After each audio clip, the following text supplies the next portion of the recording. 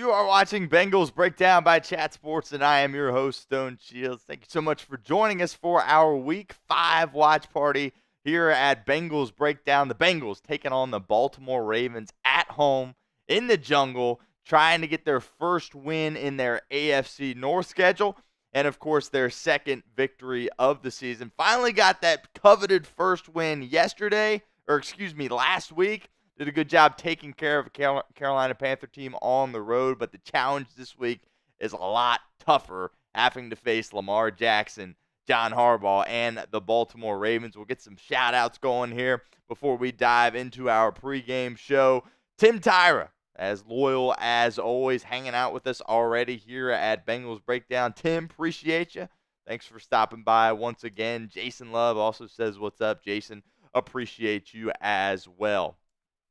So looking forward to getting interactive with you guys throughout our watch party here today as we get ready for Bengals football. And I had a good feeling about this football game. Believe it or not, this is the time for the Bengals. It's kind of a coming out party for them this week. This is a real opportunity for them to kind of put the league on notice and remind people that they're still a threat in this league. Right now, they don't look like a threat whatsoever. I completely understand that. We saw some improvement last week from the defense. Not much improvement, but a little bit of improvement. So this week, if we can get a little bit more improvement, keep going on the right track defensively, look, those boys on offense are locked in. Joey Burrow, Jamar Chase, T. Higgins are completely locked in. So I think they're going to be able to put up points in this game. It's just a matter of if they're going to be able to create any stops going against Lamar Jackson, who, of course, typically plays pretty well when he is going up against the Cincinnati Bengals football team. So plenty to talk about here, as we got about 55 minutes until kick. So got a little pregame show for you guys that we will touch on, of course. And obviously you guys will have plenty of opportunities to get interactive throughout our program today as well. But yeah, super excited to be live once again here on Bengals Breakdown. I am solo again, by the way. Chris is working tonight, so I am producing solo all day, so just bear with me again. Going to be looking down, trying to do multiple things at once. I'll try to do my best updating the scoreboard as well. So let's see, Marvin Williford is in the chat. He says, "Who day?" Marvin, of course, won our jersey a couple of weeks ago. Getting that ordered for you, Marvin. Might be a little bit before it comes in, but we'll certainly keep you in the loop with that and get that shipped out to you as soon as possible. Tim Tyre, appreciate the kind words. Doing my best here, and hopefully we'll have some fun today, get through the game, and hopefully it's an exciting game. I feel like it always is. I mean, it's AFC North game. It's going to be close, right? I don't think anybody's going to get blown out in this game.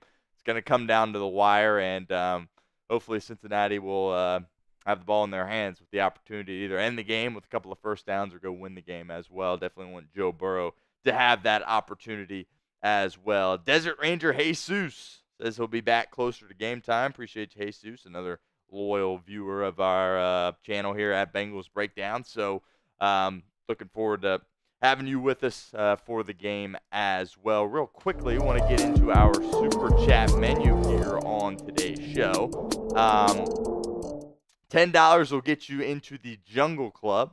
$20 will be an Old Bay shot. So we're going to do things a little bit more differently here than we have in the past with these Old Bay shots. This is what Joey and the Ravens channel do over at Ravens Rundown. So playing the Ravens, this, if you haven't heard of Old Bay, it's definitely an East Coast thing. It's actually really, really good if you put it on seafood like crabs, for example. So it's really good stuff there. So we're going to be doing some Old Bay shots here as the Bengals are playing the Ravens for a $20 Super Chat. Still looking for that first $100 Super Chat, as we're looking for our first in program or channel history, I guess. So that's still the goal. We'll see if anybody breaks through for us in that regard. But as always, $10 gets you into the Jungle Club. Next week, we are going to be raffling off that Bengals mini helmet that is over here. That'll snag real quick. Bengals play on Sunday Night Football next week on the road against the New York Giants, and we will be auctioning or raffling that off during that game. So make sure you get your $10 Super Chats in so you can have an opportunity to win that helmet here. But that's our Super Chat menu. Obviously, as more people continue to file in, we will go back to our Super Chat menu through today's show. But mixing it up a little bit. No Skyline this week. Obviously, we'll come back to that at some point. No doubt about that. But going to go with the Old Bay shots. That's what Joey's doing, and certainly think it's appropriate considering who the Bengals are playing today in the Baltimore Ravens. So there's our Super Chat menu, and we'll get going with what we're going to do here for the pregame show. But first, I want to give a shout-out to our friends over at Game Time, because today's live stream watch party is presented by Game Time. Game Time has a new feature called Game Time Picks that makes getting tickets to see your favorite teams play live even easier. Game Time Picks filters out the fluff to show you only incredible deals on great seats, so you don't have to waste time searching through thousands of tickets. Game Time Picks is the easiest way to find and buy tickets to live events. Head on over to Game Time and get the best deals possible. My two favorite features on Game Time are the views from your seat. Get a panoramic view from your seat in the app before you buy with Game Time, so you don't get blocked out by a foul pole or anything that perhaps hinder you watching the game. Also, the all-in pricing. Toggling this feature up front allows you to see your total up front, so you don't get hit with any of those surprise fees at checkout like a bunch of those other ticketing companies can get you with. So download the Game Time app, create an account, and redeem code CHATSPORTS for $20 off your first purchase. Terms apply. But again, use promo code CHATSPORTS for $20 off. Download Game Time today. What time is it? It's game time. And that link will be in the comments and the description of today's video.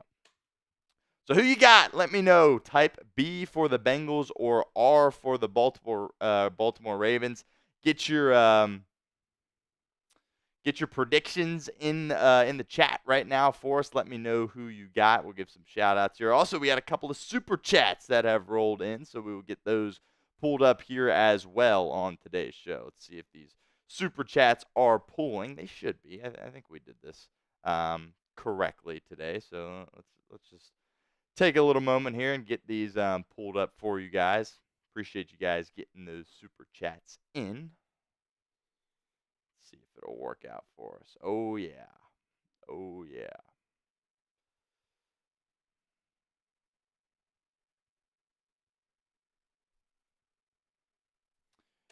From Desert Ranger Jesus, a $5 super chat says, going to be a close game, but the Bengals win. Let's go. Appreciate that, Jesus. I completely agree. It's definitely going to be a close game. All these AFC North games typically seem to go down to the wire. So, I feel good about the Bengals in this game. It's going to be a really tough game. Absolutely no doubt about that.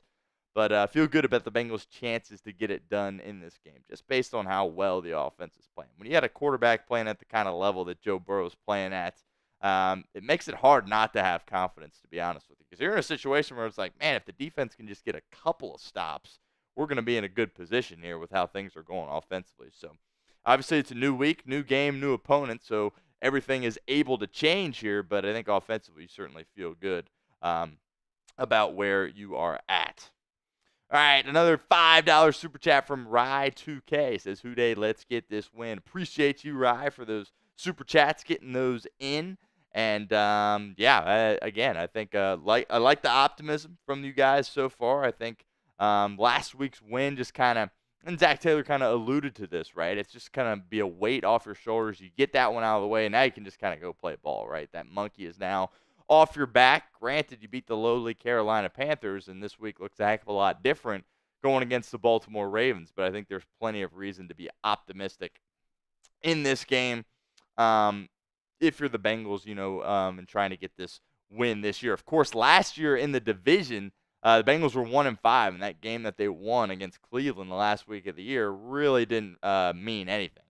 So I think you kind of look at it like, hey, they were pretty much winless in the division last year. So if they really want to set the tone and let people know that, you know what, it may have been a slow start, but this team can still play competitive football and winning football this week at home against the Baltimore Ravens is a really significant opportunity. One of our main goals on today's show is we're trying to double our shares from last week. Last week we got 20 shares.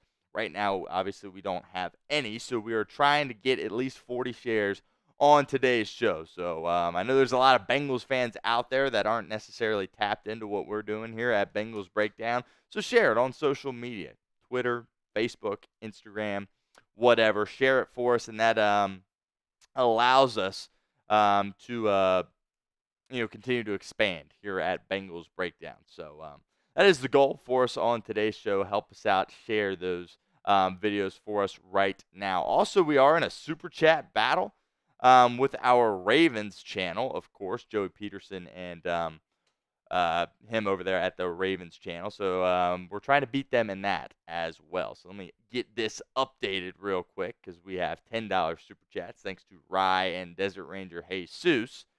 And we will see what their total is as well throughout the show. I will message Joey here right now, but we'll get that updated there. Got our $10 super chat in. So, we haven't done these a ton in the past. Because, we're a smaller channel here at Bengals Breakdown. But I think a lot of the statistics compared to our Ravens channel, they are bigger than us. But I think there's a lot of battles we can do with them. All of our like battles the past couple of months have really came down to the wire. So we're going to do this throughout today's show. It should be pretty close. So appreciate Jesus and Rye for getting us on the board here. $10 in Super Chat revenue to start today's show. So appreciate you guys.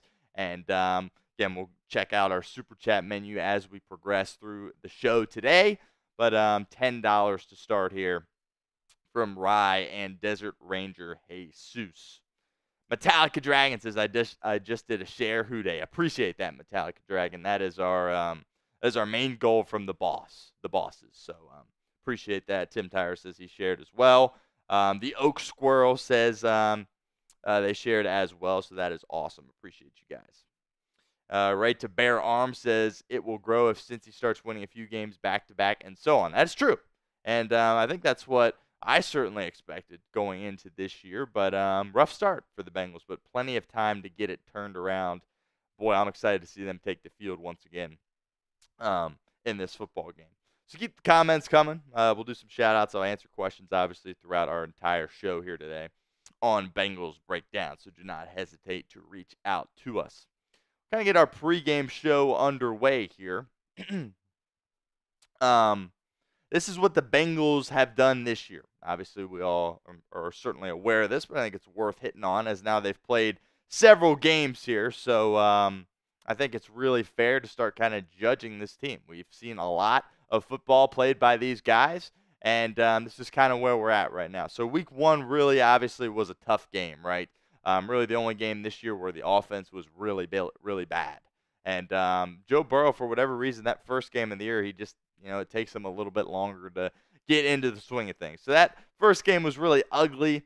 Funny enough, that was really the best the defense has played this year. But these next three games after that, you began to realize that, okay, offensively, we are what we thought we are. Joe Burrow is back. He's healthy. He looks really, really good, playing at the, one of the highest levels in the National Football League. But defense really is an issue for this football team. And again, it kind of got masked by all those turnovers that they were able to create in Kansas City. I don't know if that game would have really been as close as it was if the Bengals weren't able to force those turnovers against the Kansas City Chiefs. And then we kind of were exposed to just how bad this defense was Monday night.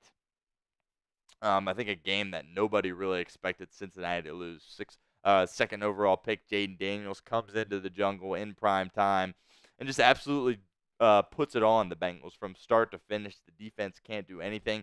He looked like, Tom Brady out there. He looked like a future Hall of Famer. He was essentially perfect in that football game. And, at the Bengals, you found yourself in a must-win situation going into week 4 against Carolina. Absolutely had to win last week, or it pretty much would have been a wrap on the season. They get the job done going up against their former quarterback, Andy Dalton. And it was big just to kind of get that out of the way, as I kind of alluded to previously. But I think Joe Burrow and that offense really was humming in that game. Absolutely no doubt about that. Now, you're going against Carolina, so this Baltimore Ravens defense that you're playing today is completely, nothing like the Panthers, and it's not even close. And speaking of those Baltimore Ravens, this is kind of how their season has started here. Losing 27 to 20 that Thursday night NFL opener on the road in Kansas City. If you guys remember, Isaiah Likely's toe was just barely out of the back of the end zone. That would have been an extra point away from tying that game right at the very end. And I think John Harbaugh was ready to go for two and try to win it right there. But played the Chiefs really, really well. It's a common theme between Baltimore and Cincinnati this year is that they've played Kansas City really, really well. But then, I think a lot of people expected Baltimore week 2 to just kind of come in there and take care of business at home against Vegas. And then they were 0-2 as well. And you were sitting there seeing the Bengals and the Ravens at 0-2, and it certainly was kind of shocking that's what you saw to start the season. And then they finally get things together there on the road in Dallas. Really got out to a fast start in that game. And I think that's really what kind of allowed them to have success in that football game was just how fast they were able to get going out of the gates. Really had a ton of success on the ground, which is definitely a concern for this Bengals team today with, of course, Lamar Jackson and Derrick Henry back there, both threats to take off, obviously, and run the football. They tried to kind of squander that game away. It looked like it was kind of going to be a blowout, but then Dallas was able to fight their way back into the football game, and eventually an onside kick at the end that Baltimore recovered, and that kind of put a stamp on that victory for Baltimore. And then their most previous game on Sunday Night Football going against the Buffalo Bills, and they looked like kind of the Ravens team of 2023, just the level in which they were executing offensively. Obviously, Josh Allen and the Bills, that's always going to be a really, really good offense, despite the fact they might not have as many, big-name weapons out there, especially with Stephon Diggs being gone. But the whole Josh Allen to 10 points is no small feat. So, obviously, we're bullish on the Bengals offense and their ability to come in and have success today. But this Ravens defense played really well last week. They haven't really had that kind of consistency throughout 4 weeks in the season, but they certainly looked good last week in this game against the Buffalo Bills. A little score update from London. Got about 10 minutes left in Vikings-Jets. Vikings have a 10-point lead over the New York Jets, 20-10, and Aaron Rodgers is beat up for sure. I think there was a point where it looked like he was going to be coming out of the game for New York. He was able to stick around and stay in that game, but he is just limping around and does not look okay whatsoever. So the Vikings really have a firm grasp on this game, up 20-10, and they're playing like the best team in football, by the way. So big props to Sam Darnold and Kevin O'Connell for the things that they've been able to do so far this year for Minnesota. So we'll keep an eye on that game here as we work through our preview show here today, leading up to kick. Tim Tyra says CTB needs to be on his game. We will get to him in a little bit here during our pregame tailgate. So certainly we'll keep an eye on that because last week got benched and was not good whatsoever. All right, so here's kind of the notable injuries that the Bengals are dealing with right now. Now, correct me if I'm wrong. I'm perusing Twitter really quickly. I don't believe that the actives and the inactives is out right now for Cincinnati. So, obviously, we will let you guys know when they are. So I just continue to do a quick little scroll here. Yeah, I don't believe those come out for a little bit. Maybe is it 12:30 maybe that they come out, but regardless, there's a lot of guys on this list, which is kind of what happens as you work your way through the season. More guys obviously get banged up. It's a very violent, very physical game. Trey Hendrickson looked like he suffered a very serious injury last week against the Carolina Panthers.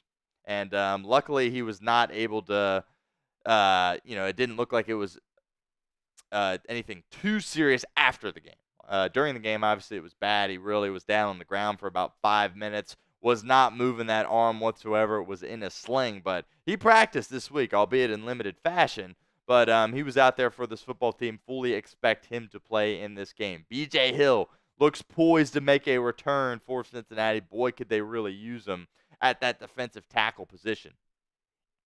And, even with B.J. Hill out there, this team certainly kind of has struggled in that position, and I think they're going to be able to get a lot better today at that defensive tackle room, with B.J. Hill probably coming back. Mike Hilton is the biggest question mark here. He didn't practice at all this week for Cincinnati in preparation for this Baltimore Ravens team.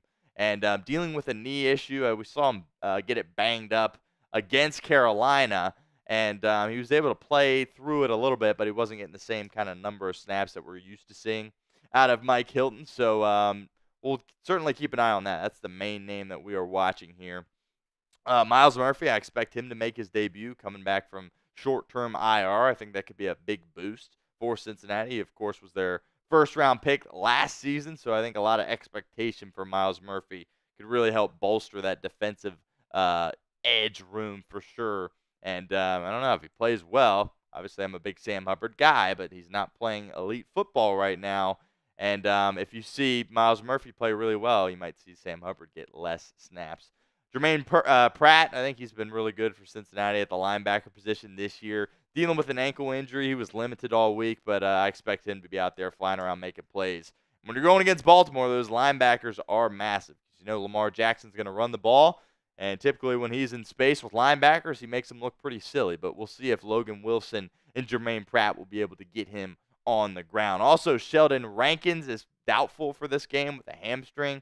Same injury that B.J. Hill's dealing with, but he's not coming along quite as quickly as B.J. Hill. So those are kind of some guys that are nicked up for you. The most notable guys, there's a couple other guys as well. McKinley Jackson, as Aaron Rodgers fires to the end zone. Pass is incomplete.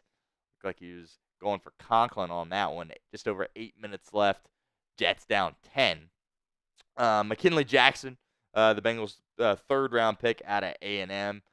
He is off. Or he was practicing this week after being on short-term IR, but he doesn't really have many padded practices under his belt as a rookie, and he missed a lot of the offseason stuff with injury as well, so I would be shocked to see him active in this game for the Bengals here against the Baltimore Ravens.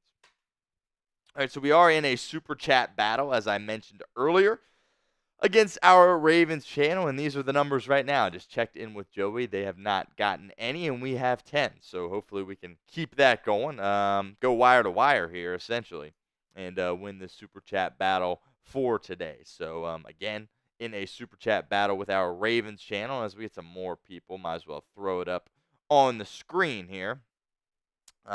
Just over a half an hour away from kickoff. Rodgers firing over the middle. Beautiful throw by Rodgers. And the Jets aren't dead yet. Going to have it inside the 10-yard line of Minnesota. Mike Williams with a nice catch over the middle. Get this Super Chat menu pulled up. There we go. $10 will get you into our Jungle Club. We will be raffling this off next week, Sunday Night Football. So make sure if you're in the Jungle Club, you stick around for that next week. And plenty of ability to still get into the Jungle Club. But we'll be raffling that off next week. $20 is an Old Bay shot. Not doing Skyline shots this week. We're actually taking this out of Joey's playbook, and I thought it was appropriate. If you guys know, Old Bay is an East Coast thing, so he always does it over there at the Ravens channel. So $20 will be an Old Bay shot. Haven't done that before. And, yeah, hopefully I don't choke on that if that is the case. And still looking for that first $100 Super Chat here at Bengals Breakdown. And we'll have to come up with something exciting for that person that delivers the first $100 Super Chat here at Bengals Breakdown. But that is our Super Chat menu. And we will continue to flash that up on the screen throughout today's show. And, again, appreciate you guys for the Super Chats. Desert Ranger Jesus, as well as Rye2K getting those Super Chats in. So appreciate you guys. First and goal for the Jets. Before we do our keys to victory here, we'll just take a look at what exactly is going on in London. 7.5 minutes to go. Rodgers dumps it off to Breece Hall from the 12. Hall makes his way down to about the 6. Second and goal coming up for New York. Definitely need points on this drive if you're the Jets. And I kind of have a feeling that Robert Saleh is looking for 6 points. And probably wouldn't settle for a field goal unless they have a massive negative play. So, we'll hang out here for a minute and talk about this game. I mean, shoot, 2 really good teams. well, one really good team definitely in Minnesota. I think there's high expectation for New York. So that's the NFL. So who doesn't love that? So um, Rodgers in shotgun here at the 7. 4 seconds on the shot clock, dumps it off, this time to Garrett Wilson, who gets about halfway home. 3rd and goal coming up from about the 3-yard line. Ian says Ravens fans want to see Joe Burrow cry. That's kind of a underlying storyline in this game, is kind of the Joe Burrow revenge aspect of this game. If you remember, this is the game where he got hurt last year. It was obviously the game on the road at Baltimore when he hurt his wrist.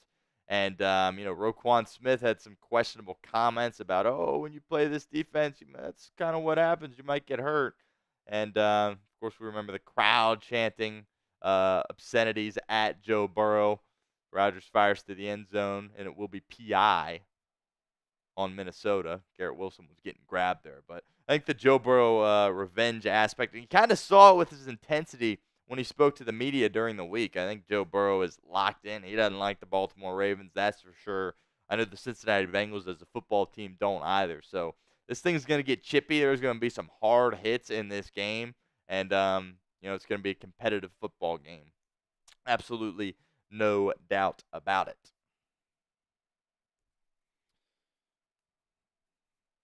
All right, we'll start our keys to victory here. Jets have it 1st and goal, 6 minutes to go. But goal number 1 is slow down the run, all right, for Cincinnati in this football game. That's obviously a two-headed monster between Lamar Jackson and Derrick Henry that you have to worry about and account for. Rodgers from the 1, and he's got it to Wilson, touchdown New York, and we had a ball game in London. But look, when you look at the Bengals numbers, and we'll get to those at some point here. Don't have them with me right now, but the Bengals numbers on defense, they really don't seem that bad as far as stopping the run. Well, I shouldn't say they don't seem bad, but they don't seem as bad as it looks for Cincinnati. And look, I'm not a big analytical guy. I'm kind of, use your eyeballs, and that'll kind of tell you the story. But they definitely can be valuable in some capacity. There's no doubt about that. I'm not trying to be completely anti-analytics here, but the Bengals, it felt like that Chiefs game, for example. Every time that Isaiah Pacheco got that football, it was like, he's going to run for about 5-6 yards here. And obviously, if you get 5-6 yards every play, that's going to be big trouble for the Bengals defense. You're not going to get any stops. So those guys on the defensive line are going to need to have a big game. And again, help was on the way for this unit. We're going to see some different bodies in there that we haven't seen over the past couple of weeks. And I think that certainly gives the Bengals kind of an advantage in this football game. Myles Murphy is that main guy that I am looking for Cincinnati. Still have short-term IR on there yet. It hasn't officially been activated yet, but I'm expecting him to play in this game. I'm expecting Lou Anarumo to give him an opportunity to make an impact in this game as well. And kind of alluded to it through shows throughout the week. When you see Myles Murphy out there, you see the clips of him at practice, like he looks like an NFL pass rusher. There's no doubt about it. He is massive. He is, incredibly, fit and in shape. And, he doesn't look as chubby as he did last year. And he really looks like a fierce, strong human being. And that's what the Bengals are really going to need. I mean, if they can get some pressure on Lamar Jackson, get him on the ground a couple of times, that would be a massive, massive win for this defense and put them in a position to have success if they're going to be able to create negative plays for the Baltimore offense. And then the interior, like I said, expect B.J. Hill to be back. The tandem of Zach Carter and J. Tufele just simply isn't good, right? Zach Carter, that guy stinks. So, hopefully we don't see him out there on the field as much in this game. But Chris Jenkins Jr., I think the coaches have been really pleased with the things Jenkins Jr. has been able to do in his couple of games here. That 4th and goal situation that Carolina had on their first drive, the rookie out of Michigan did a really nice job of kind of blowing that play up. So I think they're going to give him as many snaps as he proves he can handle. And, he's been a kind of a boost for him last week. That rookie 2nd-round pick, Chris Jenkins Jr., by the way, playing with a club on his hand. So, he had thumb surgery very like a couple of weeks or like a week or two, I think, before the Bengals' first game this year. So the fact he's already back playing with that club on his hand shows you the kind of toughness that he has. And yeah, I think he's been a real boost for Lou Anarumo. I wasn't, bullish on him necessarily, but I think he's done some good things. And again, you got to kind of just mix up the personnel at that spot because the guys that have been out there really haven't been doing a good job at all for this football team. So an opportunity to get some of your input here into the chat. Will the Cincinnati defense get gashed again? Type Y for yes or N for no. Let us know in the comment section. You don't know because the optimist in me is like, oh, they're going to get better and improve like they did from Monday night to the Carolina game, but you're also not playing Carolina. You're playing Baltimore, and the things that they're able to do on the ground in particular is pretty incredible. So let us know. Y for yes, N for no. Dr. B says Y. He thinks they're going to get gashed again. That's fair. That's understandable. William House, by the way, shout out William, always hanging out with us here at Bengals Breakdown. He says N. He's thinking the Bengals are going to do a nice job of adjusting. But look, we've seen greatness from Lou Anarumo in the past, right? This is a guy that he can coach defense. And, 2023 was not a good year for Cincinnati, and it's been a rough start in 2024. But I believe in his scheme. I believe in the adjustments that he has the ability to make. And I'm expecting the Bengals defense to play better today, especially with new bodies getting back into the mix. Hopefully Myles Murphy being the most notable one. So, again, playing against Baltimore, it's a much tougher opponent that you're going against. But I have reason to believe that we're going to see a little bit more success from Cincinnati defensively. But, when you're talking about defending Lamar Jackson, that certainly is very difficult because of all the things that he can do out there on the football field and from a running perspective, obviously, as well. It's also a big game for the DBs. That's kind of our second key to victory here. Look, Cam Taylor-Britt got benched last week. No two ways around that. He really did not play well at all. We'll get to Bricktop Super Chat here in a moment. Appreciate you, Bricktop. And it'll be interesting to see because if Mike Hilton doesn't play, what do you do? Do you go with Cam Taylor-Britt and Dax Hill on the outside and bring in, your fifth-round pick Josh Newton to play the nickel position? Or do you leave Cam Taylor-Britt on the bench and go with Turner and Hill on the outside and Newton at that nickel position? Or what I think would be the most likely outcome if, again, Mike Hilton doesn't play today, I think you're looking at a situation where Dax Hill bumps inside, plays that slot corner spot, and you go with CTB and DJ Turner on the outside. That's personally what I would do. I think Josh Newton, fifth-round rookie, I think he's got some upside for sure, but I don't know if you want to necessarily throw him into the fire here in an AFC North game that's, such a massive game for Cincinnati. But Cam Taylor-Britt's got to really show what he is made of here in this football game because, he was looked at to be their lockdown corner, and he really hasn't done that for Cincinnati this year. I mean, he had the fantastic, interception against Patrick Mahomes going up there with one hand and snagging that football. I think his ball skills are certainly elite, but he's a guy that we've seen get beat over the top far too often. And Geno Stone also is a, contributor to that issue because, he seems like as a safety, people would get behind Geno Stone all the time as well. So obviously I don't know exactly what, the scheme is and his role is on every single play, but the Bengals have gotten beat over the top way too much. And Zay Flowers is a speedster. And, if Cam Taylor-Britt or whoever's matched up on him allows Flowers to get over his head, and then you're putting the ball in Lamar Jackson's hands and seeing if he can beat you. I think Kansas City in the playoffs last year had success with that because Lamar wasn't able to beat him. They kind of said, you're going to have to beat us with your arm, and he was not able to do that. But he has shown that he has the ability to do that. So, we'll see. I think Lamar's had success throwing the ball against the Bengals a lot in the past, maybe more so than other teams he has played. But it's going to be a massive game for those defensive backs out there on the football field. No doubt about that. Bricktop, a $10 super chat. Bricktop, appreciate you. You, of course, are already in our Jungle Club, so maybe you will be able to win the raffle next week on Sunday Night Football. But appreciate you, Bricktop.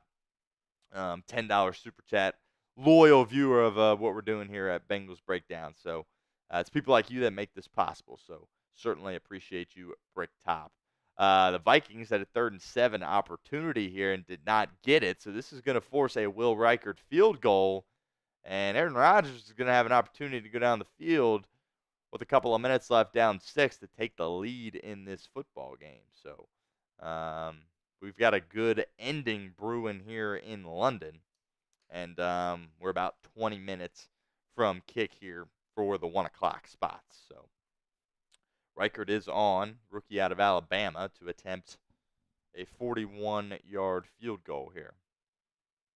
And the kick is up, and he just gets it in the right side of the upright there. So Minnesota takes a 23-17 lead. 3 minutes, 7 seconds to play. And a beat-up Aaron Rodgers, who's not moving around well at all, is going to have an opportunity here to go down the football field and score. So we will continue to fill you in on that. But I want to spend a little more time talking about Cam Taylor-Britt and this Bengals secondary. Lou Anarumo really liked the maturity that he showed Cam Taylor-Britt after the game, before Lou Anarumo could even go find Dave Canales and kind of, say good game or what have you. Cam Taylor-Britt went up to Lou Anarumo, apologized, and said he was going to get this fixed. And I think you saw a lot of maturity from Cam Taylor-Britt in his interviews this week with beat writers in the locker room.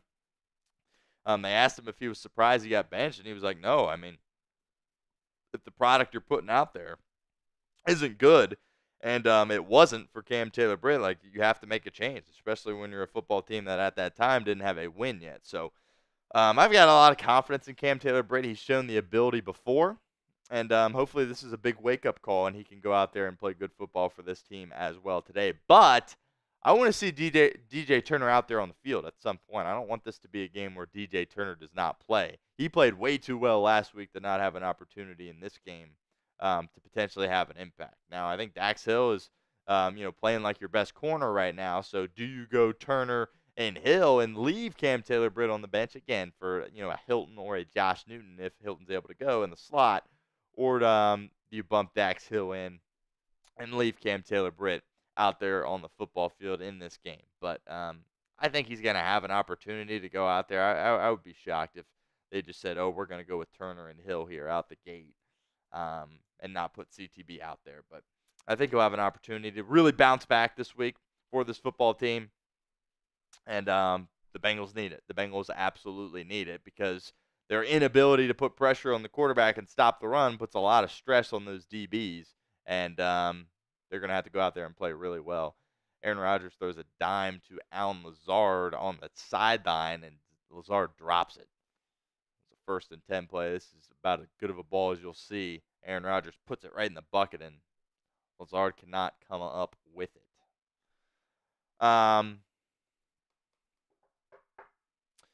Jesus says Geno Stone needs to step up. Absolutely no doubt about that. And I think going against his former team, I bet we'll see him out there for the coin toss. I know Zach Taylor really likes doing things like that. We always see Mike Hilton out there when they're going against the Steelers. So this is a big game for Geno Stone, because I don't think he's really proven that he was a good signee this offseason yet, if we're just going to be blunt. I had expectation that the Bengals secondary could kind of get back to where it was during that Super Bowl run when they had Jesse Bates and a Von Bell that was a couple of years younger. Geno Stone's a totally different player than Jesse Bates, but man, I miss Jesse Bates so much. I don't know if you guys have watched the Atlanta Falcons at all, but that guy is just so good. And you're looking now, obviously hindsight's 2020. You had to pay Burrow. You got the Chase contract coming next offseason, but I probably would have kept Jesse Bates around. I know it's not necessarily what teams think is a good decision when you go out and pay a safety big bucks, but Jesse Bates was such an elite leader and just such a great football player, and really miss Jesse Bates. But I think that Geno Stone was going to come in and be that good, it really wasn't fair for Geno Stone, a guy that got drafted in the 7th round out of Iowa. But based on the season he had last year, I think there was reason to be optimistic that he was going to be able to go out there and be a really good player for your football team. And we haven't seen that yet to this point with his performance so far this season. So, um, again, hopefully that changes today.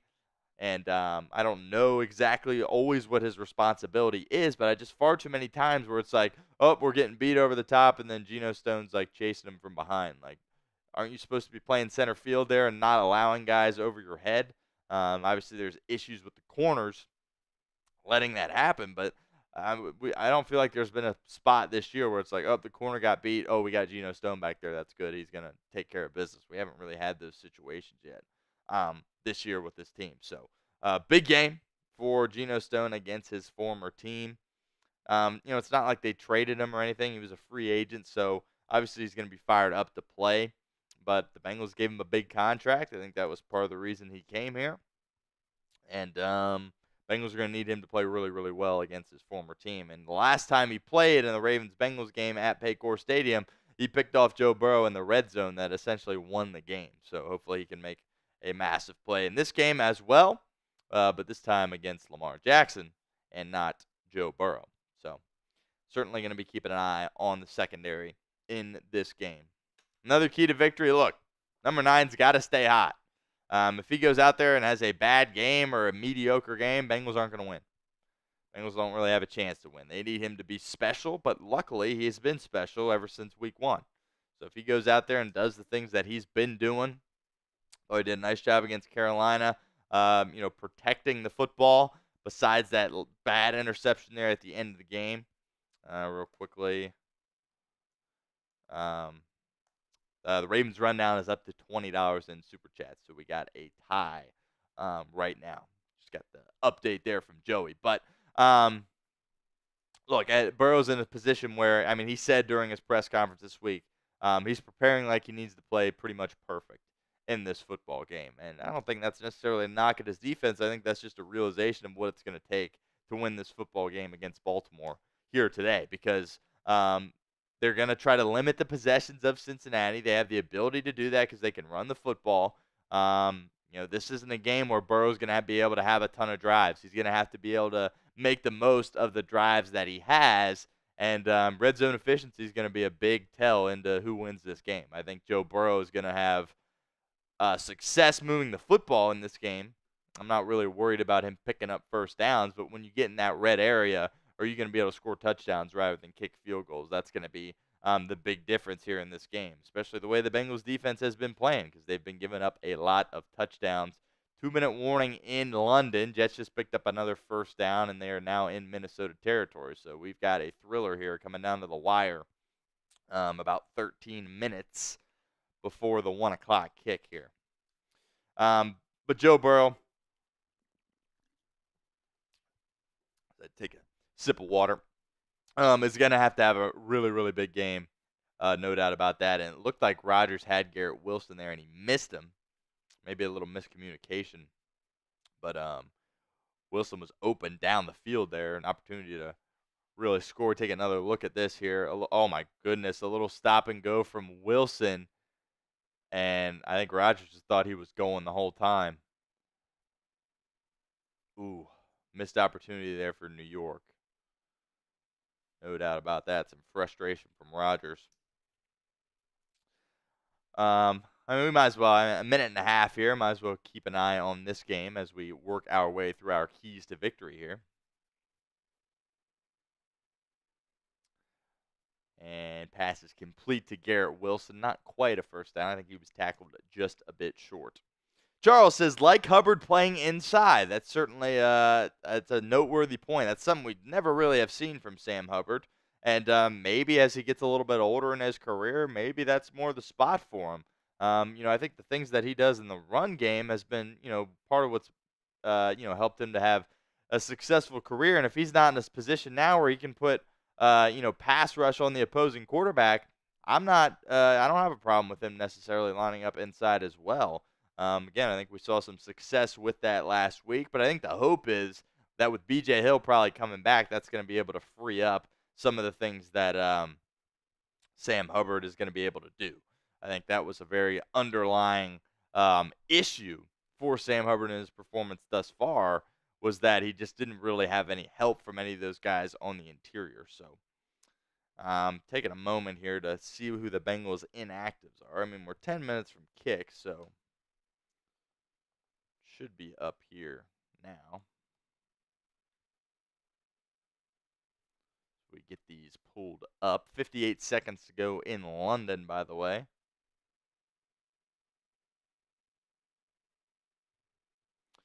Okay, so the inactives for Cincinnati are Trenton Irwin, Mike Hilton, so very significant there. Cedric Johnson, Tanner McLaughlin, as he's been all year. Tanner Hudson's going to be a healthy scratch. And Sheldon Rankins as well. So Cedric Johnson's a guy that's had success in the time that he's gotten. I've really been calling his name. I think he's done a nice job.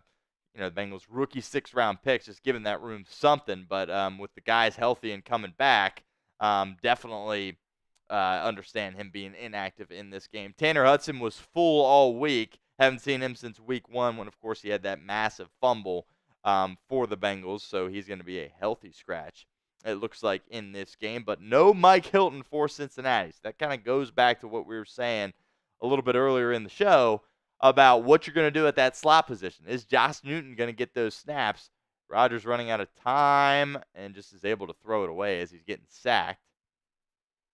3rd and 10 coming up, 49 seconds to go here for the Jets and the Vikings. But I would like to see Dax Hill play on the inside, and I think you have to get DJ Turner out on the football field after his performance last week. He's got to find a way on the football field. To sit there and go, we're going to go CTB, Dax Hill, and Josh Newton in the slot, I really don't think that would be the right thing to do in this game. But I think we will see Josh Newton at some point. Newton has only had a few snaps this year, and he's definitely going to have a lot more today. But I don't think it's going to be something where we see him out there for the majority of the defensive snaps. Rodgers going back shoulder, and he just threw an interception. What a beautiful interception there by Minnesota.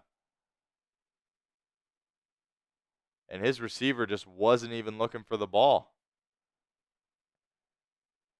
And Rodgers just put it right on the corner.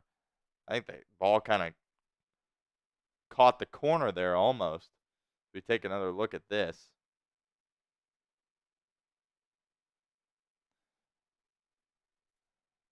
And Minnesota's going to win this football game. Yeah, I mean, Mike Williams is just late getting his head around. Rodgers probably throws it a little bit more up the field than he wanted to, and that's Stephon Gilmore, by the way. Just the crafty veteran, makes an incredible play for Minnesota. So they are going to win this football game. Desert Ranger Jesus says Dax at nickel, Turner outside. That's what I would like to do. He says, which Tanner, LOL? We have Hudson and McLaughlin. Both of those guys are inactive in this game. Tanner McLaughlin has been inactive for every single one of the Bengals games, and Tanner Hudson, haven't seen him since week 1, so he's going to be inactive as well for Cincinnati. But look, Eric All, who we're not going to spend any time talking about him on the pregame show, but definitely thought about it because he's looking like tight end 1 for this football team. With the things that he's been able to do, especially as a blocker, has been really, really impressive. And 4th-round rookie, of course, out of Iowa, spent some time at Michigan as well prior to that. And local guy, went to Fairfield High School, of course. And, boy, he looks really, really good. I mean, he's a physical player. You've seen him in that fullback spot a lot, rather. And, they give it off to Zach Moss or Chase Brown, and he's that lead blocker for him. And he's done a really nice job. So, interested to see how he plays in his first AFC North game. It's totally different kind of football today than what we have seen this year through the games that the Bengals have played thus far. AFC North football is a completely different animal. It looks different, feels different, sounds different in terms of the contact and the hits that you see. So we'll be interested to see how Eric All Jr. looks in this game. He's looked unflappable thus far. Very mature out there for a rookie, very poised. And the Bengals are going to need that again here on Sunday. And you can tell Joe Burrow really trusts him as well in the passing game. It seems like any time that Burrow goes to him, it results in a reception. So I think the numbers between his targets and his receptions are pretty similar there. And, he's done a really good job so far for Cincinnati. About 6 minutes to go before kickoff here. Looks like Kevin Harlan will be on the call for the CBS crew. Bengals and Ravens. I think this is definitely the best game of the 1 o'clock window. Unless there's something else, another game I am forgetting. But real quickly here, we're going to take a look at our Super Chat menu once again before kick. Get this queued up here. Appreciate you guys that have sent in Super Chats to this point. We have 20, and the Ravens channel now has 30. So we are trying to catch them. $10 Super Chat gets you into the Jungle Club next week, Sunday Night Football, Bengals Giants. We're going to be raffling this guy off. So make sure you stay tuned for that. And if you're a member of the Jungle Club, make sure you are around for that. So all day today, $10 Super Chat will get you into the Jungle Club. $20, we're doing an Old Bay shot. So no Skyline shots today, kind of taking this from Joey. Old Bay, if you haven't had it, it's really, really good, by the way, but it's an East Coast Baltimore thing for sure. So figure Bengals Ravens, we will use it for this game. It's great on, crab, any kind of seafood, but as far as a straight out of a shot glass, not really looking forward to that. But that is our $20 Super Chat, will be an Old Bay shot. And $100 Super Chat, we're still looking for our first 100 here at Bengals Breakdown. That would break our record, and we'll figure out something cool to do for the first person that sends in a $100 Super Chat. So certainly looking forward to that. That is our Super Chat menu here on today's show. Again, we'll continue to reference it throughout today as well. And for you guys filing in, make sure you hit that like button, by the way. Got about 200 people locked in with us right now and only 37 likes. So we're always going for that 50-50 like ratio. So 200 viewers, we're searching for about 100 likes there, and we got 37. So help us out, hit that like button. And as far as I'm concerned, we're really in a battle with everything we're doing against the Ravens today. We're trying to get, more views, more Super Chats, more likes, more shares, all that. So help us out, hit that thumbs up icon if you have not done so already. And got our last key to victory here as we are just a couple of minutes away from kick. Feed Ja'Marr Chase. He's your best weapon on offense. Find ways to get him the ball. Honestly, I could have that up there as a key to victory in every single game that they play this year, and I feel like I have done that a lot. Get him involved early and often in this football game. There's absolutely no reason to mess around when it comes to getting him the football in this game. I think get it to him early. If it's in the screen game, if they're going to be putting two guys on him a lot, which is going to give T. Higgins a lot of good matchups. We saw that last week, but still got to find creative ways to get Ja'Marr Chase the football. He only had a couple of catches last week, but boy, did lightning strike on that one. That's just the kind of special things that he can do for this football team. He was just pinballing around that defense, broke like 5 tackles, then found the sideline, and there was a foot race. And when you get in a foot race with Ja'Marr Chase, you're going to lose, and he's going to run right past you, and that's what the Carolina Panthers saw last week. So this is Ja'Marr Chase. He's a guy that's had success against Marlon Humphrey. He's had success against this Ravens defense. And I really feel like Ja'Marr Chase lives for these AFC North games. I think these rivalry, physical games where they just feel like bigger games. I know they're just technically one other game, but they feel a lot bigger. And we're going to get our first taste of it this year with Ravens Bengals. So really looking for Ja'Marr Chase to have an impact in this game. And, be able to, help lift this team over the hump in this game. Bengals are going to need a lot of plays, a lot of explosives offensively to keep up with Baltimore, because I'm expecting Baltimore to score as well. And right now, the state of the Bengals defense, the recipe for success for Cincinnati is win a shootout. And long term, that's not going to win you playoff games or really be a good formula for winning football games. But when Joe Burrow is your quarterback, you'll take it. And that's kind of where we're at right now. Oh, we need to win a shootout? Oh, yeah, Joe Burrow, Ja'Marr Chase, T. Higgins. Solid running game that's come on the past couple of weeks. Great offensive line. So, yeah, we'll take it at this point. We will take it. But certainly hoping for some improvement defensively. Again, I think if they can just keep trending in the right direction, slight improvement from Monday night to last week. Not much, but a little bit of improvement. Let's get a little bit better today defensively as well going against Baltimore. And just give your offense a chance. I mean, if you get a couple of stops in this game, I feel like you have a chance if you're the Bengals offense. So that's kind of going to be the recipe for success for Cincinnati in this game. So those are your keys to victory. we get things queued up here. Again, if you're just filing in, I am doing a little solo producing here today. So if I'm looking down or what have you, just trying to get things set up for the next graphic, trying to do multiple things at once, all that good stuff. So just bear with me as I continue to do that. Again, today I will try my best to keep the scoreboard updated as quickly as possible. As we'll get that queued up here right now. But if I haven't moved it or what have you, after a certain point, just say, hey, let me know, update the score, and I will do that as quickly as possible here. But they're showing the teams run out, showing the Bengals get fired up, come out of the tunnel. So looks like a great environment there at Paycor Stadium. Looks like the Bengals are going to be wearing some orange pants today. So excited for that. I think the first time we're going to see this uniform combo this year, if I'm not mistaken. So we'll see how it looks out there on the field.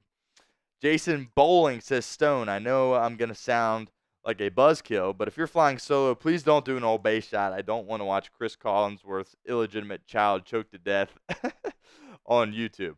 I appreciate you looking out for me, Jason. We will have some other people in the office here. So if anything bad were to happen, I would be fine. I appreciate you, though, looking out for me, Jason. But yeah, I would not want to do that either on YouTube as well. So I appreciate you looking out for me, Jason. But I talked to Joey. He does this every week. So, he seems pretty confident about executing it. I mean, we're not going to do we're not going to fill the cup, right? We're not going to do that. Just get a little bit in there and let it go down. We got plenty of water here, so we'll see. Never done one before, but we'll take it slow. Appreciate you looking out for me, Jason. But hey, that's what it takes today for a $20 super chat. It is 1:01.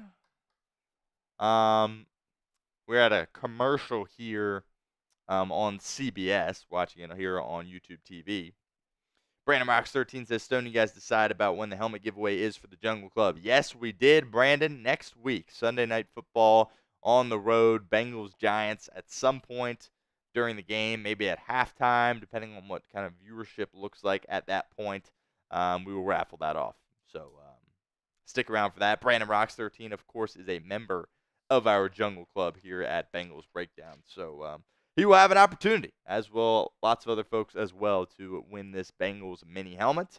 And then from there, we'll have to come up with a different item. Maybe, if we keep the super chats rolling in, maybe at some point we could do a full-size Bengals helmet, or maybe a Joe Burrow picture or something. I just kind of spitballing here.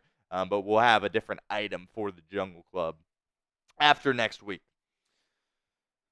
All right, spam the comment section here, as it looks like we are just about ready for kick. Get those who days in the chat right now. Trying to get our chat rate spiked high right now. Spam those who days. Spam whatever you got to spam. Personal account of Michael Townsend says, Stone, do you think Mims will keep Joe Burrow clean for this game? I do.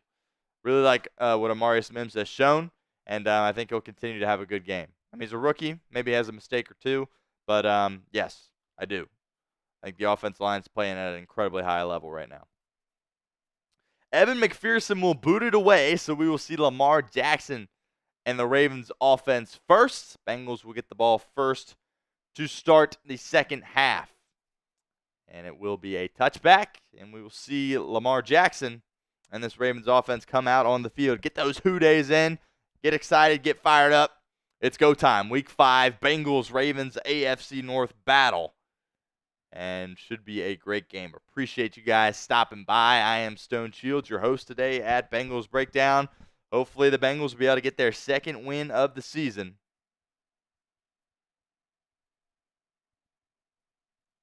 And first win in this division matchup. First win in the AFC North.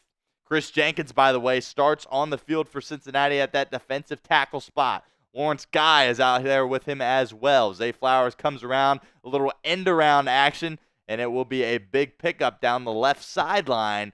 Cam Taylor-Britt and Trey Hendrickson force him out. Pickup of about 8 or 9 yards there. So we've seen Todd Monken really get creative there, the Ravens offensive coordinator.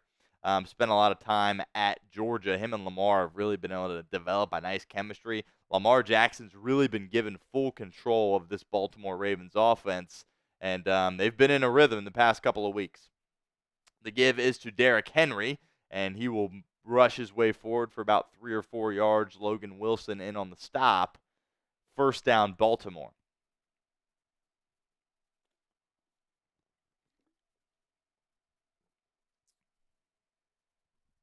As you guys continue to file in, make sure you hit that thumbs up icon for us. Got 53 likes right now. I got about 350 people with us right now. Always going for that 50-50 ratio between likes and viewers. Help us out. Hit that thumbs up icon. Jackson takes the shotgun snap, hands it to Derrick Henry. A little inside zone action. Stop on the play by Dax Hill and Sam Hubbard. Pickup of 2. So there's some, success from Cincinnati in terms of stopping the run there. It's a nice play by Sam Hubbard, and Dax Hill just comes flying off the edge there, unblocked, and is able to wrap up Derrick Henry. And he was the first man on the scene. And whenever you're that first guy hunting down Derrick Henry, it's always incredibly difficult to get him on the ground. Great job by Dax Hill making the tackle on Derrick Henry. 2nd and 8, Baltimore has it at their own 45. Jackson takes the snap, looking over the middle, firing, pass is caught for a pickup of about 8, and it looks like it is enough for the first down for Baltimore. Charlie Kohler, their third-string tight end, there for the reception. First down, Ravens, as they work their way into Cincinnati territory. I do think it's significant with the new kickoff rule, teams being able to start out a little bit closer to the opponent's end zone, of course, on the kickoff when there is a touchback. And I think, it just feels like a couple of plays and boom, the Ravens are already in Cincinnati territory. I formation here for Baltimore. The give is right down the gut to Derrick Henry. Von Bell and Geno Stone are in on the stop, but it will be a pickup of about 4 or 5. Another Baltimore first down. So you're kind of seeing the things that you expected to see already in this football game, right? You knew the Ravens were going to try to, set the tone running the football. That's what they've done. They've had success with that. They've already picked up a couple of first downs. You knew the Bengals were probably going to struggle in that department. They've had, one good play there from Dax Hill bringing down Derrick Henry, but they're showing they're still struggling, stopping the run, and the Ravens have already used 3 minutes of game clock as well. Lamar Jackson firing to Zay Flowers in the flat, and he just missed him. Bad throw there by Lamar Jackson. Zay Flowers was wide open. And just a horrible throw by Lamar. It'll be 2nd and 10. Clock will stop. 11:51 to go.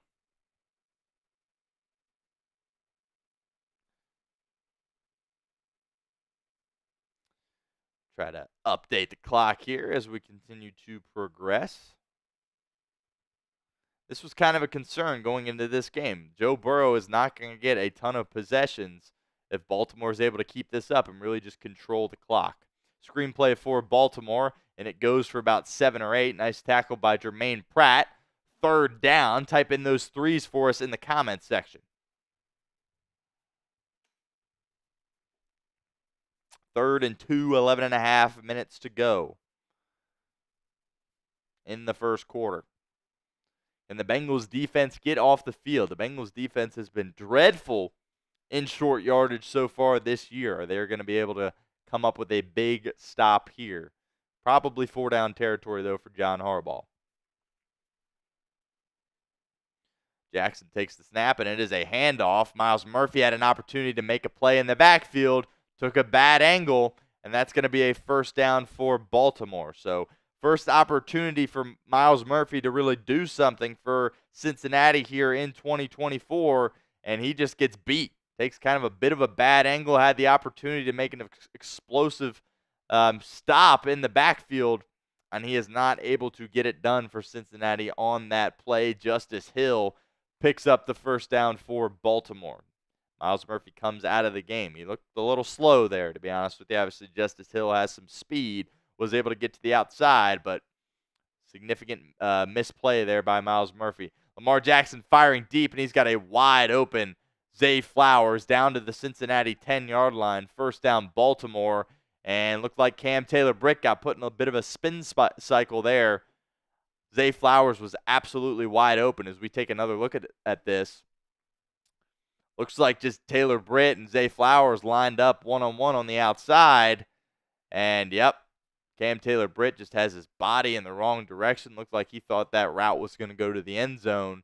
And it's just a little out route from Zay Flowers, and he is wide open. Good throw and catch there by Baltimore. 1st and goal coming up, 10 minutes to go in the first quarter. Lamar Jackson will keep it, run it up the middle. And B.J. Hill will make the stop for Cincinnati. His first play coming back from injury. Nice job there by B.J. Tackling Jackson. Be a pickup of about 2 for Baltimore. And already 9.5 minutes to go in this first quarter. So this is just really what Baltimore does. Long, sustained drives and just chew up a lot of clock and really dominate time of possession. And we're seeing that here early in Cincinnati. Let's see if this Bengals defense can bend and not break here. 9 minutes to go. Zay Flowers comes in motion. Lamar Jackson's going to keep it again on the read option, and he lunges forward, and they're going to call touchdown. I thought perhaps maybe his knee was down. Incredible athletic play there by Lamar Jackson. Again, this will be reviewed, but for now it is a touchdown Baltimore. It was just a little read option play with Jackson and Henry. Sam Hubbard was in pursuit. And let's see if Lamar was able to extend that ball before that knee went down. To me, it looks like he's clearly down short of the white. Good job by Sam Hubbard not giving up on the play, trying to tackle Lamar Jackson here. Taking once again another look. He's got to be down. There's no way he is in. This has to be 3rd and goal coming up here for Baltimore. Again, incredible play by Lamar. Just the athleticism and the peace of mind to stick that ball out across the goal line, but haven't gotten a great angle, but there's just no way that ball crosses the line before that knee is down, that right knee of Lamar Jackson. So they're taking another look at this, but as it stands right now, terrible start for Cincinnati defensively. Baltimore just methodically goes down the field, has their way, okay, and luckily we get that overturned, and it'll be 3rd and goal from inside the 1 for Baltimore. Bengals were good last week on the opening possession defensively against Carolina. We're able to get a big stop, and you can expect the Ravens to try to play some bully ball here. I formation look. Derrick Henry is the running back. Jackson barking out signals, perhaps changing the play at the line of scrimmage. The pitch is to Henry, who stumbles, cuts his way back upfield, and is able to keep his legs churning and score a touchdown for Baltimore. Touchdown, Derrick Henry. He slipped in the backfield, and it looked like for a moment the Bengals were going to catch a break there, but not able to slow down Derrick Henry. I mean, that first contact is never going to bring down King Henry, as again, he slips there right at the 5, but is able to pop back up. Several Bengals are there to hit him, but not quite enough, as he's barely able to get past the goal line. Really is a lot closer than I thought. Obviously, again, they will review this. If they were playing on Saturdays, it would be 4th and goal from about the 4, with Henry going down to a knee there, but no Bengal was able to contact him. He just went down completely on his own. And thus he has the ability to get up and work his way towards the end zone. That's exactly what he does. So Baltimore strikes first. Takes 5 minutes off the clock in the process.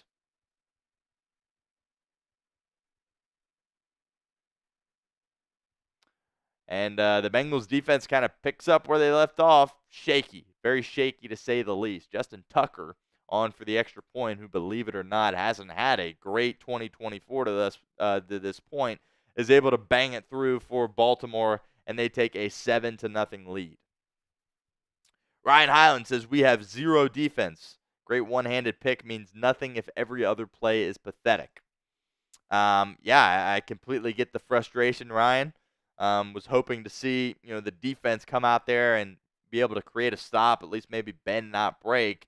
But Ravens offense goes right down the field, eats up over 5 minutes in the process, and they take a 7-0 lead. But this is the game that we expected. I think it was just us being optimistic about, maybe this defense can go out there and get a stop to start the game.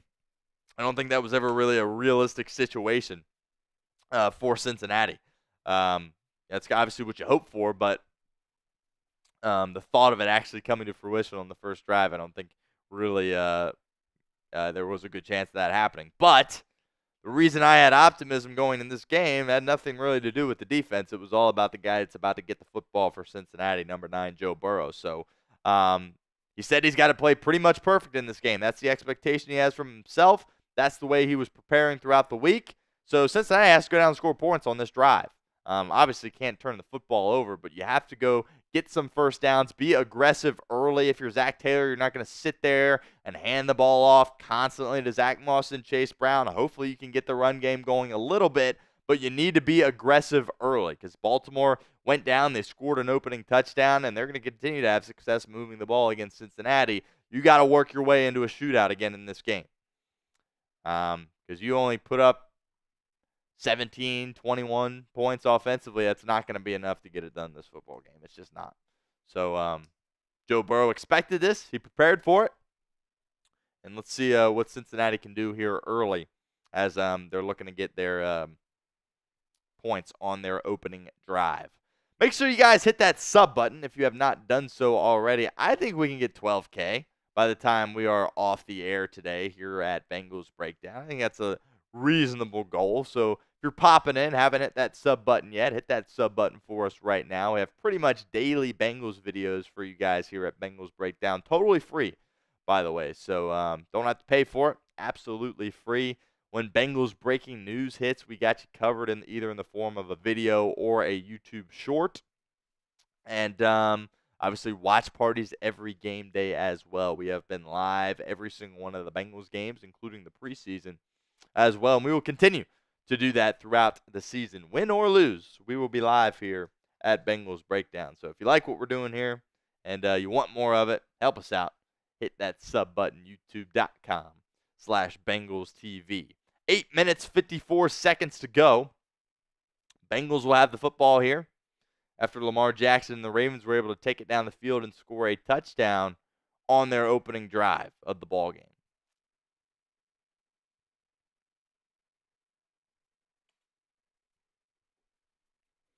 First look at Joe Burrow against the AFC North. Last time Joe Burrow played the Baltimore Ravens, he suffered a season-ending wrist injury.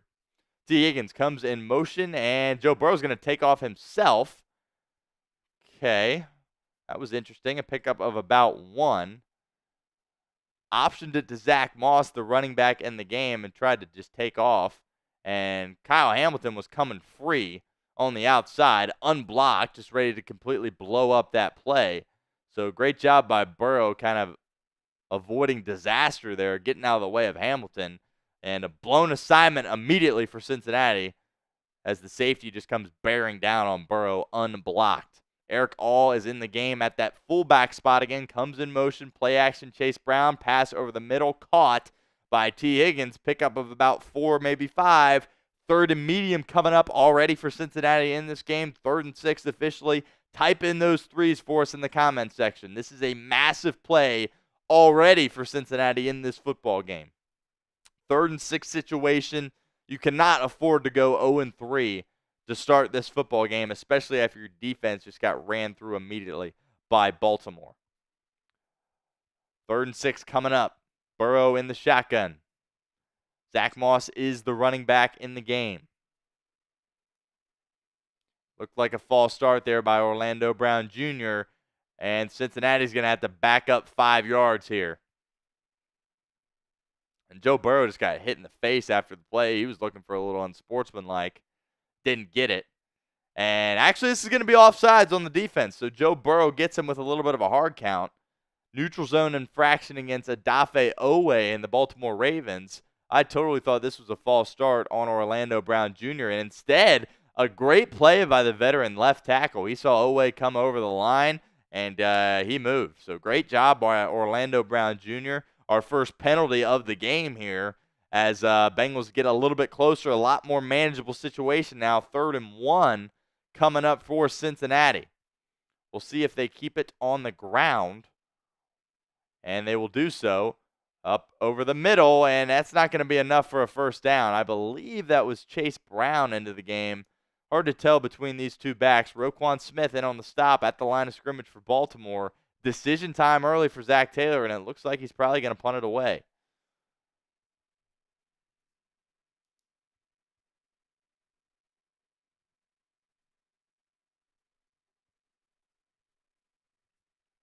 So the Bengals go 3 and out despite the Ravens jumping offside, getting into the neutral zone, and giving them a 3rd and 1 situation. Zach Taylor elects to run it directly up the middle, and it does not work. Ryan Rico on to punt, who's been having a heck of a rookie campaign, by the way. Kick is deep, fair catch at the Ravens 15, and we will see Lamar Jackson in the Ravens offense again. Solid punt from Rico, backing him up inside the 20, but the Bengals go 3 and out.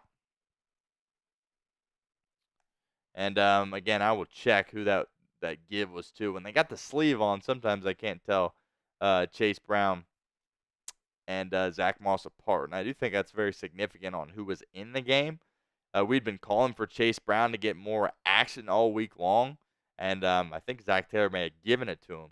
And he still was not able to go out there and execute on a 3rd and 1 situation, getting stuffed at the line of scrimmage for Cincinnati on their opening possession. Real quickly here while we have a break, I want to give a shout out to our friends over at Game Time. Today's live stream watch party is presented by Game Time. Game Time has a new feature called Game Time Picks that makes getting tickets to see your favorite team play live even easier. Game Time Picks filters out the fluff to show you only incredible deals on great seats so you don't have to waste time searching through thousands of tickets. Game Time Picks is the easiest way to find and buy tickets to live events. So head on over to Game Time and get the best deals possible. My 2 favorite features. First up, the seat views. Get a panoramic view of your seat in the app before you buy with Game Time. Secondly, the all-in pricing.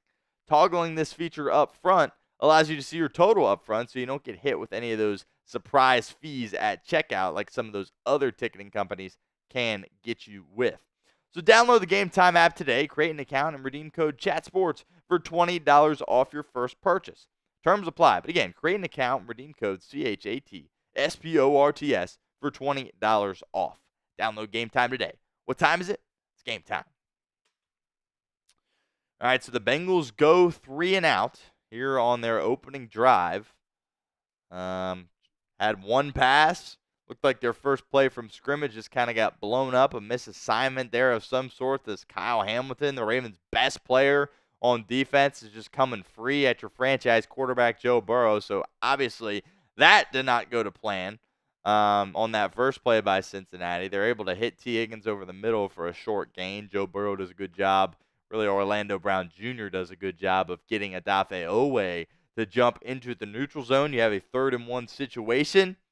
And Cincinnati gets absolutely stuffed at the line of scrimmage for no gain and are forced to punt it away with Ryan Rico. So a brutal start for Cincinnati, really about as bad as it could have been, unless, of course, Joe Burrow would have turned it over there on that pressure from Kyle Hamilton. But Ravens go down and score a touchdown, and now you're putting your defense in a tough spot. Luckily, Ryan Rico was able to deliver a nice punt for you. And Ravens will start this drive at their own 15. Lamar Jackson takes the snap, drops back, plenty of time, fires, pass intended for Mark Andrews, incomplete. Good job by Dax Hill in coverage, but another missed throw by Lamar Jackson in this game. Second missed throw of the game for Jackson. 2nd and 10 coming up. 6.5 minutes to go here in the first quarter. Bengals defense needs a stop. Needs one bad. Let's pull this up here. Dun, dun, dun, dun. Yeah, Zach Moss was in the game at running back. So they opted not to go with Chase Brown. They give it to Zach Moss, and he got stuffed there on that 3rd and 1 play. A little screen out here to Zay Flowers. Nice tackle by Geno Stone. Geno Stone, of course, playing his former team in the Baltimore Ravens, hasn't had the success Lou Anarumo and the Bengals had hoped he would have so far through 4 games in 2024, but makes a big play there against his former team. 3rd and 5 coming up. Type in those threes for us in the comments section. Big 3rd down for Cincinnati. Can their defense create a stop and get off the field? This would be really massive if they were able to back up Baltimore in this spot and force a punt. Jackson again in shotgun. Justice Hill is the running back. Trips out to the right. Bengals bring 4. Jackson firing over the middle. Wide open. Zay Flowers. Pass is caught. Beats DJ Turner on a slant over the middle. Massive pickup for Baltimore, and they keep the chains moving. Spoke really highly of DJ Turner and the things that he was able to accomplish last week against Carolina, and relief duty coming off the bench. Gets matched up with Zay Flowers in a critical third down and just gets beat right off the blocks. Great throw by Jackson over the middle, hits his receiver in stride. And the Ravens offense once again out near the 50-yard line for Cincinnati. Nightmare start for the Bengals here through 10 minutes in the first quarter. Here comes Dax Hill pressuring off the edge. Likely has it in the flat. Taken off downfield. Tackled by DJ Turner and Von Bell. Pickup of about 6. Second down coming up.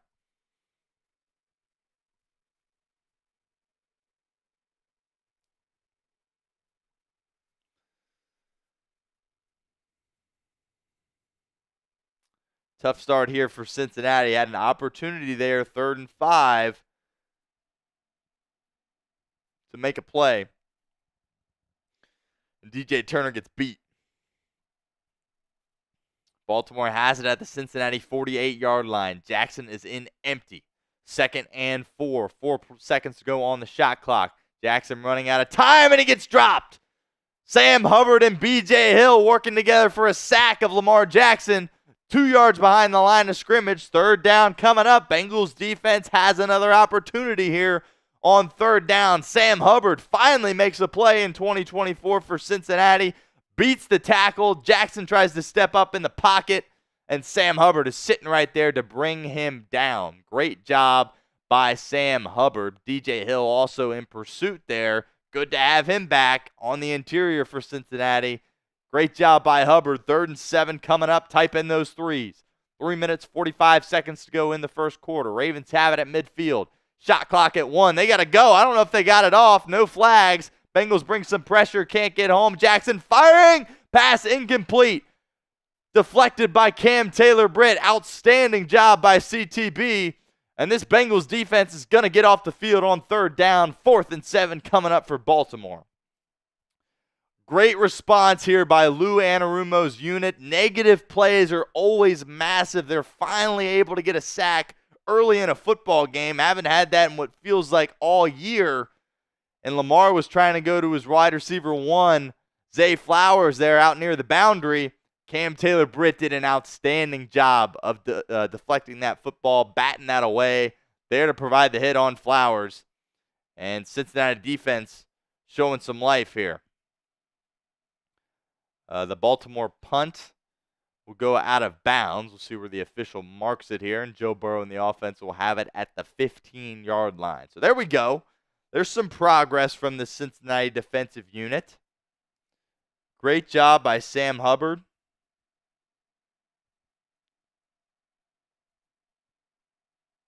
That 2nd down sack only was a loss of 2, but it's a negative play. And when you can force negative plays defensively, that puts yourself in a better spot on 3rd down. And when you have a 3rd and 7 situation, that's a heck of a lot easier to get off the field versus a 3rd and 2 situation, 3rd and 4 situation. And the Ravens offense was forced into making a play. And the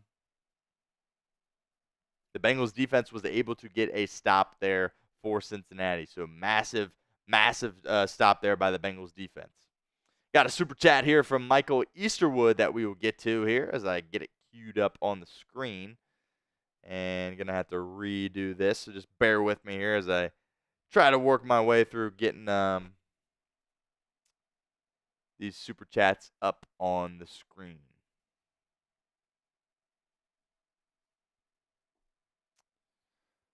Well, it's a $2 super chat from Michael Easterwood, and he says, please stop the bots. So, yes, I'm doing everything I can on my end to block the bots.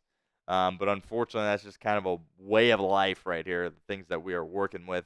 All of our channels have this issue. The bots are in the chat, so help us out and type B to block the bots. But I will try to do my best. Again, I am solo producing here, so doing multiple things at once as we go through today's show, but I understand your frustration there with the bots and trying to do everything we can to get rid of them, but that's just kind of the way it is.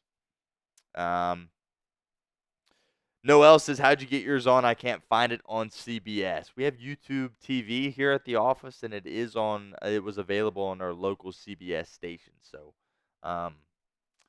best of luck. Hopefully you can figure that out. But if you are in the Cincinnati area, it 100% should be on CBS for you.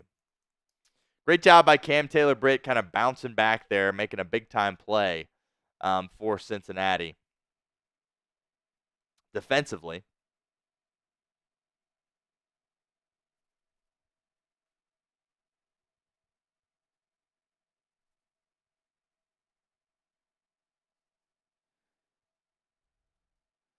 And just trying to get our super chats working here. We had a different way that we pull super chats now.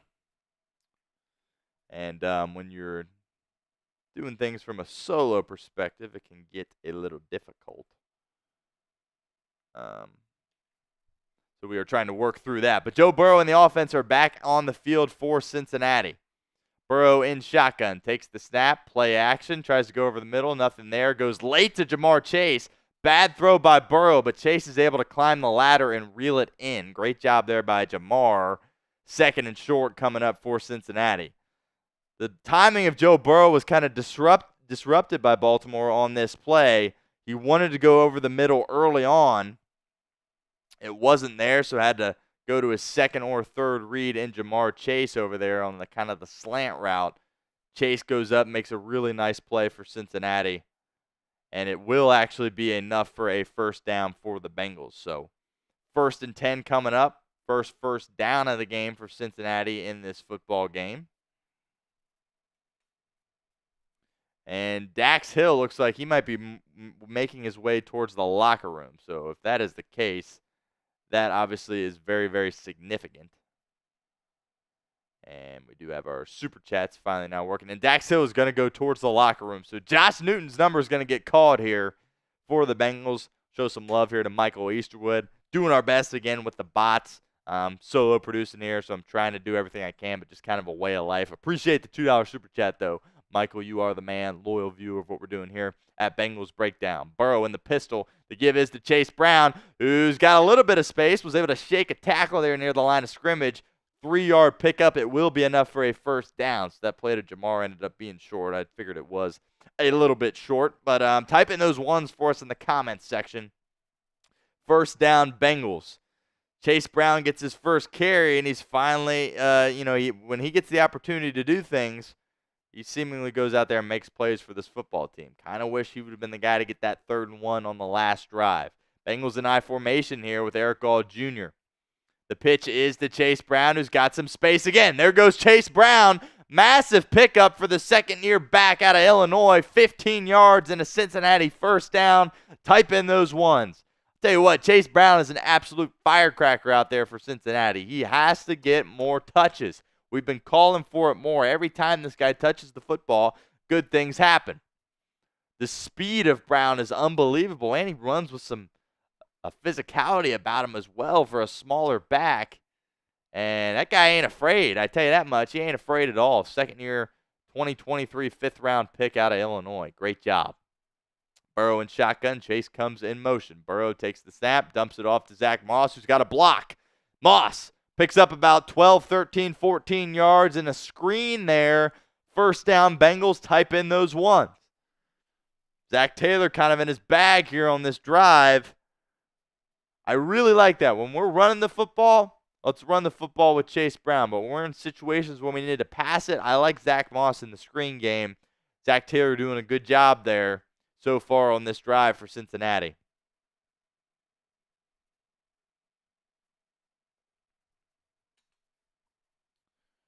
Burrow in empty. 1st and 10 at the Baltimore 45. 4 seconds to go on the shot clock. Burrow takes the snap. Baltimore brings some pressure. Burrow escaping and has to throw it away. Gets tackled on the play, but pops right back up as he always does. 2nd and 10 coming up. Good job of Burrow avoiding the sack there and at least getting the football out. Baltimore brings a little pressure here. Looked like they were going to bring 5, end up only bringing 4. Looks like Cordell Volson gets beat on that play. And Teddy Karras, the center, also just got kind of bullied on that play as well. The left guard, Cordell Volson, it's really been the Bengals' only weak link on that offensive line this year. But I still think he's had a fine year, but definitely their worst offensive lineman. Bengals snap the ball. Burrow's got it, looking down the right sideline. He wants Gesicki, and I think he caught it. The officials say incomplete. We'll take another look at this. Good throw by Burrow. Gesicki going down to the turf. And he does catch the football, but apparently was not able to get 2 feet in bounds. I don't know about that. He obviously gets the right foot. I think he may have had the left foot down when he caught the ball. That's close. Boy, that's close. And it is a first down. So they call it a catch. The give is to Chase Brown, who picks up 10 yards on the ground. Boy, is he good for Cincinnati. So it looked like the official ruled it incomplete to Gesicki. But maybe a little change of mind there. It does look like a catch. It's just a matter if that left foot was down right when he caught the ball. But they called it a catch. Nice job by Mike Gesicki. Great body control. Great ball by Burrow. And Chase Brown gets it on the subsequent possession or the subsequent play, and he explodes for 10 yards. Tim Tyrer says that's definitely a catch. All right, good. I thought the official came in and ruled it incomplete. I thought it definitely was a catch live, and then even after the replay, I still think it was a catch. But great job there, Ian. Appreciate you stopping by as well. We have played one here in Cincinnati. Bengals trailing the Baltimore Ravens 7-0, but the offense is driving here as we get our clock updated for you guys here. Again, doing some solo producing here, so if you're just sliding in, trying to do multiple things here at once, so just bear with me as we work our way through the game. But the Bengals are in a decent spot here. The defense got beat immediately on that first possession. But were able to bounce back their second possession of the ball game. Sam Hubbard had a really big sack on second down. Forced a 3rd and 7 from Baltimore. And Cam Taylor-Britt really made a nice play at that corner spot and forced a punt for the Ravens.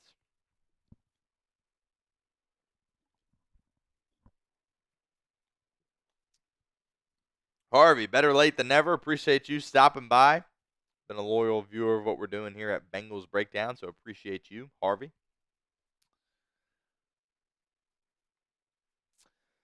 So Mike Gesicki makes a really unbelievable catch there down the boundary.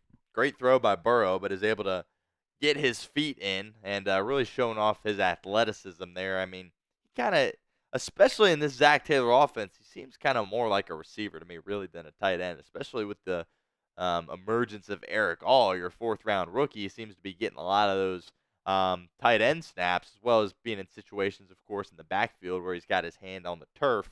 But Gesicki feels like more just kind of a slot receiver option to you. And I definitely think he has the ability to be a weapon on this Cincinnati offense. I think he's really underrated as far as his ability to catch passes. But from a blocking perspective, I think the Bengals feel a lot better about the things that Eric All Jr. and Drew Sample can do for him. But Mike Gesicki's a really good athlete, and I think particularly this side of the field when you're working your way into the end zone, I think he could be a target that you look to in addition to, of course, guys like Jamar Chase and T. Higgins. So the second quarter is starting here. Boy, that first quarter felt like it kind of flew by. Just over 30 minutes in real time. Bengals are into the game time red zone. First time today.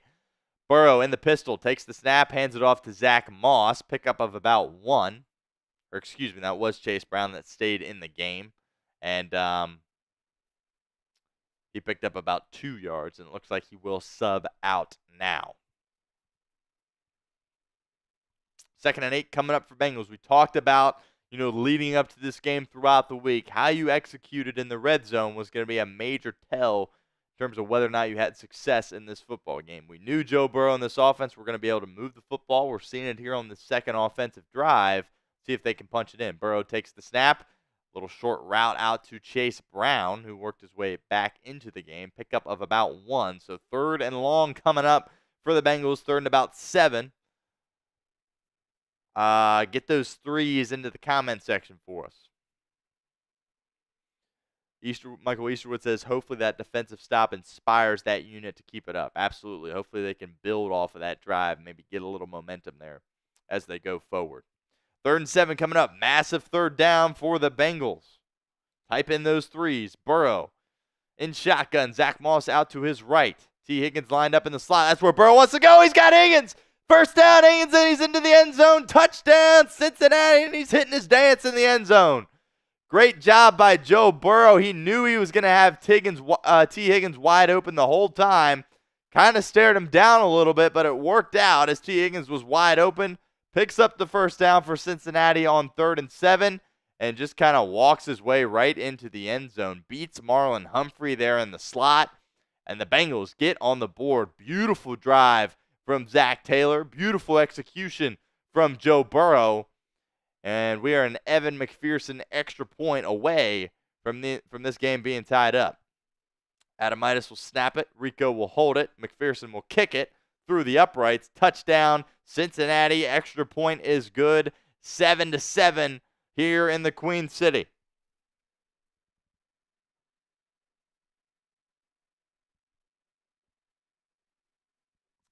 Great job by T. Higgins. I tell you what, man. It's really underrated to have T. Higgins and Jamar Chase back there together on the football field. It really makes things so much harder for defenses because T. Higgins is too good of a receiver to just be in one-on-one situations all day. But when you have Jamar Chase there on his team, you got to give Higgins opportunities to be in one-on-one matchups if you're the defense, and he just takes advantage of them because he's too good. And Marlon Humphrey, that's a solid corner. Looked like there was a little bit of miscommunication from Baltimore defensively as well. But the Bengals had the call that they knew was going to work. Looked like, again, Burrow pretty much looked at T. Higgins the whole time. He knew it was going to be open. It was open. And really after the catch, I mean, he didn't even get touched on his way into the end zone. So outstanding job by Cincinnati. Outstanding response. Derek Young says, why type 3 when it's 3rd down for us? It's anytime it's 3rd down, we get those threes in the comments, regardless of who it is. But that's a fair question. When I started, that was kind of like, oh, we do that offensively as well. But I guess so. But Isaiah says, have Chase Brown in there. We're gonna cook. Exactly. I mean, if you guys have been watching the show, obviously that's what we've been calling for all season, all off season, and certainly all week this week. Get Chase Brown in the game, give him the football. Good things happen when he has the football. And he was a real catalyst on that drive for Cincinnati. He had some big 1st down runs. A couple of times they hand it to him, and he goes and gets 10, 15 yards immediately and just gets you a 1st down and just really boost your drive. So you got to feel really good about what you have in Chase Brown. He is a really, really good football player, and he's having an outstanding start to this game here against the Baltimore Ravens as well.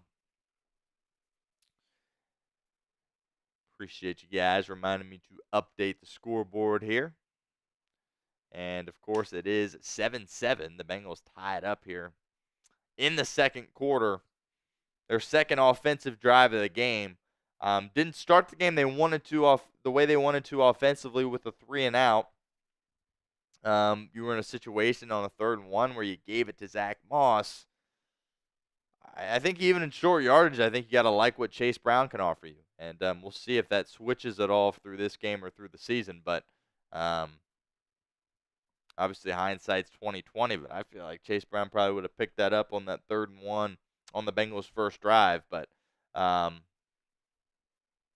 regardless, they tie the football game up at 7 apiece here, and we'll see. I forget who said it in the comments. I forget who said it, but somebody said we'll see if the Bengals defense is able to kind of get a little momentum after that stop and maybe string together a 2nd stop here going up against Lamar Jackson and this Ravens offense. 13 minutes, 44 seconds to go here in quarter number 2. The Bengals and Ravens tied up at 7 apiece. 2 drives for each team, a touchdown apiece and a punt apiece.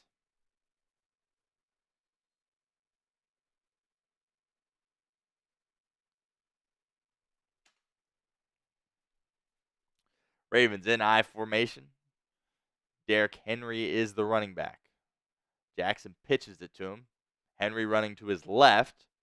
And several Bengals are there to make the stop, including Trey Hendrickson. Good to see Hendrickson out there playing for Cincinnati after suffering that neck stinger last week in the Bengals' victory against Carolina. And oh my goodness, Dax Hill has already been ruled out with a knee injury. So that did not take long at all for him to be ruled out. He did walk his way to the locker room. So that is positive, but, if it's a serious injury like an ACL or what have you, you can still walk on those. So hopefully Dax Hill is going to be okay, but the Bengals will be without their former first-round pick here in Dax Hill. Jackson takes the snap, handoff up the middle to Derrick Henry. Great job by the Bengals defense, stuffing him at the line of scrimmage. B.J. Hill in on the stop for the Bengals. Good to have B.J. Hill back, let me tell you that. I think the Bengals' interior looks a little bit better right now. And the Bengals, of course, have been without B.J. Hill these past couple of games. They have him back today. He's really making his presence felt here. And another great play by Sam Hubbard as well. So, when Hill's out there, that's just another guy that the offensive line has to worry about blocking. It can shed up some other guys. I think it's freeing up, Sam Hubbard here today. 3rd and 5 coming up. Shot clock's at 2. Baltimore's got to hurry. Bengals bring some pressure. Jackson running out of time, escaping to his left. The Bengals are chasing him down, and Jackson fires to the sideline. Pass incomplete, intended for Rashad Bateman. And the Bengals defense get their 2nd consecutive stop here. And Baltimore, once again, is going to be forced to punt. Let's see who is in pursuit of Jackson. Great job by the defense, the coverage unit, stepping up. Sam Hubbard dropped back in coverage there. And I think that was Myles Murphy coming off the edge, and it was. And he got held. He gets juked out by Lamar Jackson there in the backfield, which who doesn't get juked out by Lamar Jackson? Lamar tries to win himself a little Oscar award and fall down out of bounds, act like he got shoved, but he simply didn't. And the Ravens are out to punt the football. How about that stop by the Cincinnati defense? 2nd consecutive stop.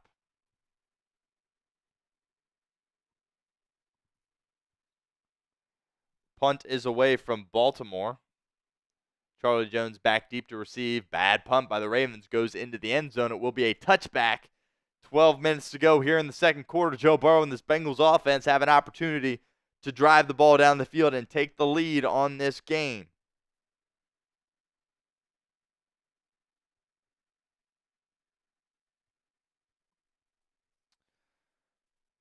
So the Bengals are able to get some pass rush there on Lamar Jackson, something that we haven't seen throughout the year. Myles Murphy getting called back from short-term IR, the Bengals' first-round pick last year. High expectations for Murphy coming into this year. Missed the first 4 games with that knee injury and wasn't able to get home on Lamar Jackson, but was able to pressure him enough, make him escape the pocket, and Lamar missed his guy Rashad Bateman. It would have been a spectacular throw and catch by Jackson and Bateman, but big credit there to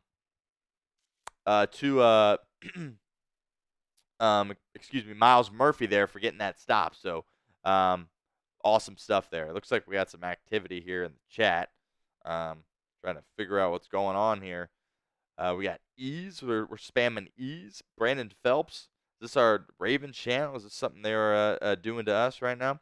At some point, we will get in the Ravens chat. Joey is over there having a good time, I'm sure. 7-7 game. He's our host of our Ravens channel here at Chat Sports. But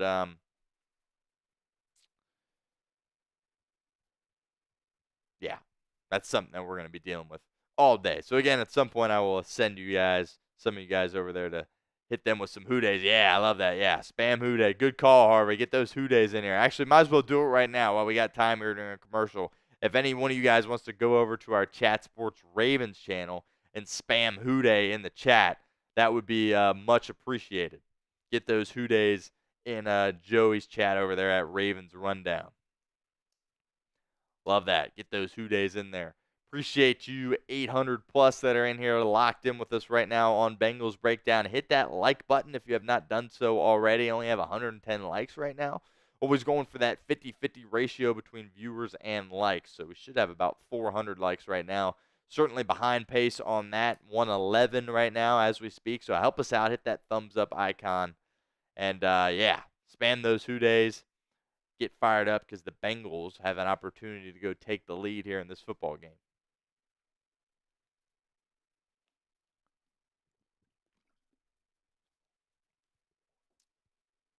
No Dax Hill for the remainder of this game. We'll see how those snaps are filled. Did not see on that last possession if Josh Newton was in. I would assume he was.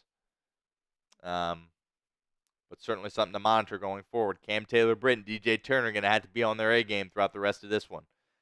Little play action. Burrow wants to take a shot down the sideline. He's got Higgins. And pass is incomplete. Burrow just barely underthrew him. Stevens was in coverage, was able to break it up. Love the aggressiveness here from Taylor and Burrow. Higgins comes in motion, gets kind of a head start there, and has his man beat down the sideline. Very nearly is able to make an unbelievable catch there, kind of coming back to that football. Nice job, though, by Stevens. Doesn't give up on the play. Forces the incompletion, but that's a miss by Joe Burrow.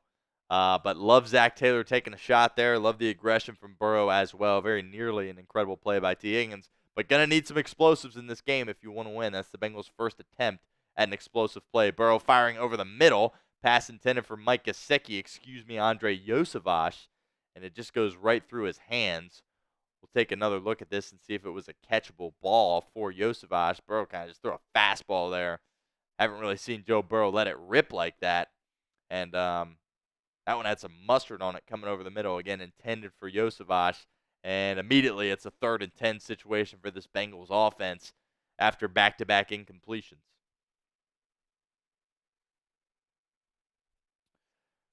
Burrow in shotgun. Zach Moss is in the backfield. No doubt will block for him. And Moss is not able to pick up the pressure from Baltimore. And down goes Joe Burrow. Kyle Hamilton in on the sack for Baltimore. And the Bengals are going to have to get it right back to the Ravens offense. Their defense steps up, gets them another stop. And tell you what, Kyle Hamilton's just an elite football player. Comes right through the A-gap. And Zach Moss is unable to pick him up. Zach Moss has done an outstanding job in pass protection for this team this year. But Kyle Hamilton, that's one of the best, if not the best, safety in the National Football League. Certainly the best Ravens defensive player here this afternoon. He's able to get a big sack on Joe Burrow. Luckily, Joe Burrow pops up, and he is fine. The punt from Ryan Rico will be returned by Baltimore. Some space for the return unit, and they get it out to the 50-yard line. Tackle on the play by Jordan Battle. Haven't seen him get many defensive snaps, but he's certainly been a solid special teamer for the Cincinnati football team. Again, apologies to these bots that are in the chat. Really nothing we can do. I'm hitting block. I'm blocking them the best I can, but just kind of where we're at. An issue on all of our channels, an issue for all YouTubers in general. So certainly trying to do everything we can to get those bots out. All right, so the Bengals put some more pressure back on their defense. They're going to have to create another stop here. Bengals had an opportunity there to do something, and they go to Higgins on the deep shot, which you certainly respect. Hopefully there's more aggression as this game continues, but ultimately results in a 3-and-out for Cincinnati here. And we will see Lamar Jackson, this Ravens offense, have it out near midfield in a moment.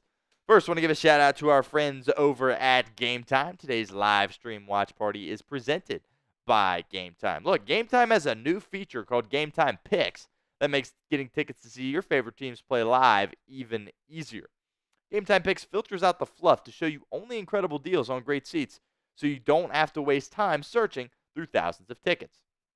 Game Time Picks is the easiest way to find and buy tickets to live events. Tickets for Week 5 at home against the Ravens are on sale now.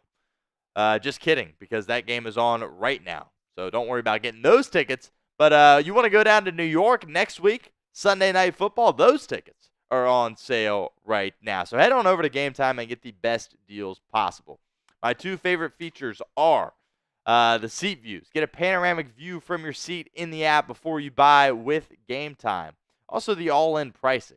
Toggling this feature up front allows you to see your total up front so you don't get hit with any of those surprise fees at checkout.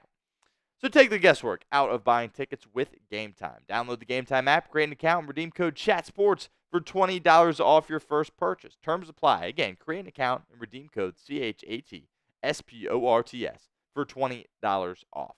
Download Game Time today. What time is it? It's game time. Shooting to get to 12K here on today's live stream watch party. That is the goal.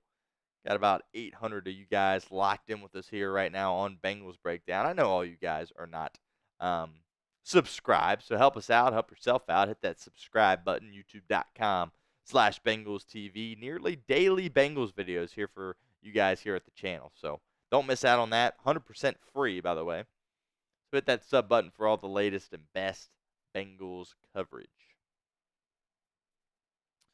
Someone said, what is the score? It is 7-7 right now, and Baltimore has the ball at midfield. See if the Bengals defense can't get a third consecutive stop. Looks like Jordan Battle is out on the field right now for Cincinnati. Second-round pick out of Alabama. Bengals bring pressure, don't get home. Jackson fires over the middle. What a hit by Cam Taylor-Britt, and that ball pops out. Massive hit by CTB. Forces the fumble. And it looks like they instead will call it an incompletion. Pass was intended for Nelson Agholor, who had it, was wide open. But Cam Taylor-Britt delivers the boom on Nelson Agholor, and that ball pops free. Yeah, he never had possession of that football. Didn't see any football move there by Agholor. So an outstanding play by Cam Taylor-Britt, his second big play of the game.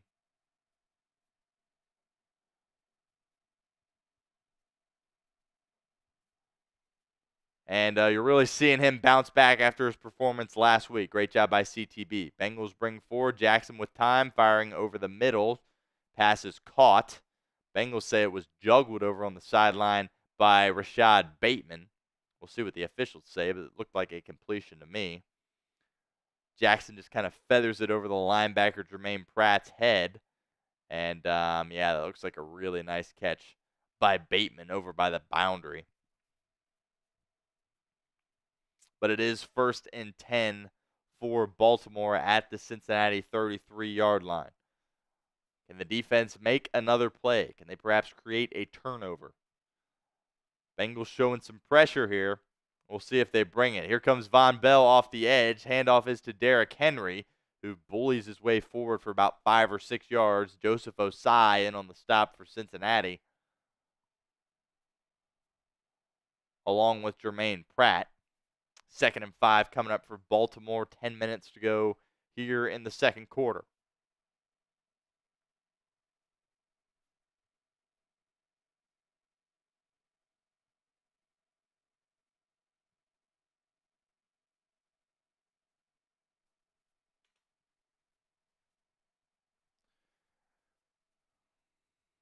Lamar Jackson is in shotgun. Derrick Henry is out to his left. 4 seconds to go in the shot clock. Snap. Give is to Henry. And Henry's got some space. Picks up about 5-6 yards. It will be another Baltimore first down.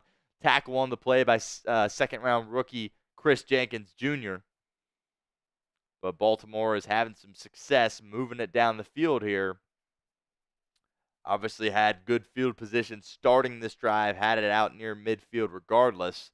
And they're well within striking distance here as they move forward down the football field.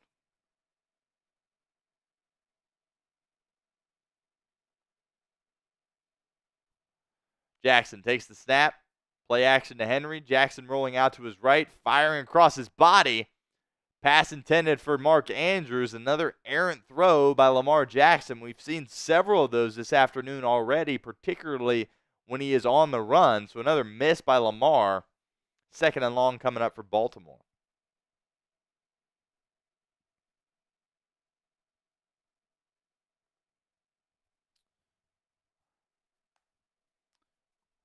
Ravens channel is up to $50 in Super Chats. We have 22 right now. So we are trying to catch them, of course. We'll get our Super Chat menu pulled up for you guys in a moment. Jackson, play action, will keep it on the read option. Trey Hendrickson matched up with him in space, and he makes a great tackle. Outstanding job by Trey Hendrickson, a defensive end in a one-on-one situation with Lamar Jackson, and brings him down. Boy, is he a special football player for Lou Anarumo's defense. Trey Hendrickson, hats off. Great play. Third down coming up for Baltimore. Type in those threes. See if the Bengals can bend but not break here defensively. 3rd and 5 coming up. 8.5 minutes to go in the second quarter. Paycor Stadium's got to be buzzing right now. Jackson takes the snap. Here goes Geno Stone off the edge, bringing pressure. And Bateman is wide open. He catches it out the first down marker and walks his way into the end zone. Touchdown, Baltimore. Lou Anarumo gambled. Blitz Lamar Jackson there. I respect it. Hadn't shown a ton of blitzes throughout this season. Geno Stone came bearing down on his former teammate on the outside, but wasn't able to get home in time. And thus it was an easy throw and catch for Lamar Jackson and Rashad Bateman. And, a blown assignment there. It looked like Taylor Britt was supposed to stay with Bateman, but nobody was even on him. Hubbard sagged back, didn't rush the passer, and just nobody accounted for Rashad Bateman. And it'll be a touchdown for Baltimore. Extra point away from Justin Tucker. Kick is up, kick is good. 14-7 Ravens.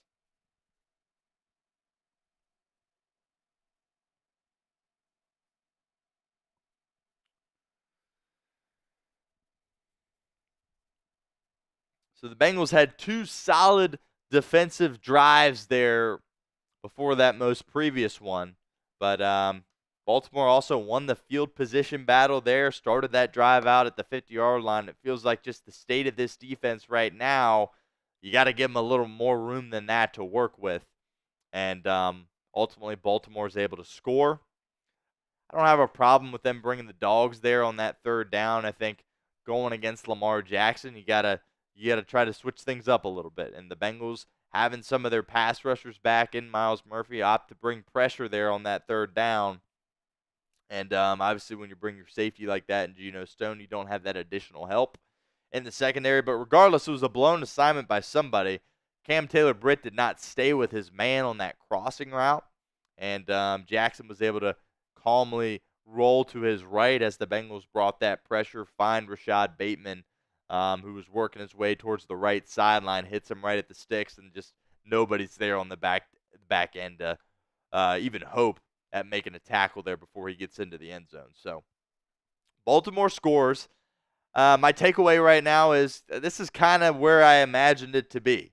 You know, Baltimore's had 4 possessions offensively. It's resulted in 2 touchdowns. So in a way, it kind of feels like a win that your defense has been able to get 2 stops. I think the big storyline for Cincinnati is, yeah, you have a great touchdown drive offensively, but your 2 other drives are 3 and outs. And just the way your defense is playing, the room for error offensively is just razor thin.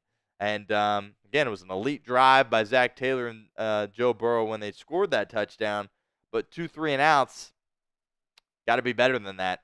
Given the state of your defense and just kind of given the state of your overall football team at this point right now. So Joe Burrow will take the field here in a moment. We'll have an opportunity to go down the field and tie this football game. We take another look at this, trying to just figure out our way through what exactly went wrong here for the Bengals. Rashad Bateman comes on this crosser. And really, you got guys open all over the place, but Cam Taylor-Britt did not stay with him. And then Sam Hubbard was the only other guy over there in that area. Obviously, you're not going to have Hubbard matched up with a receiver. So I would think that's Cam Taylor-Britt's issue, especially if Geno Stone is coming on that blitz by design, which I can't imagine he wouldn't be. But regardless, it is a touchdown for Baltimore. And we'll see if the Bengals can answer here on this drive. Joe Burrow coming back onto the field for Cincinnati. Got a $5 super chat from our guy, Michael Easterwood. His second super chat of the afternoon. Michael, appreciate you getting interactive here on Bengals Breakdown. That gets us up to 27. I believe the Ravens channel has 50 right now. So we are cutting the gap there. Michael, appreciate you. He says we need points. It's what it's going to take in this football game. And until things change defensively, it's what it's going to take all season long. Bengals in the I formation. Handoff is to Chase Brown, who did not much there. Nice push there by the Ravens defensively. Pick up about 2. 2nd and long coming up. 2nd and 9 coming up is what they say.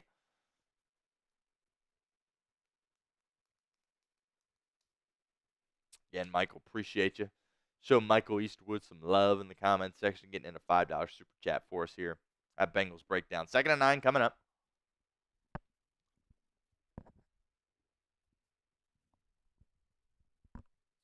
Burrow takes the snap, looking left, firing left. Pass is caught by T. Higgins. Tries to fight his way towards the first down marker. Doesn't quite able to get there. Looks like he's going to be about a yard short. Big 3rd down here for Cincinnati. 3rd and 2. Type those threes for us into the comments. Bengals offense cannot afford to go 3 and out on their 2nd consecutive possession here.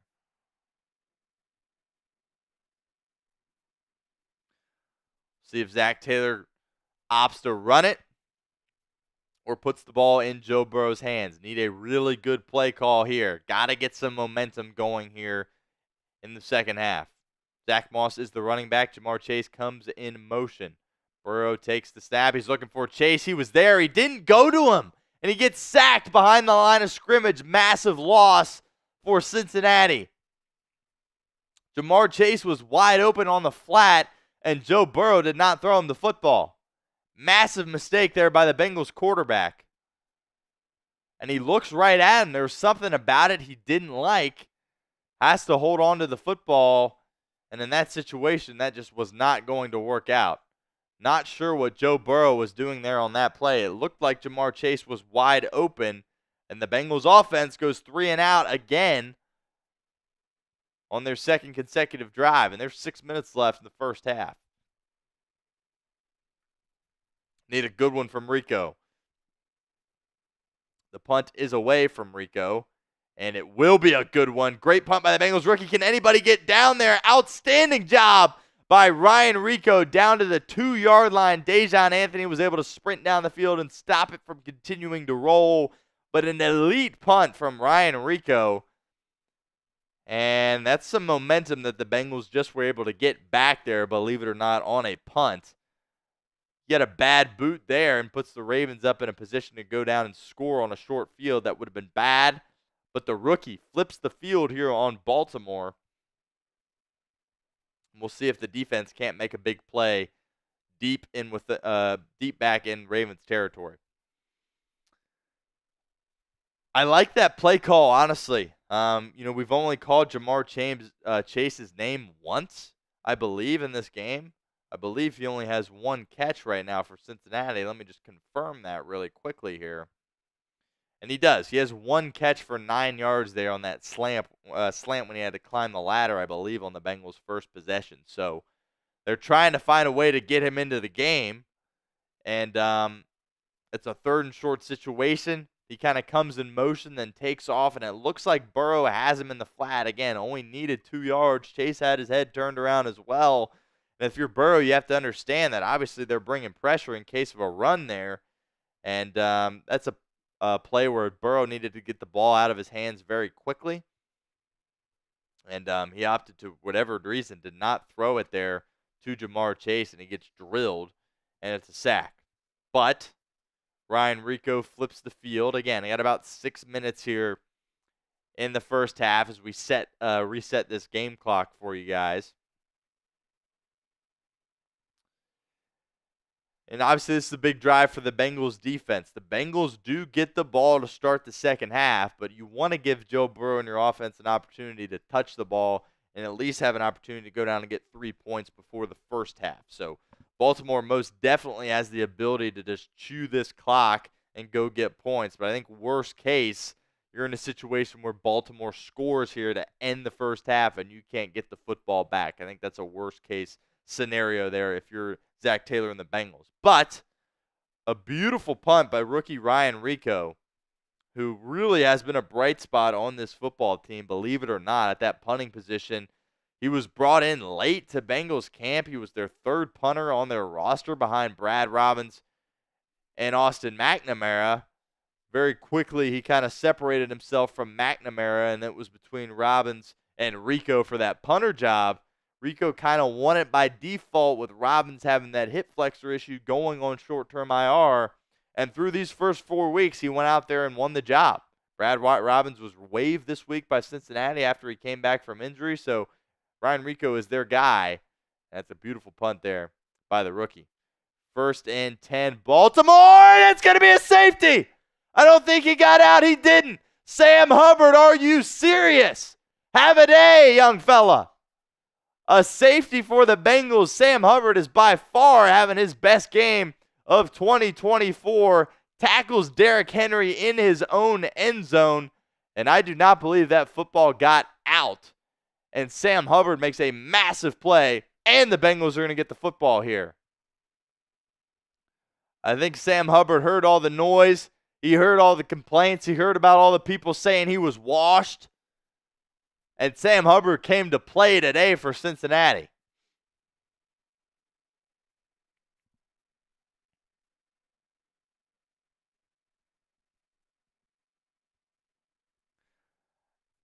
Exactly what we were talking about there. Incredible punt by Rico.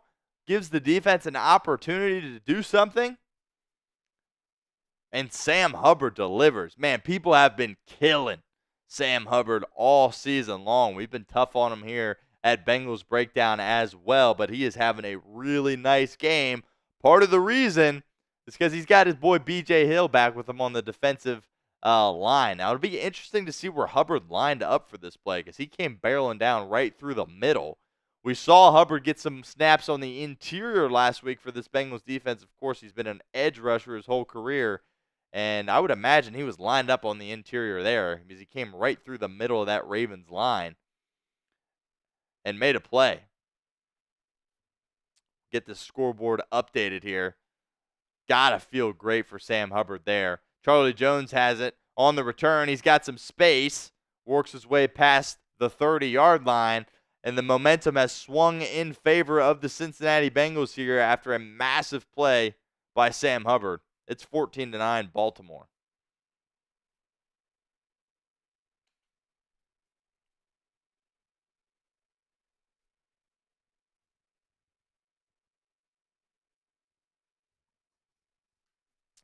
Michael Easterwood says, I'm really disappointed in the way Burrow is playing. That's honestly a fair take. He's not been as good as he needs to be so far today. Full confidence he'll bounce back, though. Burrow takes the snap, hands it off to Zach Moss, who picks up about 4 yards. 2nd and 6 coming up.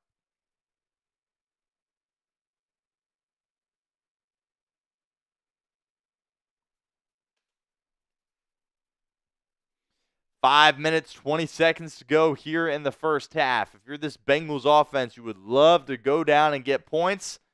And really, if it's a long drive, you have the opportunity to get points and then get the ball back immediately to start the second half.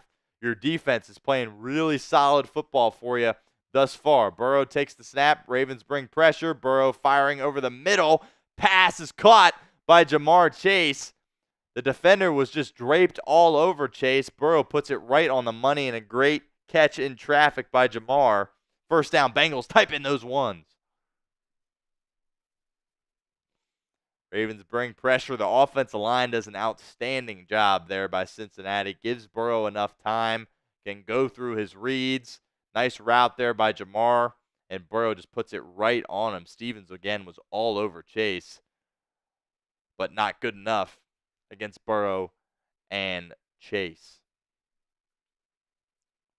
3 seconds to go on the shot clock. Burrow takes the snap.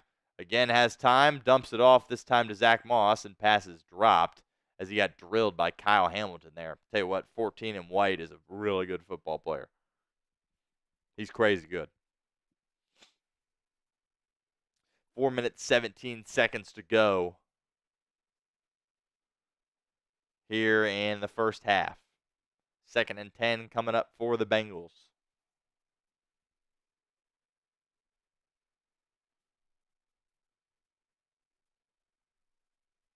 Burrow in shotgun. 3 wide receivers lined up to his left. Andre Yosevich, the lone receiver on the right side of your screen. Burrow takes the snap. Dumps it off over the middle to Eric All Jr., who hauls it in after a brief bobble. Pickup of about 5. 3rd medium coming up. Type in those 3s.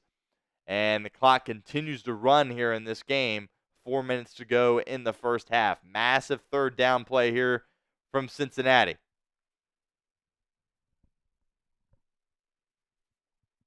See if maybe Burrow has an opportunity to use his legs here if Baltimore does a good job in coverage or if they bring pressure on the Bengals quarterback.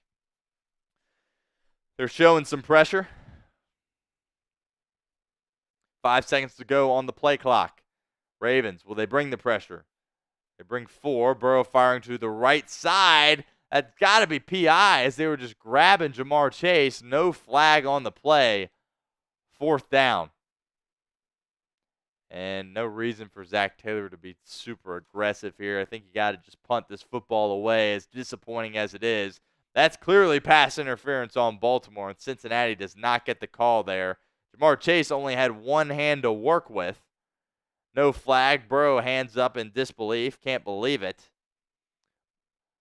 And Ryan Rico will be back out trying to pin Baltimore deep into their own territory here.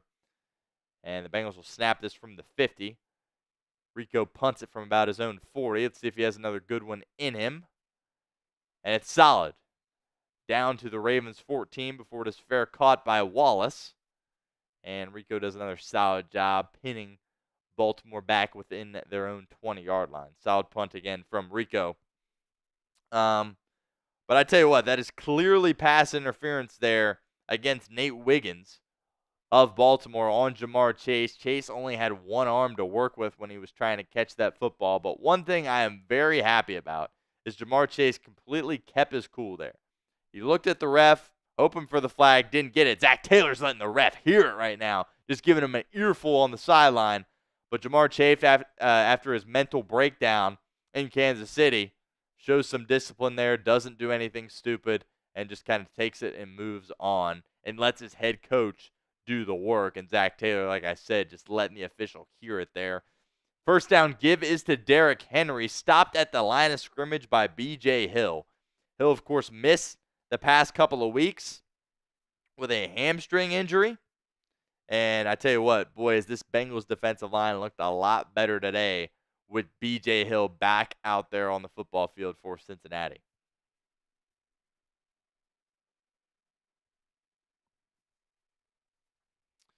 Jackson takes the snap.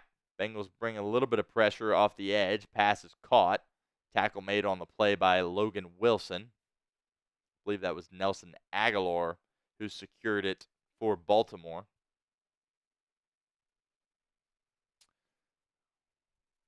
And Jalen Davis was called up from the practice squad for this game. So Davis has played a lot of meaningful snaps for Cincinnati in his career. Solid veteran player. Wasn't able to make the 53-man roster initially for Cincinnati.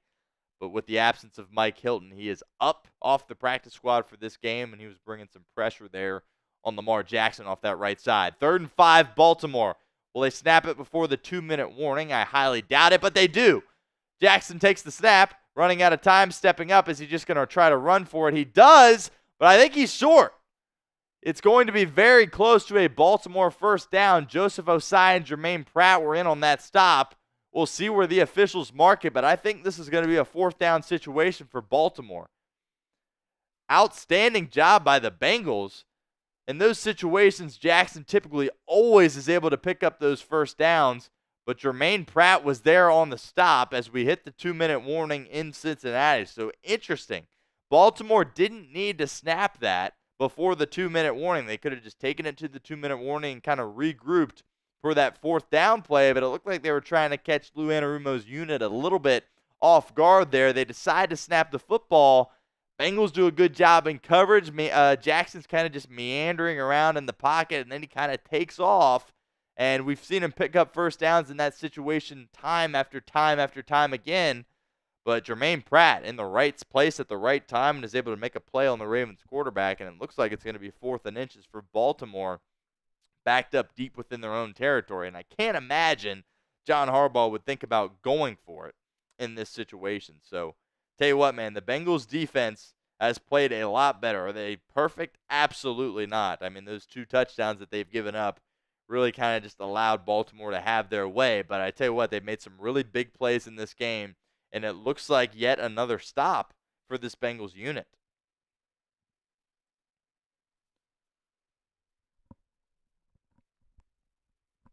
Well, we have a minute here. I want to tell you guys about our Super Chat menu.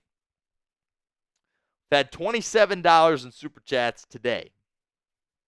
And the Ravens channel that we are going up against has 50 in Super Chats today. So we're in a constant Super Chat battle with them throughout the day. And we were trying to win that as well. Obviously, we're trying to win the game, but we're trying to get them in all the analytics numbers here at Chat Sports as well. Likes, subscribers, Super Chats, obviously, as well. So that is our Super Chat menu. $10 gets you into the Jungle Club. I have plenty of members of the Jungle Club at this point right now. Next week, Sunday Night Football, we are going to be raffling off this Bengals mini helmet. So the Bengals heading to New York next week for Sunday Night Football, taking on the Giants. And we're going to be raffling off that helmet at some point throughout our show next week, whether it's halftime, maybe after the game, we'll see. But if you are a member of the Jungle Club, make sure you stick around for that. Again, $10 Super Chat gets you into the Jungle Club. $20 Super Chat is an Old Bay shot. So, obviously, we typically do Skyline shots here at Bengals Breakdown, but the Ravens channel, they do Old Bay shots. Old Bay, if you haven't had it, it's a seasoning, put on a lot of seafood. People use it in the East Coast, so it's a really big thing in Baltimore. It looks like the Ravens are going to try to go for this unless they're trying to get the Bengals to jump. They go quickly to the line. It looks like their tight end is lined up under center, and they're going for it. And they got it. Oh, my goodness. The guts from John Harbaugh to go for it on 4th and inches. And the official is signaling for Baltimore to move the chains there. So just an incredibly aggressive play by John Harbaugh to go for this. We'll see if that is, I don't believe that was Mark Andrews. I think it was their third-string tight end that was out there, and Charlie Kohler under center. Can't quite tell the number there. I do believe that is Kohler. And Baltimore snaps it at their own 25. That would have been disaster for the Ravens if they didn't get it, but the execution there from Todd Monken's unit was flawless. They pick up the first down. Bengals need to stop. Bring some pressure. Trey Hendrickson unable to sack Lamar Jackson. B.J. Hill tries to bring him down. He gets out of it again. Lamar floating sideline. Pass is incomplete. The Bengals absolutely should have had a sack on that play. Trey Hendrickson very nearly had Lamar Jackson down. And then B.J. Hill very nearly had Jackson down as well. But just a Houdini act there from number 8 and White. And luckily for Cincinnati, it didn't result in a completion. Sam Hubbard was there to clean it up in the end as well. So certainly some progress there by the defensive line. Trey Hendrickson goes high on Lamar Jackson. He's able to wiggle his way free somehow. It would have been a massive loss out back near their own 5-yard line. Instead, they'll keep it at the 25. 3 seconds to go on the play clock. 55 seconds to go in the half. It is a give to Justice Hill. Not much there. Logan Wilson in on the stop pickup of only about 1. And we'll see if Baltimore is even aggressive here at all whatsoever. And it looks like someone's going to call a timeout. That's probably Zach Taylor, to be honest with you, as it's going to be a 3rd and 10 situation coming up for this Ravens offense. Bengals defense looks a heck of a lot better this week. And all the the naysayers out there, oh, they're not going to be playing Carolina next week. Well, they're playing Baltimore, and they're hanging right in there with John Harbaugh's unit. 3rd and 10 coming up. And it looks like, believe it or not, it was the Ravens that opted to take a timeout there. So 49 seconds to go here as I get this game clock on our graphic here queued up for you guys. 40 seconds to go, 3rd and 10 situation. Looking to get off the field here if you're Cincinnati and not give up any points on this drive. Type in those threes for us in the comments section. 49 seconds to go here in the first half. Who's going to make a play defensively? Jackson is in shotgun. Justice Hill's the running back. Bengals once again bring pressure, aren't able to get home. Jackson firing deep over the middle. Pass is incomplete. Great job by the secondary on the back end, holding up in coverage. Lamar Jackson again takes another hit from this Bengals pass rush. Outstanding job by Lou Anarumo's unit, and Baltimore will be forced to punt it away.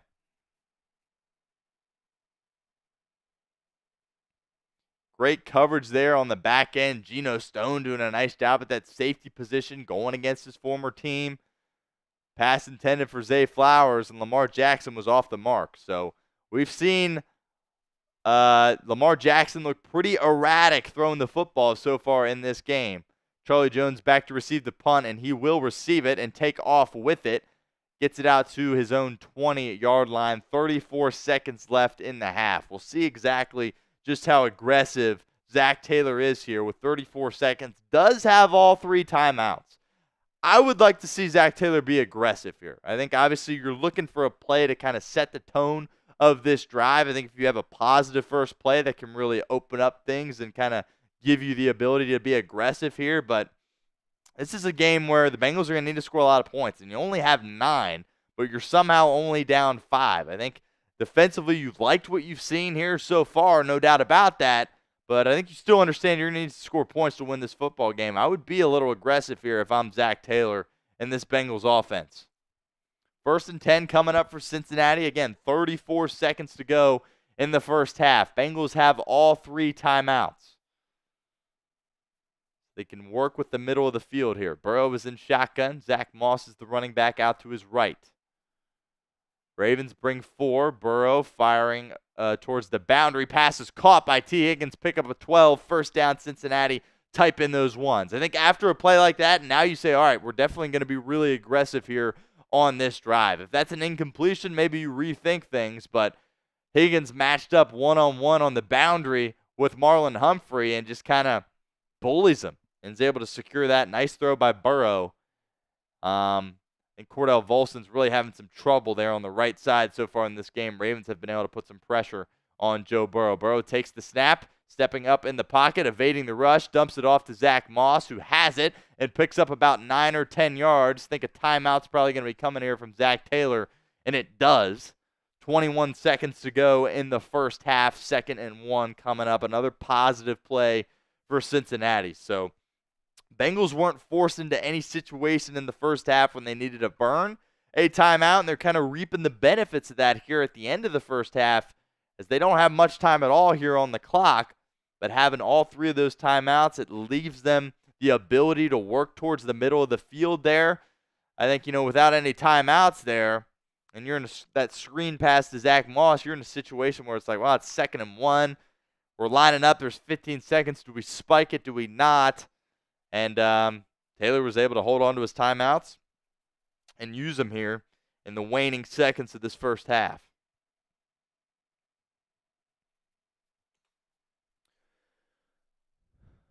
So this is interesting. Mike Gesicki is going to line up in the backfield with Burrow, a role that we've seen Eric All Jr. have a lot so far this year. Burrow takes the snap, stepping up in the pocket, firing on the run. Pass is caught. Jamar Chase right into Evan McPherson field goal range, and I think you can expect another timeout from Zach Taylor here with 14 seconds, and it is called, and the Bengals are right on the fringe of Evan McPherson field goal territory. Great job by Joe Burrow stepping up in the pocket here and firing a dart to wide receiver 1 there on the run.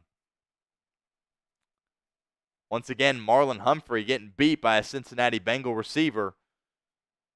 First down coming up for Cincinnati, just trying to get in range of Evan McPherson, but I think you're already in that range. As far as taking a shot at the end zone, probably wouldn't do that here. I think you just run a couple of routes here, perhaps maybe to the boundary, but you do have that last timeout. Just trying to get 3 points in this football game, make it a 14-12 game, getting the ball to start the second half. Burrow in shotgun.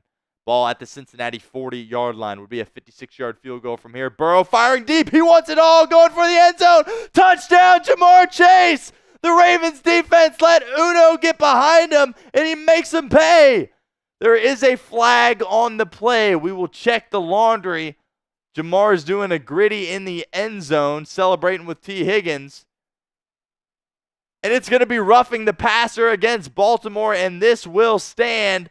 Touchdown, Cincinnati. Joe Burrow shaking his head. He says, heck yeah. And I think you can expect Cincinnati to potentially go for 2 here. Outstanding. We said the Bengals were going to have to be aggressive in this game. It looks like yet another mistake by Marlon Humphrey. Joe Burrow steps up in the pocket, takes a shot, and smacks his head on the field, by the way. I don't know if that's really a roughing the passer, but he absolutely drilled his head. We'll see if he gets looked at here at all. Burrow just smacked his head on the turf.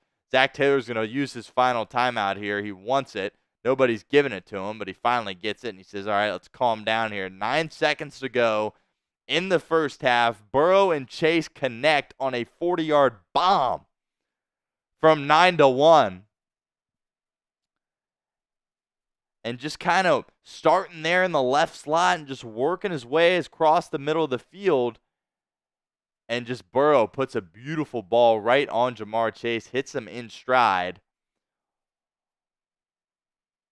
Once again, Joe Burrow really did smack his head there on the ground there, but he appears to be just fine, and he will stay in the game for this 2-point conversion. So Cincinnati will get the ball to start the second half. The Bengals have a 15-14 lead over Baltimore, right now, trying to make this a 3-point advantage before going into halftime.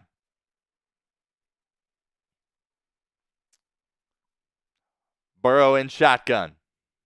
Ja'Marr Chase comes in motion. Burrow takes the snap, looking out to his left, working his way towards the right, firing to his right, and it's going to be picked off by Kyle Hamilton in the end zone. Hamilton's going to try to take off here and go down the sideline and get 2 points if he's able to score, and Kyle Hamilton's breaking free. Zach Moss trying to chase him down, is not able to get to him. Gesicki also trying to chase him down before finally tackling him down near the Cincinnati 5-yard line. Kyle Hamilton is completely exhausted here, completely out of breath. But there is a flag on this play, and honestly, I think this is going to be pass interference against Kyle Hamilton on Mike Gesicki, and it is. So the Bengals are going to have another opportunity here for a 2-point conversion at their own 1-yard line. And probably the best part about that is the Ravens' best defensive player is going to be absolutely gassed for this this 2-point conversion. Yep, he is just completely grabbing Mike Gesicki on that play. Very clearly pass interference. And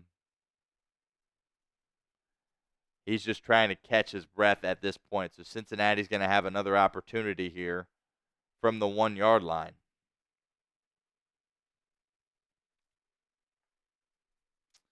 Gesicki will check out of the game. Looks like Kyle Hamilton will be out for this game as well, considering the fact he just ran all the way down the football field for no reason. See what Zach Taylor dials up here. Being on the 1-yard line, I think the run is now a possibility for Cincinnati. And Eric All Jr. is going to line up at that fullback spot. Looks like the Bengals are going to the I formation once again.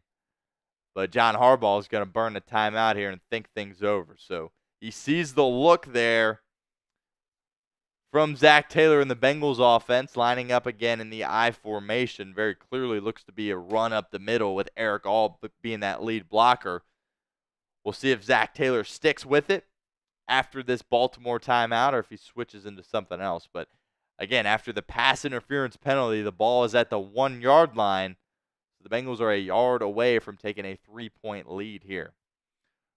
Looks like Zach Taylor will switch things up here as they're taking another look at this Burrow hit. I mean, he gets hit and that head just bang, absolutely smacks the ground.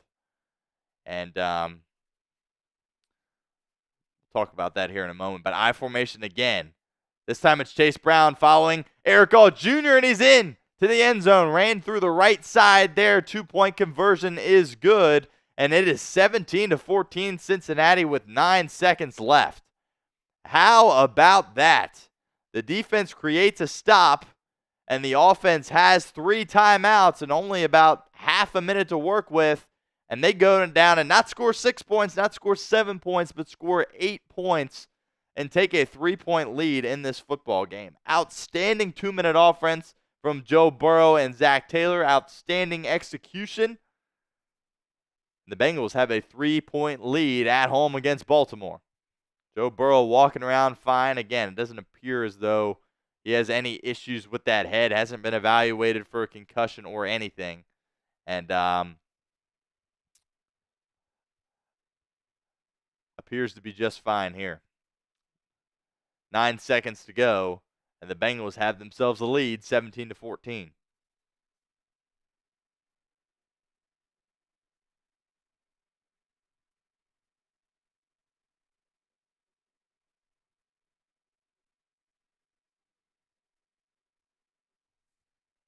Evan McPherson boots it through the end zone. 9 seconds to go here in the first half.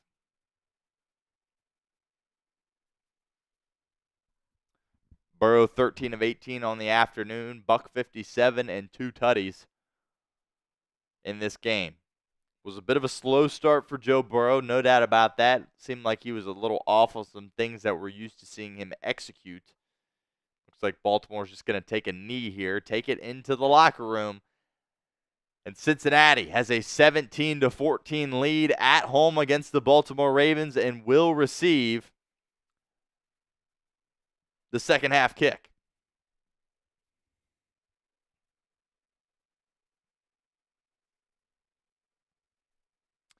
We get things set up here for halftime. Zach Taylor's really got to be pleased with the things that he saw from his football team in this first half. I think the defense really, as we'll get to, as we begin to discuss halftime here again, 17-14. Bengals have the lead at home against the Baltimore Ravens. Again, that is our Super Chat menu right now. Currently have $27 in Super Chats, and the Ravens channel has 50. So we are trying to beat them in that Super Chat battle. That is our Super Chat menu here on today's show. So we'll get this weigh-in queued up for you guys here. I want you guys to grade the Bengals in the first half so far. First half grades, get them in for us in the comments section. Let us know what you think.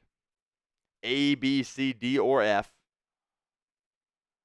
Grade Cincinnati so far today here in the comments section. Joey says 8 out of 10. I think that's a great grade. A B. I think a B is the right number for, or the right letter, excuse me, here for Cincinnati. As we'll take a sip of water here.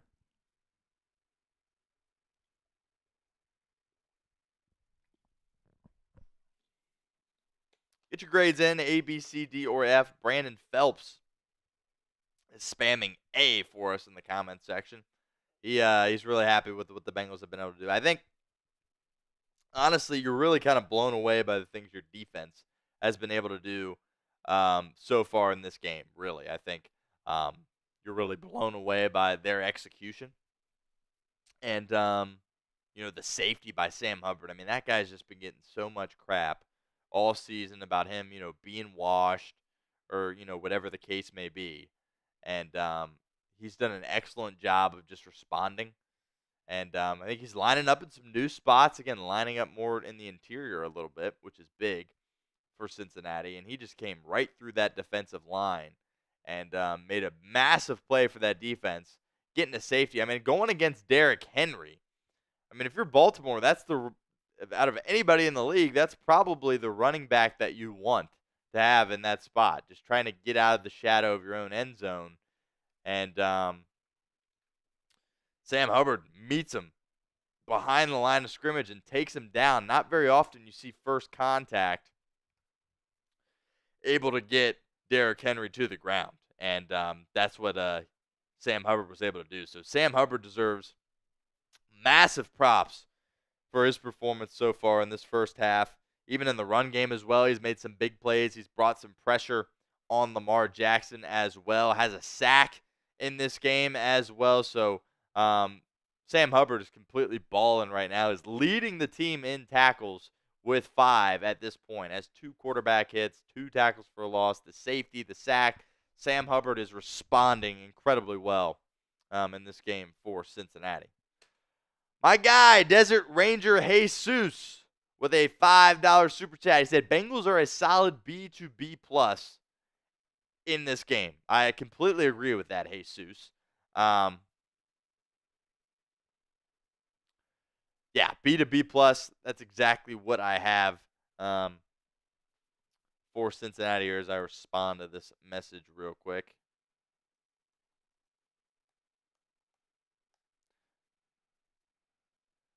That's really what I would have for Cincinnati as well. B to B plus. I think it sums it up perfectly. I think defensively you were expecting a little bit worse.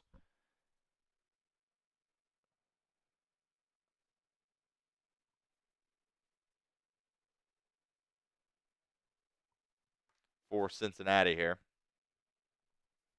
Again, bear with me, guys. Just trying to solo produce here, do multiple things at once. So appreciate you guys bearing with me throughout the process. But Bengals have a 17-14 lead against the Baltimore Ravens here at home.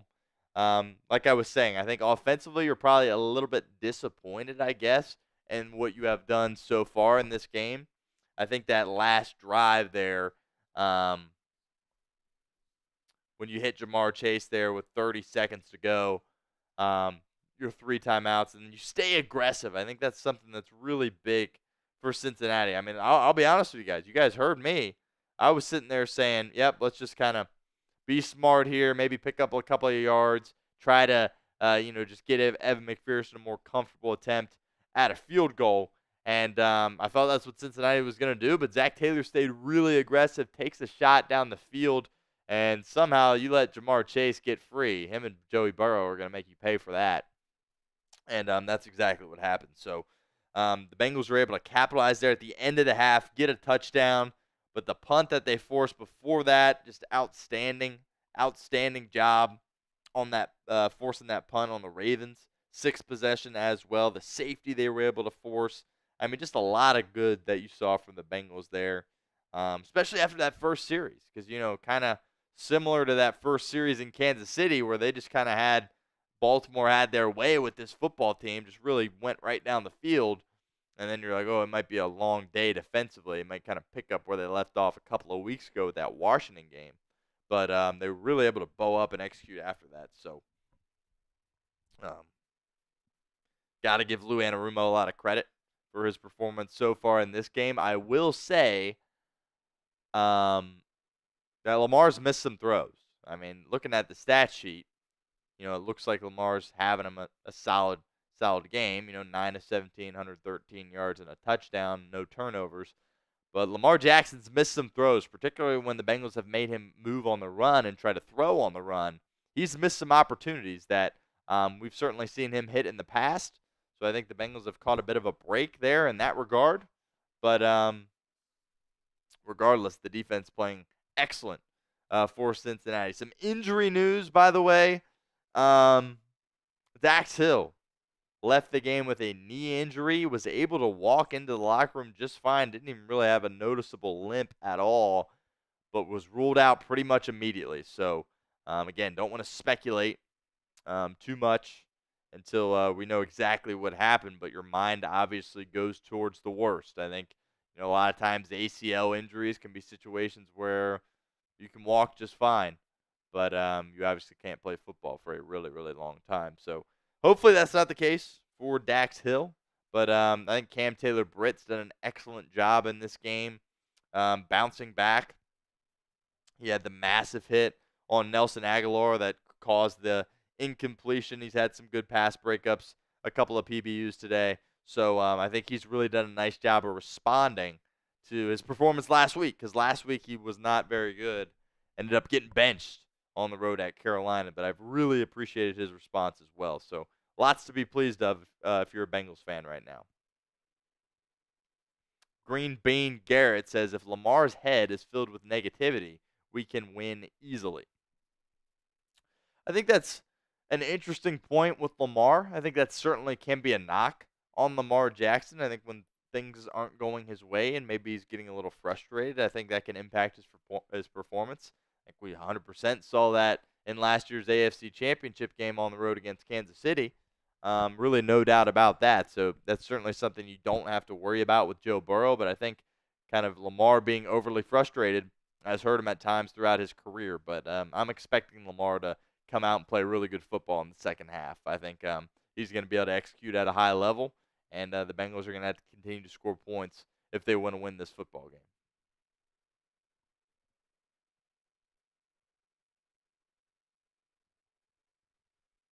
Yeah, we're trying to do everything we can with the bots, guys. I'm blocking them here on my end. But, yeah, it's just kind of an issue all of us here on YouTube deal with. All of our channels certainly deal with it here at Chat Sports. So appreciate you guys staying patient with that. And, yeah. Axel is in the chat. Appreciate you hanging out with us, Axel. Says he loves the Bengals as well. So appreciate you stopping by, Axel. We'll have these watch parties for you every single week here at Bengals Breakdown. And, yeah, I hope you will continue to join us. Hopefully, obviously, we can get a win today. But win or loss, we will be back for all the games for the remainder of the season. And we usually are live about an hour before, so come hang out with us. And it's certainly a good time. So appreciate you hanging out with us right now. You are the man, Axel. Tim Tyra says 10 carries, 27 yards for Derrick Henry. That is certainly that's a big deal. I think this Bengals defense has done a good job. Ravens still have 58 yards on the ground, but I mean, you take that. If you're Cincinnati, you're going against Lamar Jackson and Derrick Henry having to deal with them in the run game. I mean, Jamar Chase, you heard him kind of allude to it and say it's kind of like a cheat code, right? Having both those guys in the backfield for your football team. But the Bengals defense really doing a nice job so far in this game. And really proud of their effort. And I think Lou Anarumo deserves a lot of credit as well. Obviously, the personnel has gotten better with BJ Hill being back for Cincinnati. So that certainly is beneficial. I think people were starting to understand what his role is with this team a little bit more. I think BJ Hill sometimes gets a little disrespected, but there's a reason he's a starter for the Cincinnati Bengals. He's been a really good football player through his time here, and he's really opening up things for some of those other guys on the defensive line. So opening up some things for Sam Hubbard. We saw Myles Murphy do a good job pressuring Lamar Jackson one play that ultimately resulted in an incompletion. So we'll see if the Bengals are able to get home really at all in the second half. They've been close a few times, and Sam Hubbard, of course, does have the lone sack for this Bengals defense, but really happy with what we've seen defensively, and I don't think a lot of people would have expected to get this kind of performance out of Lou Anarumo's side of the football.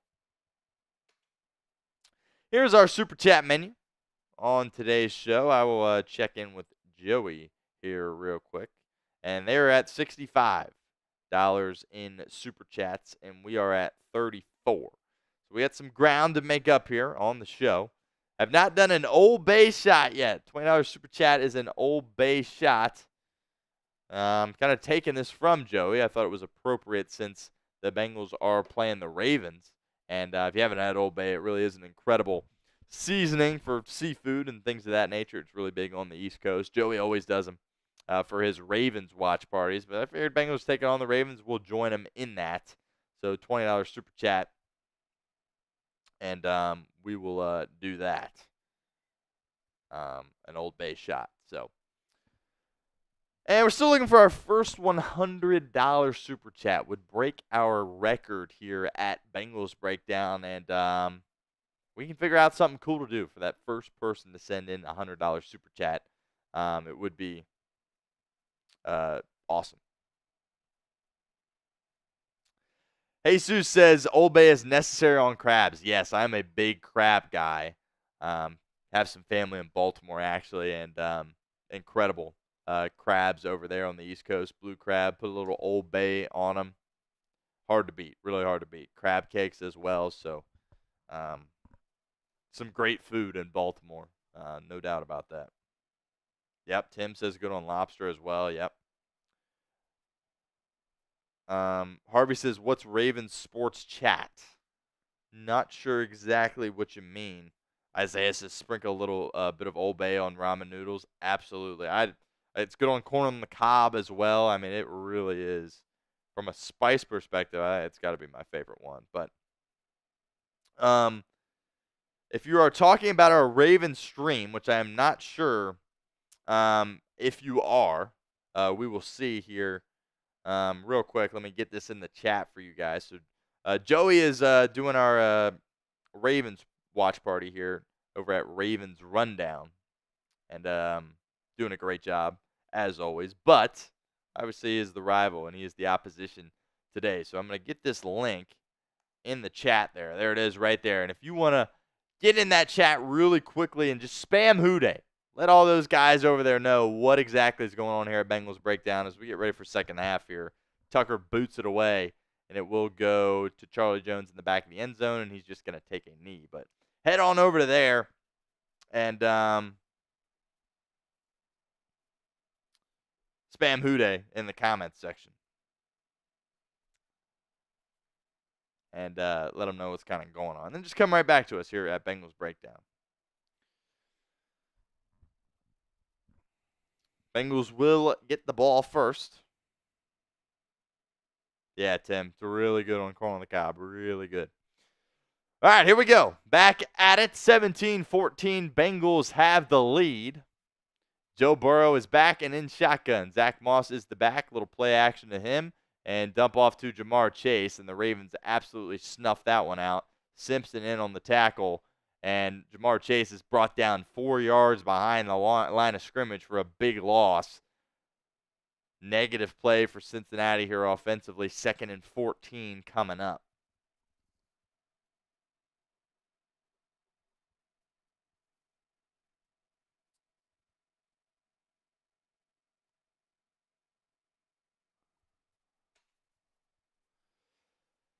Burrow in the shotgun. Moss is the running back still in the game. Burrow firing over the middle, and it's nearly intercepted off the hand of T. Higgins. And Roquan Smith very nearly picked that off for Baltimore off the deflection. Bengals avoid disaster there. Burrow trying to hit Higgins on a bit of a slant. Good coverage there by Simpson. And really was never a catchable ball there by T. Higgins. Kind of an unnecessary throw by Joe Burrow. I think that was a poor decision there by the Bengals quarterback. 3rd and 14 coming up. We'll see if they take a shot here or just kind of try to dump something off. I want to see something towards the sticks here. And Burrow, that's where he's going to go. Firing deep. Pass is caught. Oh, and it just pops out of T. Higgins' hands as he hits the ground, but there is a flag on the play. Looked like it was about to be a brilliant catch by T. Higgins. It's going to be pass interference. We'll see if it's offensive or defensive here. Can the Bengals catch a break and get a defensive PI? Instead, it's a defensive holding.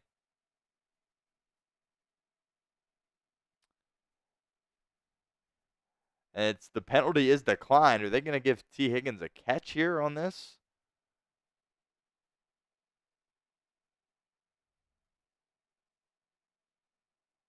I mean, the ground cannot force a fumble.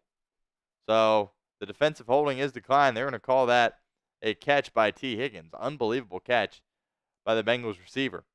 They'll keep it on the ground here with Zach Moss. Solid pickup by the Bengals running back for about 7 yards. 2nd and 3 coming up. As we hit 11,800 subs here on Bengals Breakdown. Appreciate all of you loyal subscribers helping us out. And I think we can get 200 more before we are out of here today. So 12,000 is the goal. Hit that sub button for us. YouTube.com/BengalsTV.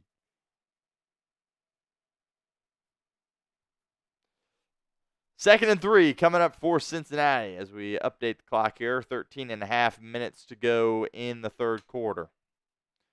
Bengals in the I formation. Eric All is the running back. The pitch is to Chase Brown, and that ain't going anywhere. In fact, it's going backwards. Loss of about 4, and Amarius Mims is down here on the play. We'll see if he is able to pop up. Might have got rolled up on here for Cincinnati. Rookie right tackle out of Georgia. It will be a 3rd and 6. We'll see if Mims is still down on the ground here. And he is. So it looks like Amarius Mims maybe got rolled up on here. Hopefully this is nothing too serious. He is wincing in pain. Significant pain here for the Bengals' first-round rookie, who's done an outstanding job for them since he has been called to duty. He was obviously inactive dealing with that pectoral injury. Trent Brown, who the Bengals brought in free agency from the New England Patriots, was holding down that spot on the right side of the offensive line for a while, but then he tears his patellar tendon. He's out for the year. Amarius Mims gets called into duty, and he is down here for Cincinnati as we go to break. So, not good. Very concerning if you're the Cincinnati Bengals right now. I think their offensive line has really performed really well this year. been a little bit shaky today, but got to give credit for Baltimore in terms of the things that they've been able to do over there on that side.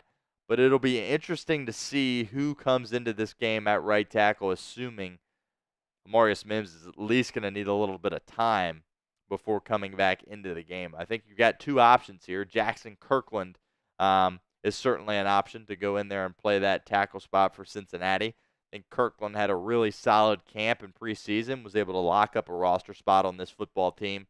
And Cody Ford, it would be the other guy that you're looking at. Both of those guys predominantly play more towards the interior of the defensive line, but if you're not a starter on the offensive line, if you're not a starter and you're on the football team, I think that means Frank Pollock and Zach Taylor have confidence that you can be versatile and play different spots along the line. So I personally would go with Jackson Kirkland here to bring in at that right tackle spot. We'll see if they call upon Cody Ford when we get back here from break. Again, not exactly sure what happened to Amarius Mims. Looked like perhaps he may have gotten rolled up on. You hope it's just kind of a twisted ankle and you go from there and not a serious knee injury, of course. So we will see when we get back from the break here. But Bengals are kind of getting hit here with injuries, as every team in the NFL is. This is week 5, so the injuries are starting to pile up. Dax Hill, starting corner for this team, was ruled out early in this game with a knee injury. And hopefully, obviously, Amarius Mims doesn't suffer a similar fate here as we progress through the second half. And the cart is out for Amarius Mims, and he is being carted off the football field. So that is not a good sign for the Bengals whatsoever. Showing a bit of a replay here. And that left leg just smacked into the Ravens' corner. We'll talk about that here in a moment. But it is 3rd and 6. Cody Ford checks into the game at that right tackle spot for Cincinnati, not Jackson Kirkland. Burrow takes the snap. Burrow firing to his left. Passes high, but pass is caught by Jamar Chase. Outstanding job by Uno. Spam those ones in the comment section for us. First down, Cincinnati. Beautiful throw and catch here. Cody Ford holds up for Cincinnati on that play on the right side. Burrow has enough time to find Chase on the boundary and gets it to him. Nice job by the Bengals.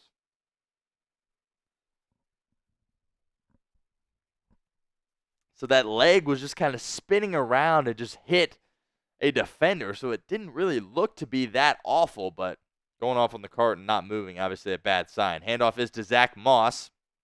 Not much there at all, and he gets wrapped up by several Ravens defenders, including Roquan Smith, at the line of scrimmage. 2nd and 10 coming up.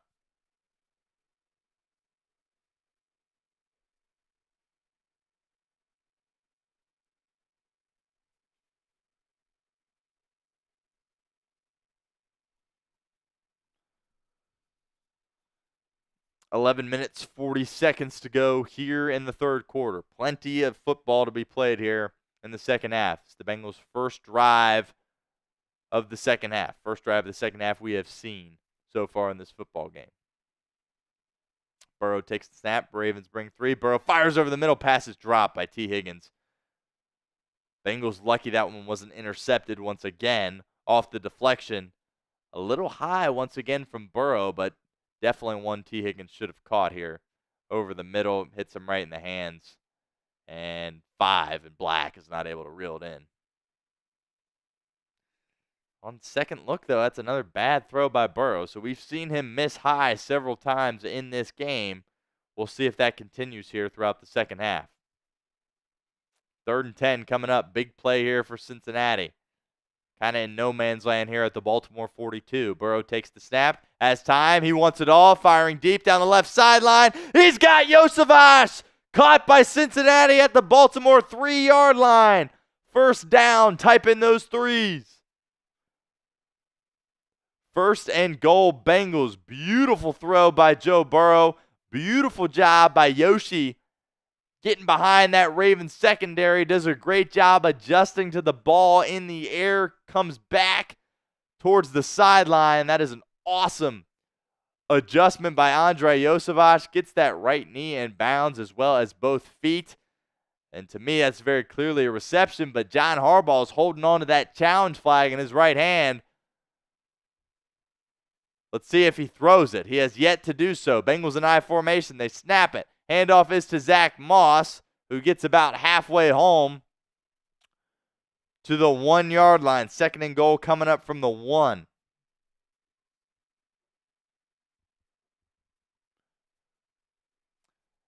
Zach Taylor has stayed aggressive throughout the entirety of this game, and it has worked to this point. 3rd and 10 situation. Burrow wants it all.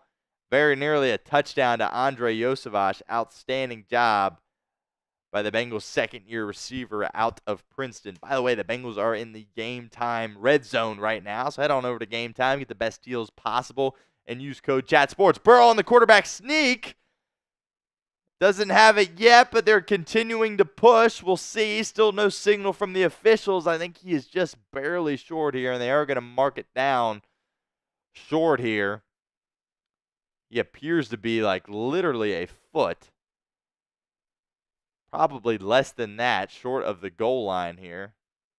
Just trying to go right behind his center, Ted Karras. Nice play by Roquan Smith, kind of coming right up through the middle and hitting Joe Burrow. Eric All was there for the push. Remember, Cody Ford is now in the game for Amarius Mims after Mim left the game on this drive in a cart. What appeared to be a lower extremity injury. 2 seconds to go on the play clock. Cincinnati's going to have to burn a timeout here. And they do. Unbelievable. Actually, there's going to be a flag. We'll see if Zach Taylor didn't get one off, which would be a crucial mistake. And no timeout from Zach Taylor or Joe Burrow. And it will be delay of game. Zach Taylor can't believe it. That absolutely cannot happen. As much as it would hurt to burn a timeout here early in the 3rd quarter, you have it within the 1-yard line. You have to use it here. Zach Taylor on the sideline wanted them to restart that play clock, and it never happened. Asking the officials to pump the clock, and Zach Taylor is frustrated there. Did not get a restart on the play clock.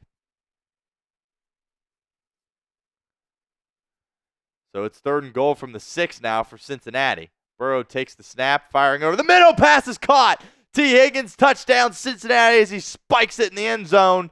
And the Bengals extend their lead over the Baltimore Ravens. Bengals get called for a delay of game penalty on 3rd and goal at the 1, more like the half-yard line. But Joe Burrow and the Bengals offense stays calm and executes on 3rd and goal from the 6. Once again, T. Higgins in a one-on-one situation. Just a little slant route to the end zone, wide open, catches it, touchdown, Bengals. Here's Evan McPherson to make it a 10-point advantage for Cincinnati. Snap, hold, kick is good. 24-14 Bengals.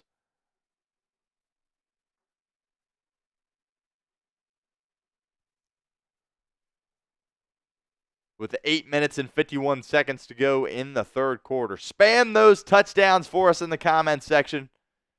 Outstanding job by the Bengals offense. Bengals got the ball to start the second half. Solid plays there that led to them working the ball down the football field, most notably the big 3rd and 10 conversion, hitting Andrei Iosivas down the sideline. He reels it in at the Baltimore 3-yard line. Outstanding job by Yoshi adjusting to that ball in the air, kind of rotating his body back towards the outside, hauling that in. Great throw by Joe Burrow. The aggressiveness of Burrow and Zach Taylor has been exactly what we want here in this game. Burrow talked about you got to just go out there and get it against this Ravens team. If you sit around and be conservative, it's going to cost you. And this Bengals team is being aggressive right now. We saw it at the very end of the first half with that drive they were able to put together, and we see it immediately to start the second half as well. So we'll get this scoreboard updated here for you guys. Bengals take a 24-14 lead at home against the Baltimore Ravens. And now you're in a position where if you're the Bengals, feels like a game you need to win. Second half lead of 10 points. Your defense is executing at a high level. Your offense seems to have gotten things going here. Back-to-back possessions offensively resulting in a touchdown. Saw some, poor 3-and-outs in the first half for the Bengals offensively, but it looks like they've really settled down and has done a nice job. And really happy with where the Bengals are at right now. Tim, appreciate the kind words. As always, you are the man. Personal account of Michael Townsend says, now it's time to sack. Would love to see this Bengals defense be able to create another sack here. Sam Hubbard is playing an excellent football game as he's been getting banged on by the media all season long, and he's really responded well in this game. It's a guy that Lou Anarumo just has a ton of confidence in. There was no way that Anarumo and Taylor were going to give up on a guy like Sam Hubbard. And, I think they've put him in some really good spots. We've seen him line up more on the interior of the defensive line over these past couple of games, and he might have a little bit of a home there. Outstanding job creating that safety and forcing a sack as well. All right, the kick is returned out to the 25-yard line. Looked like Tyson Henderson actually make that Akeem Davis Gaither with a massive hit there. He's flying around on special teams making plays here for Cincinnati, as is Jordan Battle. Bengals do have some injury news to monitor here, though, with Amarius Mims leaving in a cart. Haven't got the official word on him, on his status, in regards to whether or not he'll be returning to this football game. But we'll see. Dax Hill, of course, left in the first quarter with a knee injury, and he was ruled out nearly immediately. Play action here from the Ravens. Here comes Von Bell off the edge. Nobody accounts for Zay Flowers, who makes a nice move past DJ Turner and cuts it to the Baltimore 40-yard line. First down, Ravens. 8.5 minutes to go, third quarter.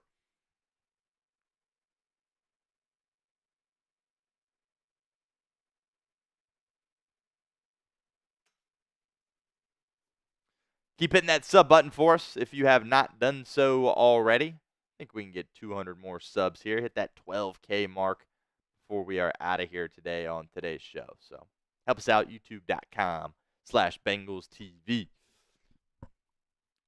Jackson in shotgun. Isaiah Likely comes in motion. Bengals bring 4. Jackson lofting down the middle of the field. He's got his tight end, and it is caught, and that will be a massive gain. It's Kohler down to the Cincinnati 5-7-yard line. Great throw there by Lamar Jackson. First down, Baltimore, and it's first and goal, Ravens.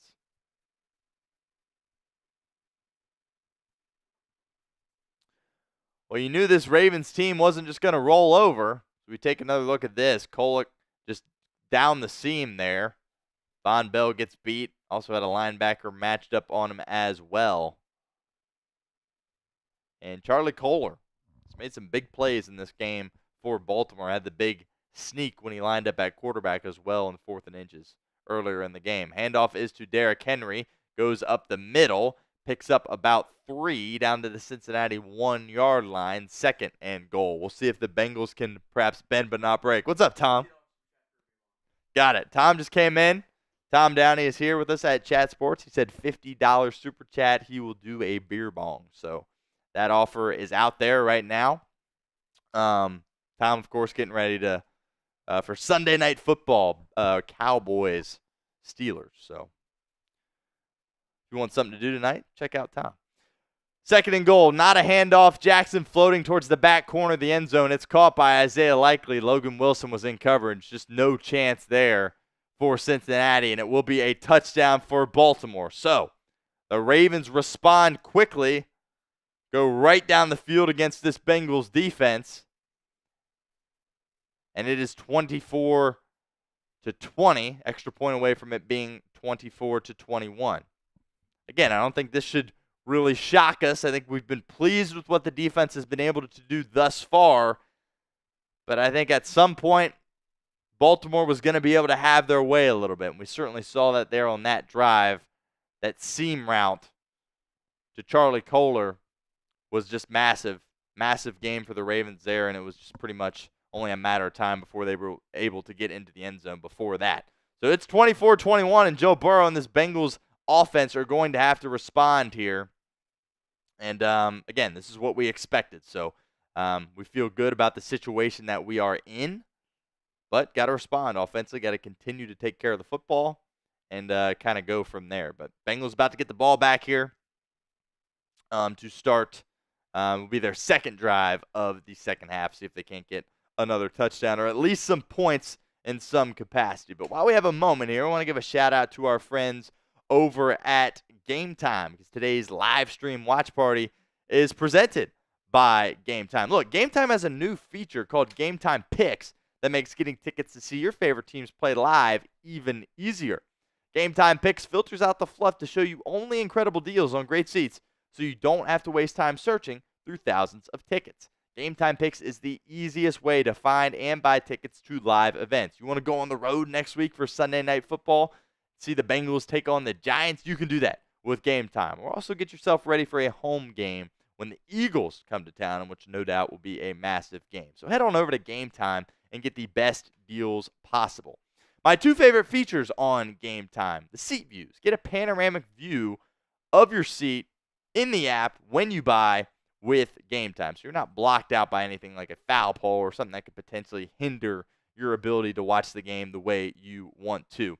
Secondly, the all-in pricing. Toggling this feature up front allows you to see your total up front, so you don't get hit with any of those surprise fees at checkout. So download the Game Time app, create an account, and use code CHATSPORTS for $20 off your first purchase. Terms apply. But again, create an account, redeem code CHATSPORTS for $20 off. Download Game Time today. What time is it? It's game time. All right. Working our way through the third quarter here in Cincinnati. Both offenses have touched the ball once here in the second half, and both offenses have gone down the field and scored a touchdown. I think this is also a good moment to head on over to our Ravens stream. If you have not done so already, I'll get this link in the comments section. That is our Ravens stream right now. So head on over there. Joey Peterson doing a great job as always, but they're the rival today, as they always are, over there at the Ravens channel. So spam those Who Days in our Ravens chat over at Ravens Rundown. So let them know. Yeah, the Ravens might have just scored, as we need to update that scoreboard here. Sorry about that. Justin Tucker, by the way, boots it away, and it will go to the end zone. Charlie Jones receives it, but he takes a knee. And the Bengals offense will be coming out. Amarius Mims is back, by the way. He is on the sideline, still has his helmet. So that's a good sign. It doesn't appear as though he is coming into the game, though, as he takes a seat on the bench. But good to see he hasn't been ruled out, getting some work done on that left leg. We'll obviously continue to monitor that as we progress here. Burrow takes the snap, handoff to Chase Brown, running down the left side. Tried to run behind Cordell Volson there on the left side, behind Orlando Brown Jr. as well. Cody Ford is still in at that right tackle spot for Cincinnati, and I'll just keep it a buck with you guys. That guy's a liability. So Burrow's going to be having to get the ball out quickly. And if I'm Baltimore, I'm sending a lot of pressure his way on that right side. But so far, so good for Cody Ford in this game. He's getting some help right now from Drew Sample, who lines up to his right. Bengals in the I formation. Eric All Jr. is the fullback. 5 seconds to go on the shot clock. Joey Burrow's got to hurry here. 2nd and 6 for the Bengals. Here comes Higgins in motion. The snap. Play action. Burrow with time, dumps it off to Zach Moss. Moss has a block, has a little bit of space, picks up about 5 on the screen. 3rd and 1 coming up for Cincinnati. Type in those threes for us in the comments. Big third down here. Got about 5.5 minutes to go here in the third quarter.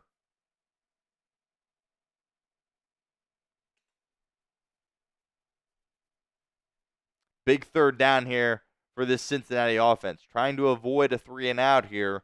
Bengals have scored several touchdowns in this game, obviously, but the 3-and-outs offensively have been a bit of an issue. 3rd and 1. Burrow in empty.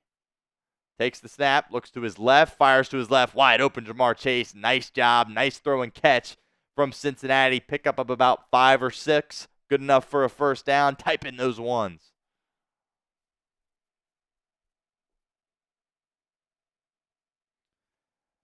CJ, good to have you stopping by our chat. As we'll do a little respond to this message real quick. And it does stand $50 super chat. Tom Downey will come in and do a beer bong. So that offer stands throughout the remainder of the second half. We got a pre-snap flag here. Looks like some movement on the Bengals offensive line. We'll check who it is on. It will be a false start. And it will be Orlando Brown Jr., who's having an excellent start to 2024. Glad to have you with us, CJ. Appreciate you and your loyalty to our program here at Bengals Breakdown. Mark says, love from the Philippines. So we've gone international here today at Bengals Breakdown. Appreciate you, Mark. Thanks for tuning in. And hopefully your Bengals can hold on and get themselves a victory here in this AFC North matchup. First AFC North matchup of the year for Cincinnati. Baltimore showing pressure here on 1st and 15. Here comes Roquan Smith. Burrow gets it out early to T. Higgins. Nice job by Burrow recognizing that pressure, knowing he had to get that ball out early as Roquan Smith was coming down on him unblocked. Nice job by Burrow. Pickup of 8. 2nd and 7 here for Cincinnati. 24-21. 4 minutes to go here in the third quarter.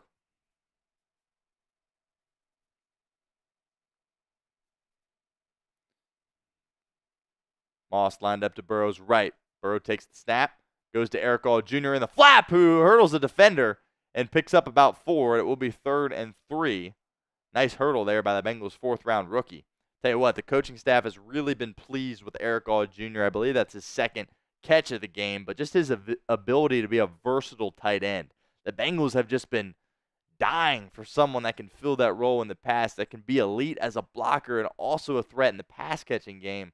I think they may have found it. 4th-round rookie Eric All Jr., local product, of course, out of Fairfield High School. 3rd and 2 for Cincinnati. Burrow lines up in the gun. Zach Moss is the running back in the game out to Burrow's right. 5 seconds to go on the shot clock. Baltimore brings some pressure up the middle. Burrow drifting to his left. Firing pass is caught. Jamar Chase. The Baltimore defender fell down on the route. The Ravens sideline wants offensive PI. They're not going to get it. First down, Uno. Type in those Unos in the comments section. First down, Cincinnati. Great job by Burrow. He felt the pressure. He knew he needed to kind of veer to his left and get rid of the ball, but he didn't panic. Gets rid of it while he's getting hit. Gets it to his best playmaker. Pops right up. First down, Cincinnati. Chase is now over 100 yards on the game. Doves have that score that he secured at the very end of the first quarter. Handoff is to Chase Brown, who not much there, is lucky to get back to the line of scrimmage. Bengals once again in that I formation look.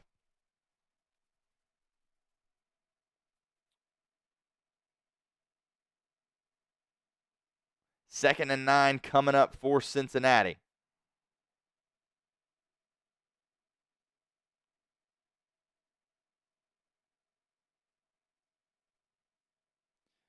Remember, guys, we told you guys this at the beginning of our show. But our main goal is shares. We'll touch on that in a moment. 4 seconds to go on the shot clock. Burrow takes the snap, looks to his left, finds Chase Brown in the flat, pickup of about 3. Another third down coming up for Cincinnati.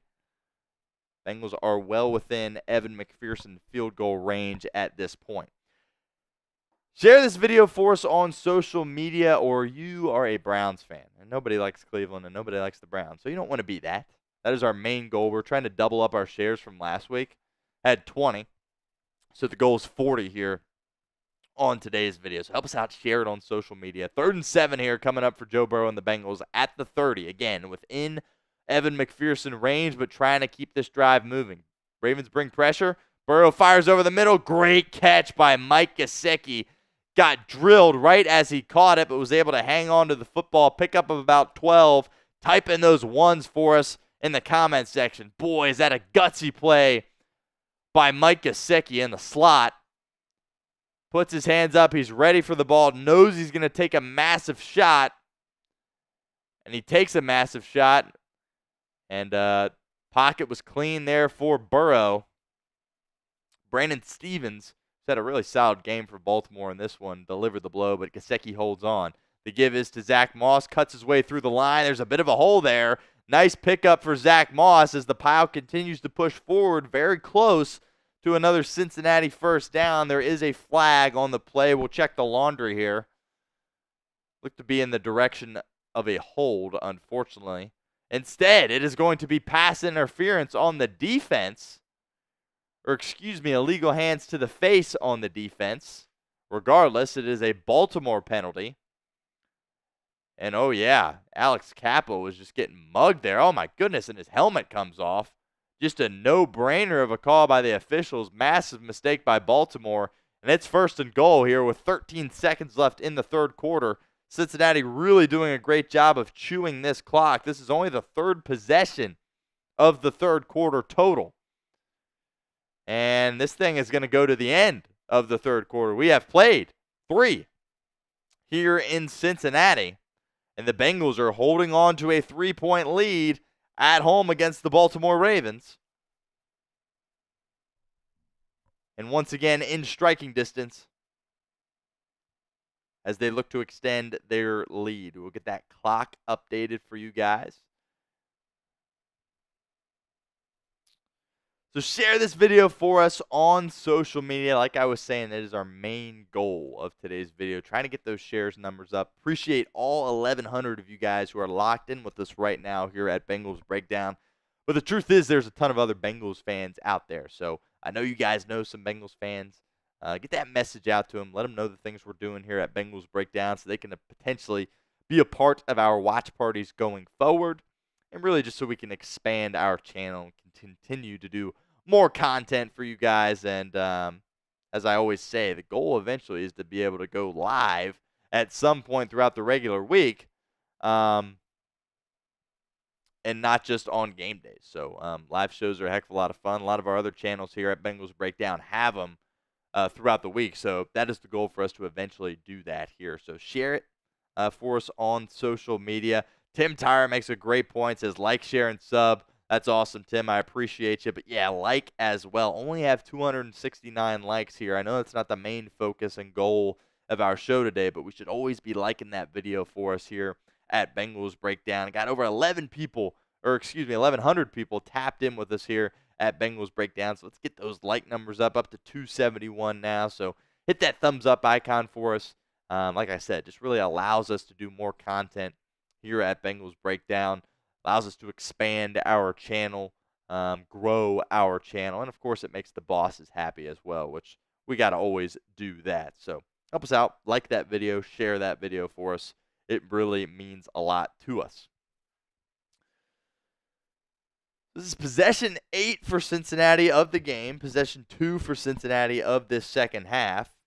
Bengals had a touchdown, of course, their first drive of the second half. So both these teams are really chewing a lot of clock. I think that was kind of a concern for Cincinnati coming into this football game, is Baltimore's really going to do a good job of limiting the possessions in this game. And I don't know if it's necessarily worked out that way for Baltimore, but it feels like as this game continues, again, this is the 3rd drive of the second half, and we're already in the 4th quarter. So that feels like that's kind of how the game is transpiring to this point. But the Bengals, once again, within striking distance, they have it in the Game Time red zone. Head on over to Game Time. Use code CHATSPORTS.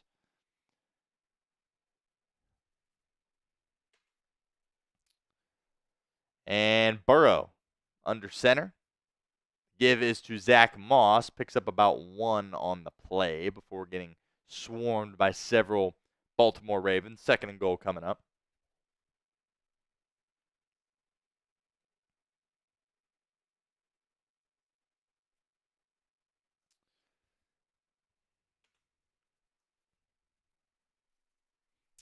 Cincinnati looking for 6 here. Talked about in the pregame how vital execution in terms of scoring touchdowns in the red zone would be, especially with a shaky defense at best. Looks like Baltimore showing pressure here. Burrow looking to his left. He's got Chase Brown, who's got a touchdown for Cincinnati. Chase Brown works a nice little route in the flat. Joe Burrow finds him right on time. Chase Brown not only picks up the first down, but gets his way into the end zone. Touchdown, Cincinnati. Spam those TDs, and the Bengals are an extra point away from a 10-point lead in this game. Outstanding job by Chase Brown. Beautiful ball thrown on time by Joe Burrow. And Joey Burrow's got his 4th touchdown pass of the game. And the Bengals are rolling. Another 30 ball for Cincinnati, and we still got 14 plus to go here in the 4th quarter. Type in those TDs. Here's McPherson for the extra point. Cal Adamitis will snap it. Ryan Rico will hold it. The snap, the hold, the kick is just in that left upright. It is good. Cincinnati takes a 31-21 lead here in the 4th quarter. Tell you what, after kind of a slow start for Joe Burrow, he really has settled down, and boy, is he locked in right now. His 4th touchdown pass of the game, this time to Chase Brown, who just gives you so much versatility out of that backfield. I mean, that route he ran just really quick there in the flat, gets out to the boundary. Burrow finds him on time, and he's able to get his way right into the end zone for a touchdown. Outstanding job by Cincinnati as we update this scoreboard here for you guys. 31-21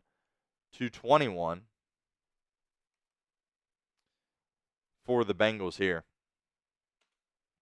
Lots of football to be played, but the Bengals now have a 2-possession lead over the Baltimore Ravens here in this game. Everybody's spamming their Who Days in the chat. Appreciate all you guys. Cameron Smith says, let's go Bengals. Cam, appreciate you stopping by here at Bengals Breakdown. Pretty solid job there by the Bengals, finding their way down the field, scoring a touchdown. Their second drive of the second half and their second touchdown of the second half. So this offense is really humming. We talked about at length how really this unit really appears to be locked in. It was just going to come down to whether or not the defense could keep them in this game. And so far, so good for Cincinnati. Plenty of things to clean up. Still giving up 21 points, but albeit it's still Lamar Jackson. So, he's going to find ways to put himself in position to score points for you. Obviously, as a premier quarterback in this league. But you really got to be proud about what the defense has been able to do this game. Sam Hubbard in particular, going to, go back to that a lot here throughout this 4th quarter as well. Of course, our post-game instant reaction video. Sam Hubbard's been so good in this game for Cincinnati. Had the crucial sack, the safety that he was able to force as well. I think the help of B.J. Hill coming back has really made life a little bit easier on Sam Hubbard. He's been able to make some plays, but Hubbard, of course, dealing with a hamstring injury. He hasn't ever been on the injury report, but this is just going to be something that him and the team think is going to linger throughout the season. It definitely could be a contributing factor to the slow start he's had here in 2024. But boy, did he come to play here today. Sam Hubbard making plays for Cincinnati on the defensive line. We'll see if he can't make another one here as Evan McPherson boots it away to the Ravens. And it is muffed and goes out of bounds. I think Collier actually touched that football, so the Ravens should have to start deep within their own territory. Collier's claiming he did not. But this is a massive play here in this game. Oh, yeah, that hits his thumb. Clearly hits his thumb. I'm not exactly sure why he's saying that it didn't hit him. And he claps in frustration as well just to give it away. So,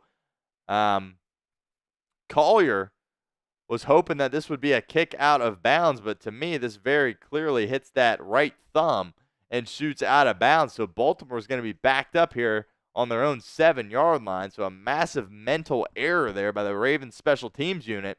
And that's exactly where Baltimore will start this drive at the 7 of Cincinnati. Or excuse me, of their own 7. Crucial special teams mistake by the Ravens.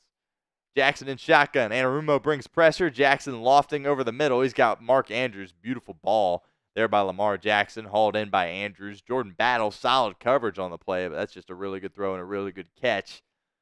Now Baltimore is out within the shadow of their own end zone.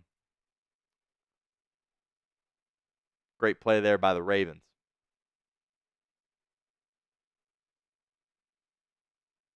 And Jackson keeps it here on the read option. He's got all kinds of space, pick up about 15 yards, and he's fired up. Jermaine Pratt in on the tackle. So Bengals defense need to make a play here as this Ravens offense is humming. It's been all offense here in the second half of this football game. We'll see if either team's able to create a turnover of some sorts. Still have yet to see a turnover in this football game. Jackson takes the snap, fakes the handoff, throws it to his running back Justice Hill, but it's a bad throw into the turf. Wasn't really going to be a pickup of much anyway. There is a flag on the play. It appears this is going to be a hold against Baltimore, and it will be. So that will back up the Ravens. Daniel Falele with the hold here on B.J. Hill. So B.J. Hill really coming back and making his presence felt in this game. Hill, of course, missed the past couple of games with that hamstring injury, but he's been a crucial part to this defense here this afternoon and has made some really big plays. Cleveland, by the way, is down 34-6, which is just, that's awesome. That's great. All right, Jackson in the shotgun takes the snap. Bengals bring 4, not able to get home, but here comes Trey Hendrickson. Lamar Jackson stepping up in the pocket, maneuvering. He's going to take off. Chris Jenkins tries to make the tackle. Isn't. That's just an outstanding play by Lamar as he's able to barrel his way forward. Outstanding pickup. Gets 12 yards there on the play. 2nd and 8 coming up. That's just Lamar Jackson being Lamar Jackson. He continues to dance around in the pocket, buy time. Bengals coverage unit holds up. It looks like, Isaiah Likely was wide open for a massive gain down the right sideline. Lamar didn't see him as he was rolling out to his left. Jackson takes the snap, play action and firing over the middle. Pass is caught. DJ Turner in coverage. Zay Flowers, nice catch there. Ball thrown right on the money by Lamar Jackson. Haven't seen much of Derrick Henry here in the second half. You know, he's been a guy for Baltimore. Doesn't really do much when they're in obvious passing situations. This team down 10 points. They got to push the ball down the field. The give is to Justice Hill. Bengals miss a tackle there.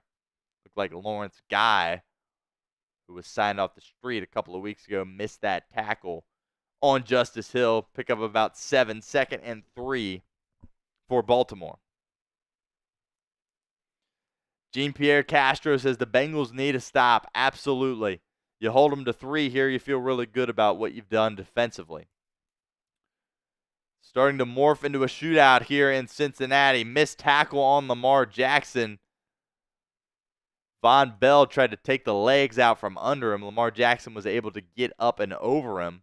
But it will still be 3rd down coming up. Type in those 3s for us in the comments section.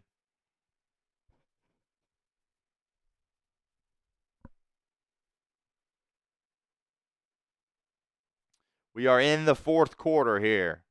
Crunch time in the Queen City of Cincinnati. 11 minutes to go. Handoff is to Hill, who's got enough for a 1st down. Pickup of 2 on the play.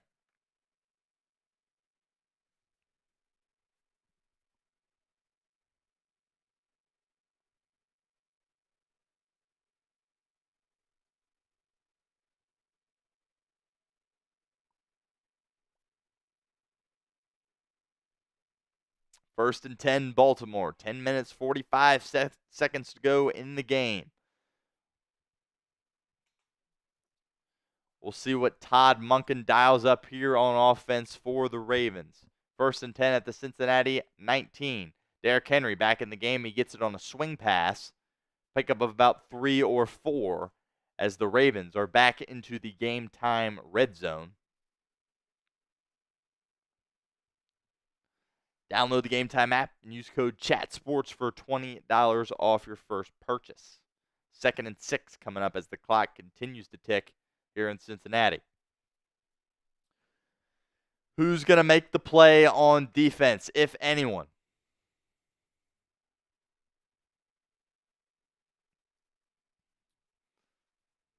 Jackson takes the snap, pump fakes it to Henry, fires down the sideline, passes caught by Mark Andrews, who was wide open. Luckily for Cincinnati, Andrews fell down on the route, and it was not a walk-in touchdown. So it's going to be first and goal here for Baltimore at the Cincinnati 3-yard line. We'll see what happens here. Just miscommunication there by the Bengals defense. The Ravens had 2 receivers, and the Bengals had 1 defender in the area. Luckily, Cam Taylor-Britt was able to get over towards the boundary and make the tackle on Andrews, but Lamar Jackson shows some frustration there. Should have been an easy touchdown for Baltimore. First and goal from the 2. Play action to Henry. Jackson will throw over the middle. Pass is caught for a Ravens touchdown. It is Kohler again, the tight end. And back and forth we go here in the jungle. We've got a full-fledged shootout on our hands here. An AFC North shootout. Not something you see every day. But that's what we're dealing with here this afternoon in Cincinnati.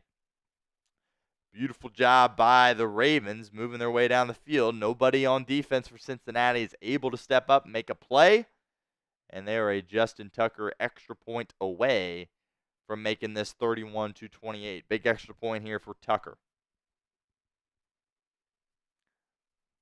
9:05 to go. The kick from Tucker is good. And it is 31-28 Cincinnati. A good old-fashioned shootout here in the Queen City. This is kind of what we expected going into the game. It's what it felt like was going to be necessary in order to win this game. You knew Lamar Jackson was going to put up points on this Bengals defense. And you also felt really good about Joe Burrow going out there and putting up some points as well. So the offense is going to have to do something here down the stretch. Tell you what, 31 points is not going to win this football game. Going to need some more than that. So we will touch on that here in a moment. But while we got a second, want to give a shout out to our friends over at Game Time, because today's live stream watch party is presented by Game Time. Game Time has a new feature called Game Time Picks that makes getting tickets to see your favorite teams play live even easier. Game Time Picks filters out the fluff to show you only incredible deals on great seats, so you don't have to waste time searching through thousands of tickets. Game Time Picks is the easiest way to find and buy tickets to live events. Tickets for next week on the road, if you want to make the trip to New York against the Giants, are on sale. But you want to wait till the Bengals play Philadelphia at home, you can do that as well. And let me tell you, Game Time is the best possible place to go for your tickets. My 2 favorite features on Game Time are the seat views. Get a panoramic view from your seat in the app before you buy it with Game Time. And secondly, the all-in pricing. Toggling this total up front allows you to see your total up front so you don't get hit with any of those surprise fees at checkout like a bunch of those other ticketing companies can get you with. So download the Game Time app today, create an account, redeem code CHATSPORTS for $20 off your first purchase. Terms apply. But again, create an account and redeem code CHATSPORTS for $20 off. Download Game Time today. What time is it? It's game time. Get the scoreboard updated here. Lamar Jackson and the Ravens go down the football field and score 7 points. So it is 31-28. The Bengals holding on to a 3-point lead here. And their AFC North division opener at home against the Baltimore Ravens. Bengals, of course, went 1-5 in the division last year. And that last game against Cleveland was a meaningless game. So really, essentially, kind of went winless in the division last year, hoping to steer the ship in the right direction with a big victory at home against Baltimore. Joe Burrow said throughout the week he understood he needed to play pretty much perfect in this game. I think starting off, his defense put him in a position where he didn't have to play perfect, and that was lucky for Cincinnati considering he wasn't playing perfect at the beginning of this game, but I think he's really taken the next step here in the second half. Typical Joe Burrow fashion, he's locked in here in the latter stages of this game, and we'll see if he can put Cincinnati up over the top in this one. Because look, the Bengals keep scoring on offense, they're going to win. Obviously, there is no doubt about that. Only 9-ish minutes left in this game. So if they continue to put points up on the board, Baltimore's simply going to run out of time. So let's see what Joey Burrow and this Bengals offense can do here. They've had 2 drives here in the second half, resulted in 2 touchdowns for this Cincinnati offense. 1st and 10, 9 minutes to go. Burrow in empty. Ball at the Cincinnati 30-yard line. Burrow takes the snap, looks to his right, Finds Jamar Chase on a wide receiver screen. He's got room. There's Chase down the sideline. It's a foot race. Will they catch him? You can forget about it. Jamar Chase, touchdown Cincinnati. All the way to the establishment on a little wide receiver screen to the flat. Jamar Chase makes Baltimore pay, and the Bengals extend their lead back up to 9. 70 yards to the crib. 9-1. Unbelievable.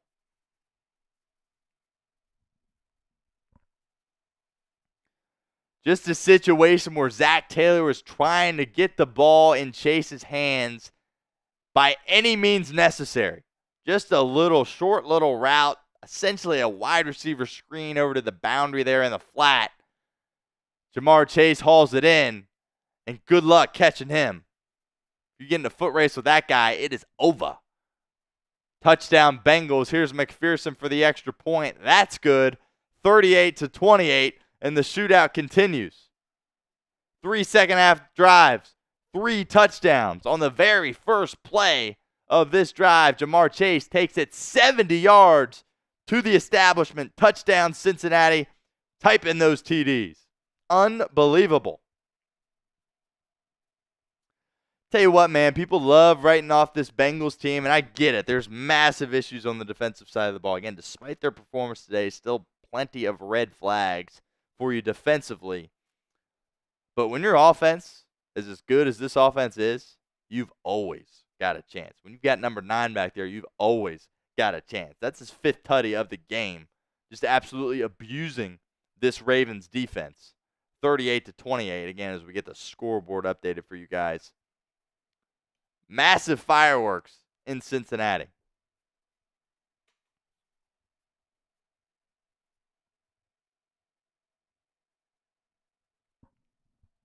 I think a lot of people, kind of laughed at Jamar Chase a lot this offseason, particularly kind of how things went with the contract. Maybe not laughed at him, but maybe lost a little bit of respect for him, kind of how things worked out with how he handled the contract. He has the full-fledged mental breakdown in Kansas City, loses his mind entirely, but really ever since then, I think you got to be really proud about what you've seen from Jamar Chase. Even think about earlier in this game. He clearly is getting interfered with. It was clearly PI against Chase, and he stays calm, doesn't lose his head, kind of just looks over to the official, doesn't get the flag, allows his head coach, Zach Taylor, to get fired up, and kind of just moves on. And, boy, has he been big in this game. The explosives obviously have been there. The massive play at the end of the first half when he was able to get behind the Ravens secondary in the closing seconds of that first half, and Joe Burrow was able to find him. And then just that elite speed that you get out of Jamar Chase. And that's what makes him one of the best receivers in the National Football League. That's why defenses are so worried when that guy gets the football, because you put him in a situation where he has space, he's simply going to outrun you. And that's what you saw there on that 70-yard touchdown to give the Bengals a 38-28 lead. So outstanding stuff from Jamar Chase so far this afternoon. But look, still plenty of time. Obviously, that was only one play. So Bengals defense going to have another opportunity to go out here and try to get a stop, because this thing's far from over. Still about 9 minutes left in this football game. So plenty of work to still be done at this point. So you guys continue to file in here. I want to remind you to like today's video if you have not done so already. We're always trying to build off what we did in previous weeks, and only have 333 likes, but the viewership has been pretty similar. So let's get those like numbers up. All 1,300 of you guys. It would be awesome if you all liked it right now. That'd be great. But just allows us to continue to do more content here at Bengals Breakdown, and obviously makes the bosses happy as well to get those like numbers up. There's our little like weigh-in. And look, we're going to have these watch parties every week, but the more stuff we can do if you continue to like our videos. So it would really mean a lot if you hit that thumbs up icon for us right now. Lamar with time, firing deep down the left side. Von Bell in coverage. Pass is overthrown. Intended receiver was Rashad Bateman. There have been situations in this game where Lamar Jackson has had opportunity to do things with his arm and hasn't been able to capitalize there. Nice job, Von Bell, the safety, coming over in coverage, taking care of Rashad Bateman. Would have taken a pretty much perfect throw to convert there, but pretty good coverage there from Bell nonetheless. 2nd and 10 coming up for Baltimore. 8 minutes, 45 seconds to go in this football game. Jackson in shotgun. Takes the snap. Bengals bring 4. Can they get home? No. Dump off is to Mark Andrews, who takes a massive shot by Logan Wilson, but not before he picks up 11 yards. Another Baltimore Ravens first down.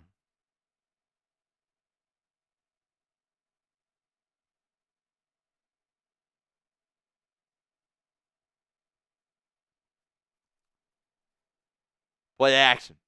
Lamar keeps it on the read option and is stopped on the play.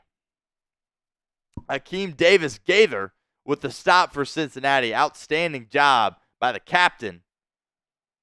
Going in and getting a little tackle for loss here against Lamar Jackson. Just comes off that block of Mark Andrews and makes a massive play. Akeem Davis-Gaither, a guy that when his number gets called, he seems to always go out there and make big plays. We saw a big hit from him on special teams earlier in the game. And an outstanding job there by ADG. 2nd and 12 coming up. 7 minutes, 45 seconds to go in this game. Bengals bring pressure once again. They won't get home. Jackson lofting towards the right sideline. Pass is caught by Zay Flowers. DJ Turner in coverage. First down Baltimore, and the clock will stop at 7 minutes, 37 seconds to go.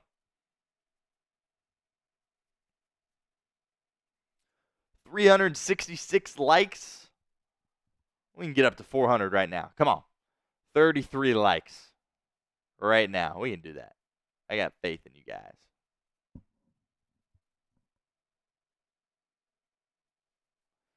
Jackson takes the snap, dumps it off over the middle. Another errant pass by Lamar Jackson. The dump off was wide open there for him, ready to pick up about 5 yards, and he misfires again, stopping the clock again, but it'll be 2nd down and 10. Missed opportunity there by Jackson. This has always been the knock on Lamar. As we take another look at that, that was B.J. Hill getting a hand up there and deflecting it. So I take that back.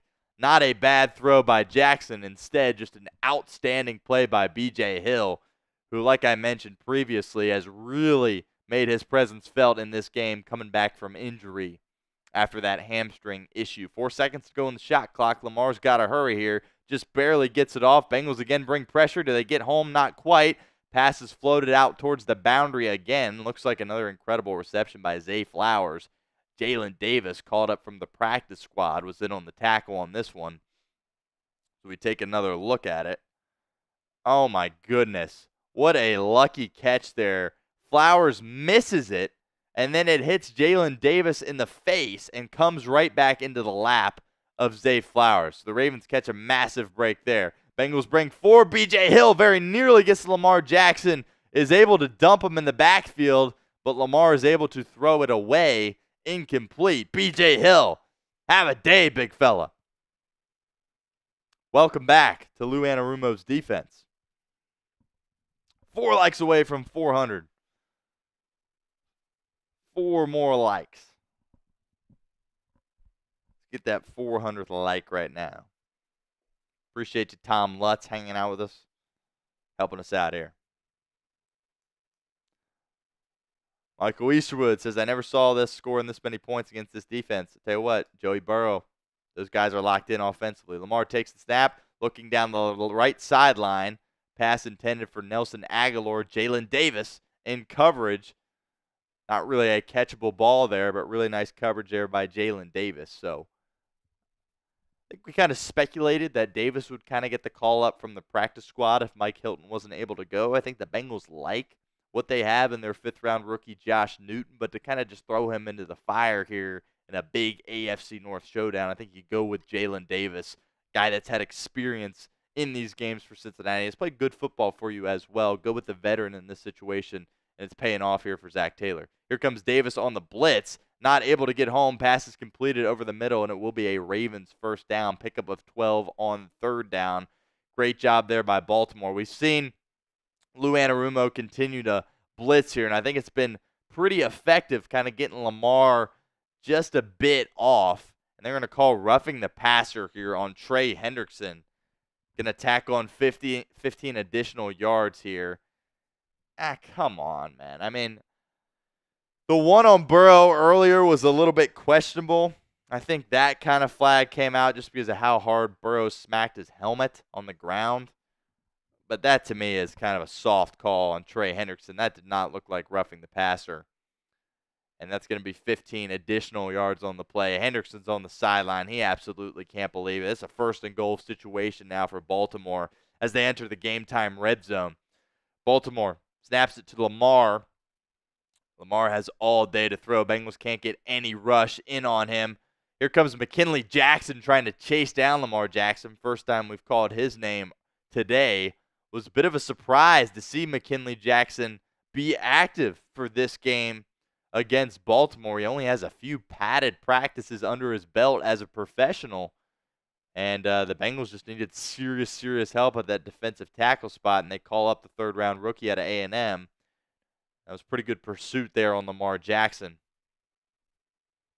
But it's the Trey Hendrickson roughing the passer call that sets up Baltimore once again in striking distance with 5.5 minutes to go.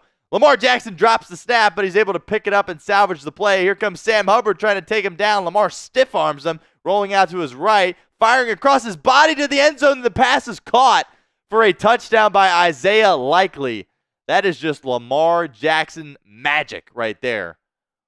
My goodness, absolutely outstanding play by Lamar Jackson, and we've got a shootout. We've got a quarterback duel going on in Cincinnati. 5.5 minutes to go. My goodness, Lamar Jackson. You might see this one on SportsCenter later tonight. Drops the snap, but doesn't just fall on it. Doesn't give up on the play. Gets up, stiff arms the you-know-what out of Sam Hubbard. Continues to roll to his right. Nearly goes out of bounds before launching it across his body to the middle of the end zone. And Isaiah Likely is just open and reels it in for a Baltimore touchdown. Unbelievable play by Lamar Jackson. I really don't think you can knock the defense at all on that. That is just number 8 in white being special. And unfortunately for the Bengals, it is once again going to be a 3-point game. I'm assuming Tucker makes this extra point, and he does. 38-35. Points are being scored at a crazy rate in this football game.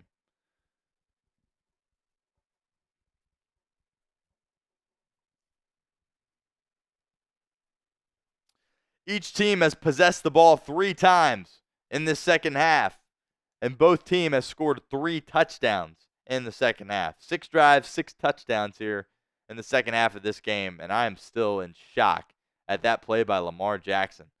I mean, as he's close to the sideline, the stiff arm on Hubbard's incredible, and as he's close to the sideline, you think, oh, he's just going to throw it away. And he throws it across his body, and you're thinking, oh, interception here. But instead just throws an absolute dot to Isaiah Likely in the middle of the end zone. But Joe Burrow and the offense going to have to respond here. Both these quarterbacks are absolutely going ballistic. Lamar Jackson is now over 300 yards. He has 4 touchdowns on the day. Joe Burrow's at 353 and 5. And we got an exciting football game. And these next 5.5 minutes should be absolutely nuts as we continue to work our way through this Week 5 matchup in the AFC North. Bengals-Ravens in the jungle. So we'll get this scoreboard updated for you guys. 3-point game. So if you're Joe Burrow, I mean, obviously you want to keep doing what you're doing. Keep staying aggressive. Keep putting the pedal to the metal here. But you're in a situation where one turnover can completely dictate who wins and loses this football game. It's kind of how it felt last year in week 2 when the Bengals took on the Ravens at home, and Burrow threw that costly turnover to Geno Stone of all people. Let's make sure he holds onto the football here for Cincinnati. 1st and 10, Jamar Chase comes in motion. Burrow takes the shotgun snap, looking up the middle, stepping up in the pocket, running out of time, but dumping it off to Jamar Chase once again, who's got some space. Pick up about 15, another first down for Cincinnati. Type in those ones for us in the comments section.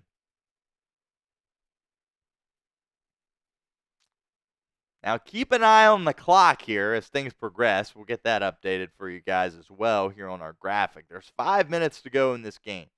The Bengals have been scoring points quickly, but if they can just kind of have a long, sustained drive and go down and get 7 and not really leave Baltimore with any time on the clock, that could be a big recipe for success for Cincinnati to win this football game. Joe Burrow has completed his last 10 passes for 146 yards. Firing to T. Higgins, who breaks the tackle. Great job by T. First down, Cincinnati. Pickup of 12 by T. Higgins on the button hook. Type in those ones for us in the comment section. Boy, is it nice to have T. Higgins and Jamar Chase back together again. Don't take it for granted, Bengals fans, because it's probably going to be the last year that we see it. But having those two out on the field at the same time with Joe Burrow, that's a dangerous, dangerous, dangerous offense.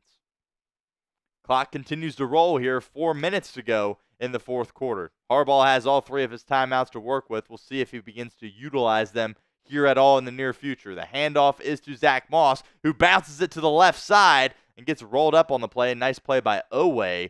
And Zach Moss is injured here, grabbing his right foot. It was a great tackle by Oweh, but it didn't look pretty for Zach Moss. Hopefully just a turned ankle here, but he is down, writhing on the ground in pain as there's 3 minutes and 45 seconds to go. Zach Moss has really come on these past couple of games and has been a really solid back for you. He's been really good in pass protection as well. Did have that one he blew earlier in the game to Kyle Hamilton. But Kyle Hamilton's simply one of the best defensive players in football, and Oweh does just roll up on him. Yeah. Ouch, ouch, ouch, ouch. Ouch. That is and just immediately, Moss cries out in pain. 3 minutes, 45 seconds to go. We'll see if some adrenaline can get him through the remainder of this game, but that's going to be an issue when it comes to him practicing throughout this week. That did not look good for Zach Moss. And nothing broke. It didn't appear to be, nothing was hanging out at a weird angle or anything like that, but that appeared to be a significantly turned ankle there as Oweh just landed on it as he was making the tackle. So we'll keep our fingers crossed for Zach Moss. Hope that he can come back into this game and hope he can be healthy for the long term as well for Cincinnati. Because, again, he's really done a nice job. We were hard on him here through the first couple of weeks, but he's really come on these past 3 games for Cincinnati. He's been a real solid pickup, who, of course, the Bengals signed in free agency. Was Jonathan Taylor's backup for a while in Indianapolis. He played well when Taylor got hurt last year, by the way.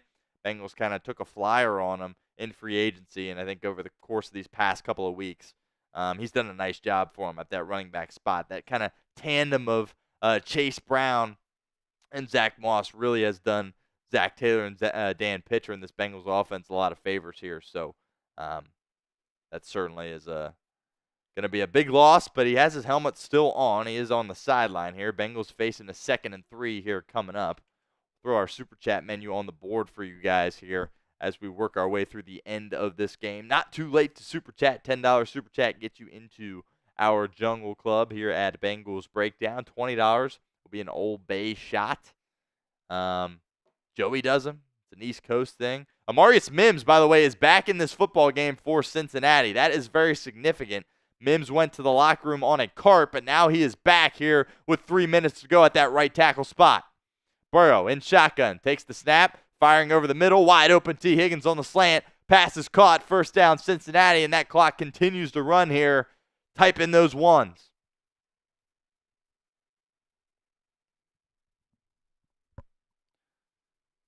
That is the first time I saw Mims back out there. Perhaps he was out there. Perhaps I just missed it and didn't see him out there. I haven't really paid too much attention on this drive. Kind of assumed it was just going to be Cody Ford still out there holding down that right side. But Mims is back on that play. And the offense line does a great job buying Burrow some time. Not that he needed it. It's a quick route over the middle, but I'm very pleased with the blocking really throughout this second half. And they've really done a nice job all year. So I think that unit, honestly, would get a lot more attention and credit for how they performed if the defense and their poor play kind of wasn't overshadowing that. But offensive line been a real bright point here for Cincinnati so far.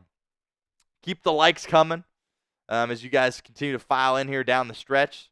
See if we can't get to 500 here shortly. Keep hitting that sub button. There's our super chat menu as well. Burrow takes the snap, hands it off to Zach Moss, who is back in the game after turning his ankle, and he kind of just goes down after several Ravens kind of swarm him there. It will be a loss of about 1. And John Harbaugh is going to use a timeout here with 3 minutes and 5 seconds to go in this football game.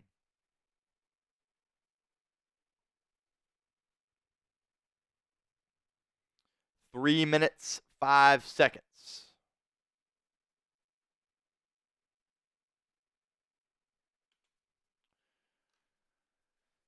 This is kind of, if you're the Bengals, you kind of want to live and die by your offense here. You want your offense to kind of dictate this game and go win this football game. You kick a field goal and give Lamar Jackson an opportunity to go down and score, you don't feel quite as good about that. If you're the offense here, you want to end things on your terms. You've been winning for, a long time here, and you don't want to lose that, squander that lead late like you did to Kansas City. 2nd and 10 here after the timeout from Harbaugh. They only have 1 remaining. Burrow takes the snap. A flag flies. And the play is blown dead. They might get Orlando Brown Jr. for a false start, and it looks like they will. That's his 2nd false start of the game. Orlando Brown doesn't like the call. We take another look at this. And just barely moves before the snap. I mean, that's milliseconds prior to Ted Karras snapping that football. He moves, but it backs up Cincinnati 5 yards. Zach Taylor and Dan Pitcher were opting to throw it on that play. Let's see if they keep it going through the air here or make John Harbaugh burn another timeout. 2nd and 15 for Cincinnati. Burrow takes the snap. Baltimore brings 4. Burrow firing over the middle. Pass is intercepted by Marlon Humphrey. Joe Burrow with his first mistake of the ball game, and boy, is it a costly one. Fires over the middle in a slant, and Marlon Humphrey picks him off. And Cincinnati has lost all of their momentum here with 3 minutes to go. Unbelievable. Joe Burrow with a massive mistake here as we take a look. I think he's just trying to force feed Jamar Chase here, and he does. That pass was simply not there, and he tries to force it to Jamar Chase. That's a play that Joe Burrow absolutely cannot make. He knows it. His head coach, Zach Taylor, and his coordinator, Dan Pitcher, are trusting him to take care of the football there. A lot of teams would have kept that on the ground, but Cincinnati trusts Burrow, and they pay for it as he throws a pick. 1st and 10, Baltimore, 3 minutes to go. A field goal ties it, a touchdown takes the lead. Jackson takes the snap, dumps it off to his running back, or that's Rashad Bateman, rather. And it's a pickup of 8, tackle on the play by Geno Stone. Now if you're Zach Taylor, the clock becomes an issue for you. Can this defense make a stop? They have yet to do so in the second half, but they did a good job of it in the first half. Here comes pressure. Lamar just throws it up and has to throw it away. 3rd and 1 coming up. Type in those threes for us in the comments section. You guys continue to file in here. Continue to like our video. Hit that sub button if you have not done so already. And this one is coming down to the wire in Cincinnati.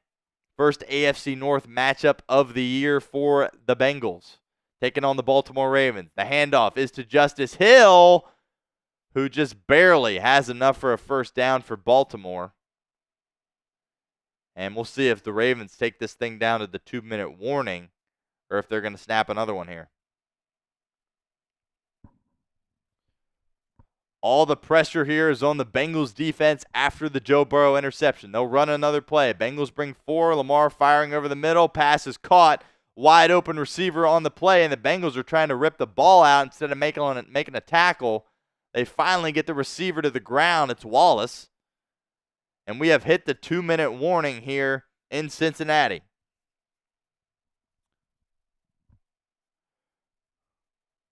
Joe Burrow has been special in this football game, but a costly interception with 5 minutes to go in the fourth quarter and the defense is now on their heels.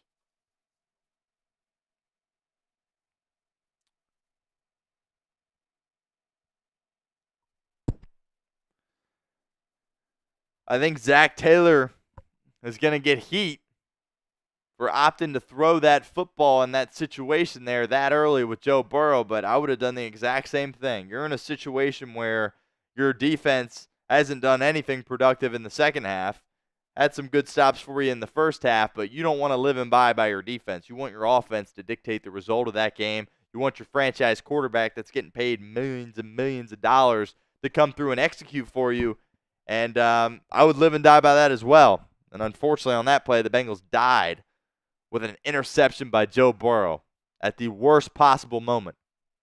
He had a key interception week 2 last year when the Bengals took on the Ravens at home late in the fourth quarter. He has another key one here as well. Let's see if the defense can't bail him out. I get it, man. Jamar Chase, he's a guy you want to force feed the football, but Marlon Humphrey was absolutely all over him. No reason to try to force it in there in that situation. Humphrey makes a great play, kind of like a one-handed / body interception there. And the Bengals are on their heels here as we are at the 2-minute warning here in Cincinnati. Get that clock updated for you guys here. That is our Super Chat menu. Not too late to get those supers in. $10 get you into our Jungle Club. Going to be auctioning or raffling this off, that Bengals mini helmet, next week on Sunday Night Football when the Bengals head to New York to take on the Giants. So if you're a member of our Jungle Club, make sure you are around next week for that. Not too late to join it. $20, old base shot. And still looking for our first $100 Super Chat here on the channel. Break our channel record. See if we can't get that 12K sub count before we get out of here today. Got about 1,600 of us in here locked in on Bengals Breakdown right now. Hit that sub button if you have not done so already. Ravens have it at the Cincinnati 42. Very close to Justin Tucker field goal range. A field goal, of course, from Baltimore would tie this football game up. Jackson takes the snap. Bengals bring some pressure. And Lamar Jackson dumps it off to Zay Flowers, who cannot haul it in. The clock will stop. 2nd and 10 coming up. Minute 53 to go here in this football game. Just has Zay Flowers cutting across the formation there, across the field, and puts it right on him. And Flowers, who's had some issues in the past holding on to the football, crucial drop there for John Harbaugh and this Ravens offense. 2nd and 10, minute 53 to go at Paycor Stadium in the jungle. The Bengals need a stop, and they need one bad. Anarumo once again showing pressure here. 2 seconds to go on the shot clock. Lamar takes the snap, stepping up in the pocket, running out of time, being chased by Hendrickson. Pass is caught by Mark Andrews. Great tackle on the play by Jermaine Pratt. And the Ravens sideline wants a face mask or a late hit or something, but they're not going to get anything. 3rd and 5 coming up here. The clock will stop at a minute 43. Great open field tackle there by Jermaine Pratt, and it should have been a face mask that the Bengals get away with. So the Ravens sideline was upset, and rightfully so, but the Bengals escape, and it is 3rd and 5. See if the Bengals can't take advantage of their good fortune here. Minute 43 to go. 3rd and 5 coming up. 3 seconds to go on the shot clock. Lamar's got to hurry quickly. He's in shotgun. Hill is his running back. He didn't get that off, and I think John Harbaugh, rather, is going to have to burn his last time out, or it's going to be a 5-yard penalty. And Harbaugh burns his last time out here for Baltimore. So the Ravens are without any timeouts. 3rd down coming up.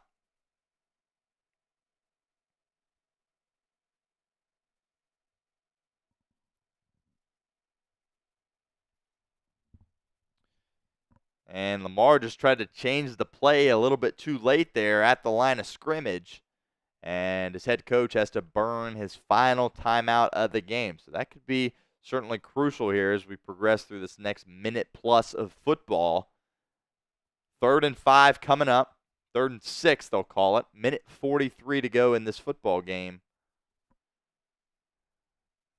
And we'll see where exactly Baltimore has the ball spotted right now. Again, of course, a Justin Tucker field goal ties this thing up. Lamar Jackson's looking for more than just that. It would be about a 55, 56-yard field goal from here.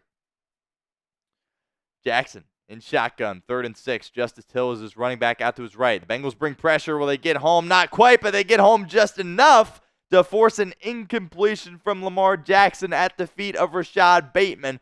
4th and 6 coming up. Decision time here for John Harbaugh. Do you send Tucker out for a 55-yarder or try to get it a little bit closer here in a 4th and 6 situation? We'll see what he does. I probably would kick it if my kicker was Justin Tucker. And that is exactly what Baltimore is going to do. So the Cincinnati Bengals force a stop, their first stop of the second half. Great job by Lou Anarumo's unit. And here's Justin Tucker to attempt a 55-yard field goal to tie the game. And the kick is up. And the kick is right down the middle. Was there ever really a doubt? 56-yard field goal, they'll call it. Right down the wickets, 38-38. But Joe Burrow is going to have 95 seconds on the clock to work with and all 3 timeouts. If you would have asked anybody in that Cincinnati Bengals locker room if they could go down and get a field goal to win the game with a minute and a half left and 3 timeouts, they would say, sign me up. And that's what Joe Burrow and this offense are going to have the opportunity to do here to get their 2nd win of the season and their first division win against the Baltimore Ravens. Get this scoreboard updated for you guys. It is 38-38 here in the Queen City of Cincinnati. Justin Tucker executes a 56-yard field goal. Was there really ever a doubt? I don't think so. Tucker's had some struggles this season. For his standards, I should say. But against this Bengals football team, he has always been lights out. He executes for Harbaugh again. Great job, though, by Lou Anarumo and that Bengals defense. They bring pressure, not able to quite get home, but they force Lamar Jackson into getting rid of the football earlier than he wanted to, and it falls harmlessly to the ground at the feet of Rashad Bateman. And the Bengals force a field goal attempt. So here we go. Minute and a half. Tucker boots it off. We'll see if Charlie Jones does anything with this. Doesn't have the opportunity to do so as it flies through the end zone, and it will be a touchback. So Joey Burrow and the Bengals offense going to come out here at the 30-yard line. A minute 35 to go in this football game. No reason to do anything stupid if you're Joe Burrow, but plenty of reason to continue to be aggressive. Maybe just not as aggressive as you were on the interception, but you're trying to win this game right now with the offense. 38-38, minute 35. 29 yards away from Evan McPherson field goal range. Burrow takes the snap and gets drilled. It'll be a loss of about 10, and he gets sacked on the first play of the drive. Loss of 7, rather. 2nd and 17 coming up. Bengals will let this clock run as they should. Disaster of a first play here for Zach Taylor's offense. And after a big negative play like that, you got to let the clock tick down. No reason to use a timeout, obviously. Baltimore is without any timeouts. A minute 04 to go in this game. 2nd and 17, Burrow in the shotgun. Play action, stepping up in the pocket, firing across his body, intended for T. Higgins. Pass falls to the ground, incomplete, and the clock stops at 53 seconds.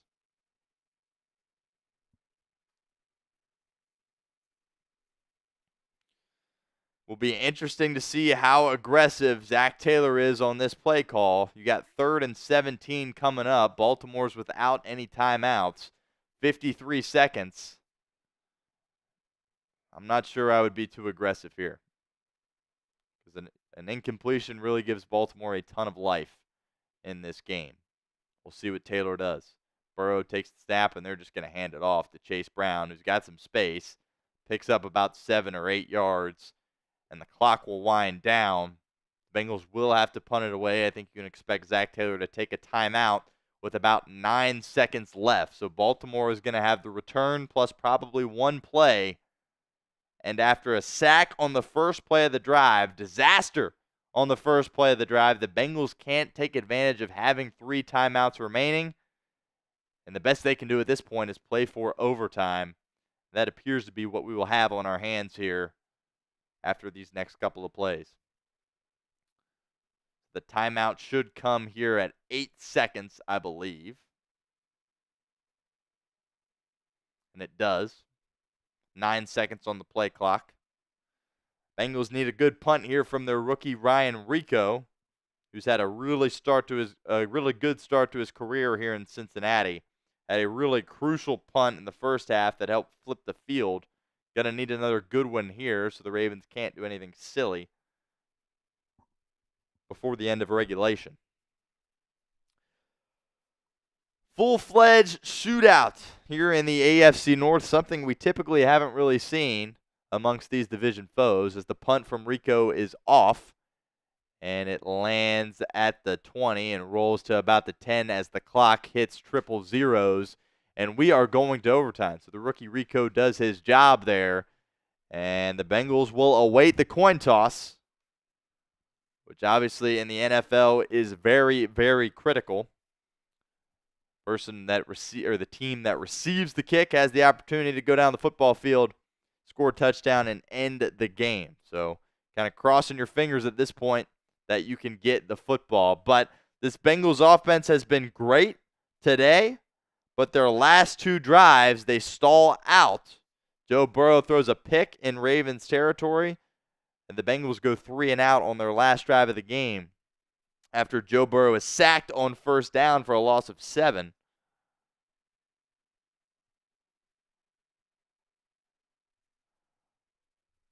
Now you got your fingers crossed. Jake Browning goes out for the coin flip. Turn this up here to see who gets the football. Baltimore calls heads. And it is heads. And Lamar Jackson and this Ravens offense are going to have an opportunity to go win the football game. Bengals once again on their heels. You knew it was going to be tough for this Cincinnati defense to get stops. They gave you just enough to be in this football game and put your offense in a position to win it. And Joe Burrow and the offense let you down. It's hard to pick on Joe Burrow too hard. He's got 5 touchdowns and thrown for well over 300 yards, but he said he needed to be near perfect in this game, and he hasn't been, and that's why this game is not over. And instead, it is going to overtime here. So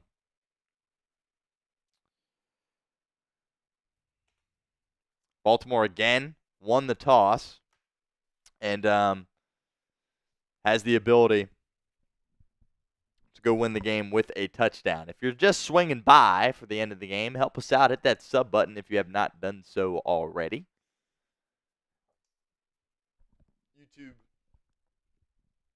YouTube.com/Bengals TV.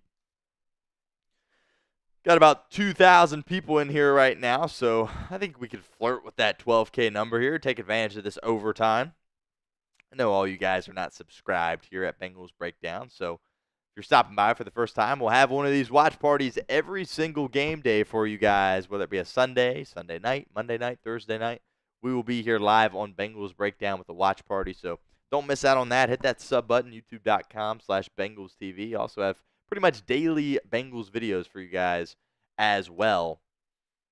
And it's all free, 100% free. So that is the best part about it. So help us out, help yourself out. Hit that sub button, youtube.com/Bengals TV. And hit that thumbs up icon over there while you're at it as well. I got 541 likes right now.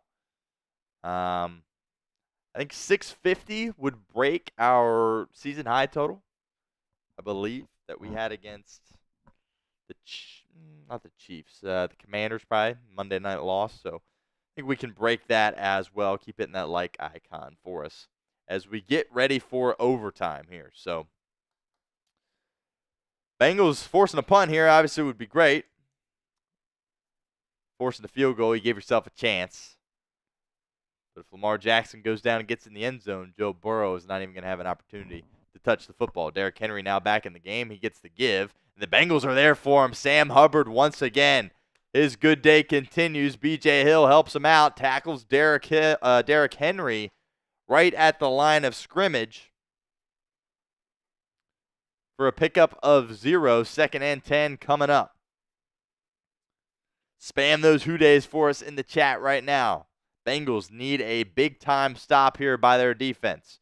After Joe Burrow's costly late fourth quarter interception, the Ravens have worked their way back into this football game, and they're a touchdown away here on this drive from coming into Cincinnati and stealing one.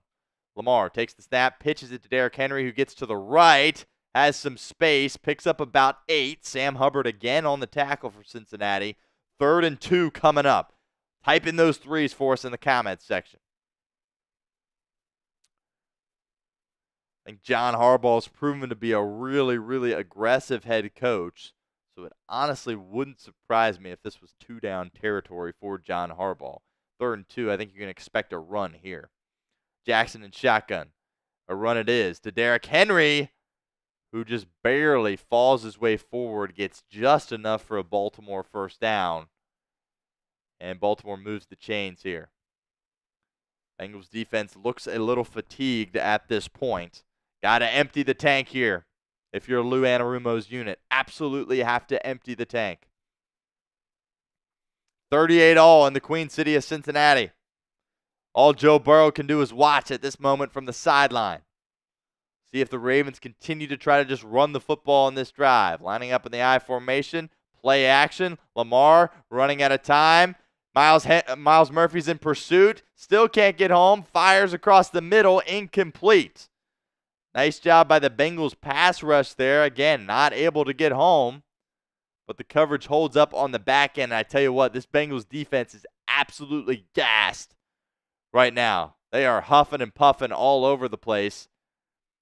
Miles Murphy just doesn't even have close to the amount of speed required to chase down Lamar Jackson. Nice rush from the former first overall pick, but really no hopes of getting Jackson down to the ground.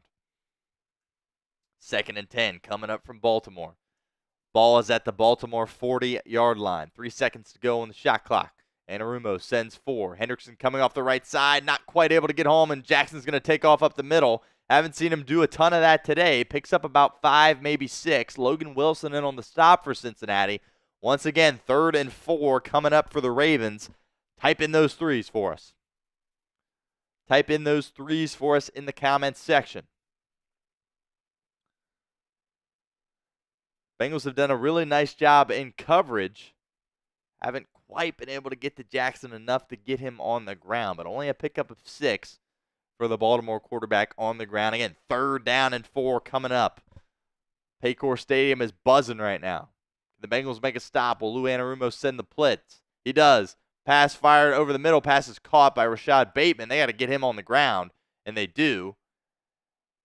Rookie Dejon Anthony in on the stop. Bengals defense is really fatigued. Got to put some backups in there. Cam Taylor-Britt gets beat off the block.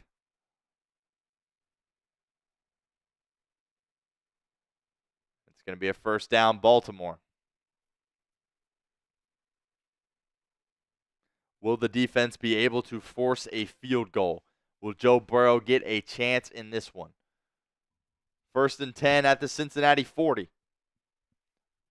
3 seconds to go on the play clock. Jackson fumbles the football. The ball's on the ground. The ball's out. The ball's still out. Jermaine Pratt's picked it up for Cincinnati. First down, Bengals going the other way. Lamar Jackson simply couldn't hold on to the football. Couldn't secure the snap. The second time he has messed that up today. And the Bengals are a field goal away from winning this football game. Unbelievable. Jermaine Pratt on the recovery. As we take another look at this, the snap from Linderbaum is perfect. Hits Lamar right in the hands, and he just can't catch it. And it pinballs around. Looked like Joseph Osai had an opportunity to pick it up. He squandered that. And Jermaine Pratt,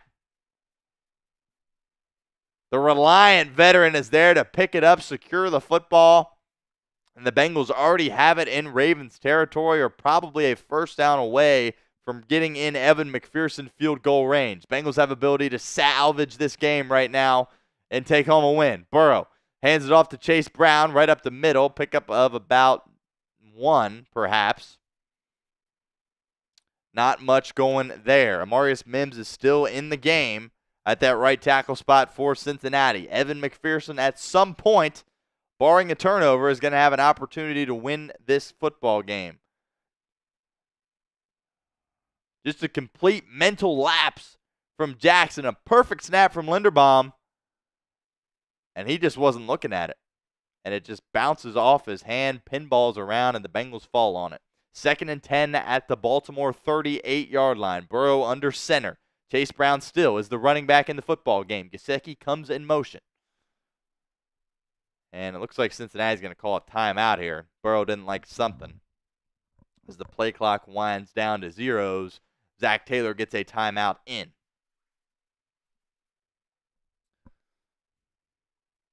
We are just 37 subscribers away from 12K. We can get that here before this game-winning kick from Evan McPherson. Help us out at that sub button right now. YouTube.com/BengalsTV. Bengals really just catch a massive break there. Lamar Jackson just doesn't field the shotgun snap properly. The ball kicks around on the turf for a while, and eventually Jermaine Pratt falls on top of it for the Bengals. Bo Finn says, I'm going to Ravens Rundown to talk trash. I love it. Go down there, give him some hoo days. 2nd and 10. 5 minutes, 42 seconds to go in the overtime period. But a score here from Cincinnati wins the football game. Burrow in shotgun. Chase Brown is the running back in the game. And Brown gets it once again and picks up about 3 to the Baltimore 35. Would be a 52-yard game-winning field goal here from Evan McPherson if the Bengals were not able to get any further yardage. 3rd and 7 coming up. Type in those 3s. 13 subs away from 12K. Keep hitting that sub button. 599 likes, 1 like away from 600. Keep hitting that sub button. Keep hitting that like button for us as well. 3rd and 7 coming up. Will Zach Taylor keep it on the ground here? Chase Brown is still the running back in the game for Cincinnati. Eric All comes in motion, nearly runs into Joe Burrow, and Chase Brown's going to get tackled at the line of scrimmage. The Bengals offense only picks up 3 yards, but they are within Evan McPherson field goal range, and it will be a 52-yard attempt for Evan McPherson to help secure the Bengals' 2nd win of the season and to go 1-0 in the AFC North. And we've hit 12,000 subs. Appreciate all you guys for hitting that sub button for us right now. Got 4.5 minutes to go in this overtime period. We do have a stoppage in play. It will be officially a 53-yard field goal for Cincinnati. And it looked like Zach Taylor just iced his own kicker, perhaps. I'm not sure what that's all about, but Zach Taylor uses a timeout. 4.5 minutes to go here in the overtime period. So Zach Taylor opts to ice his own kicker. Haven't really seen that tactic used much before, but we'll see if it works out. Will be a 53-yarder for Evan McPherson, trying to win the game for Cincinnati. A game in which the Cincinnati offense has been brilliant, but sputtered near the end. In particular, a Joe Burrow interception with 5 minutes remaining. Cal Adamitis will snap it. The rookie Ryan Rico will hold it. It'll be a 53-yard game-winning attempt from Evan McPherson. The snap, the hold, the kick is no good. He hooked it. Evan McPherson way left, and this football game is not over yet. Lamar Jackson's going to have an opportunity to go win it. Money Mac just absolutely yanks it Oh no, it's the hold. Ryan Rico fumbles the hold, and that is 100% on the rookie punter. Nothing Evan McPherson could do.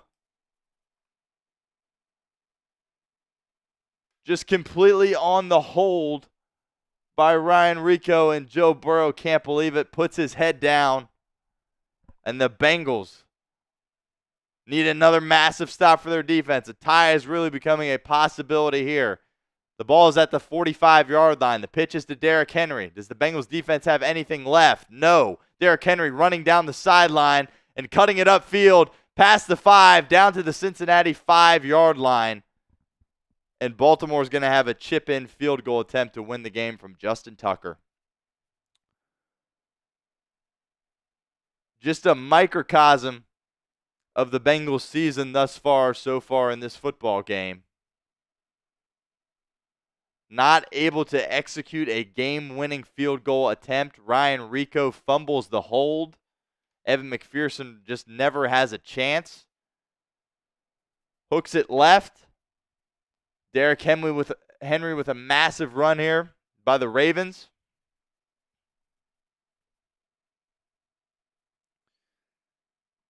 And the Bengals need a miracle if they're going to win this football game or even get a tie. I would assume John Harbaugh would just opt to kick it right now, as Justin Tucker is coming out onto the football field. The Bengals need a block. They need it bad.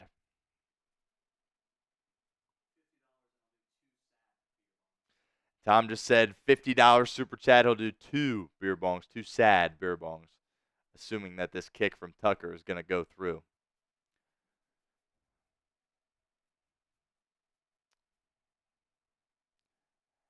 And that kick right there really is just a microcosm of this season for Cincinnati to this point. Ryan Rico cannot get the hold down. The snap from Adamitis was fine.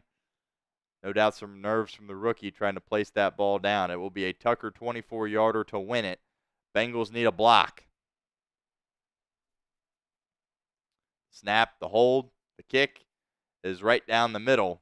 And Cincinnati falls 41-38 at home against the Baltimore Ravens. And that is just an absolute kick right to the stomach. Game the Bengals had firm control of going into halftime. Come out of the half. Score 3 touchdowns on your first 3 possessions. Catch a massive break in the overtime period on a Lamar Jackson fumble. And it's a 53-yard field goal. You go out there offensively, you hand the ball off 3 times. Take it out of Joe Burrow's hands. Obviously, McPherson has made that a million times in his life, but again, it's not McPherson there. That was the issue. It's Ryan Rico cannot get the hold down for Cincinnati. The rookie was a late addition to this Bengals team. I think that's something that probably should have been factored in to the decision there. To run the ball 3 straight times and just walk your field goal unit out there. And the Bengals fall by a score of 41-38 as we update this scoreboard for you guys. Heartbreaking fashion.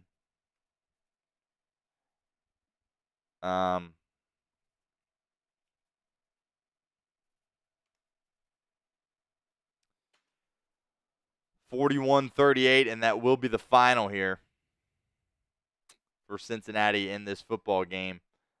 They fall to 1-4 on the season and 0-1 in the division.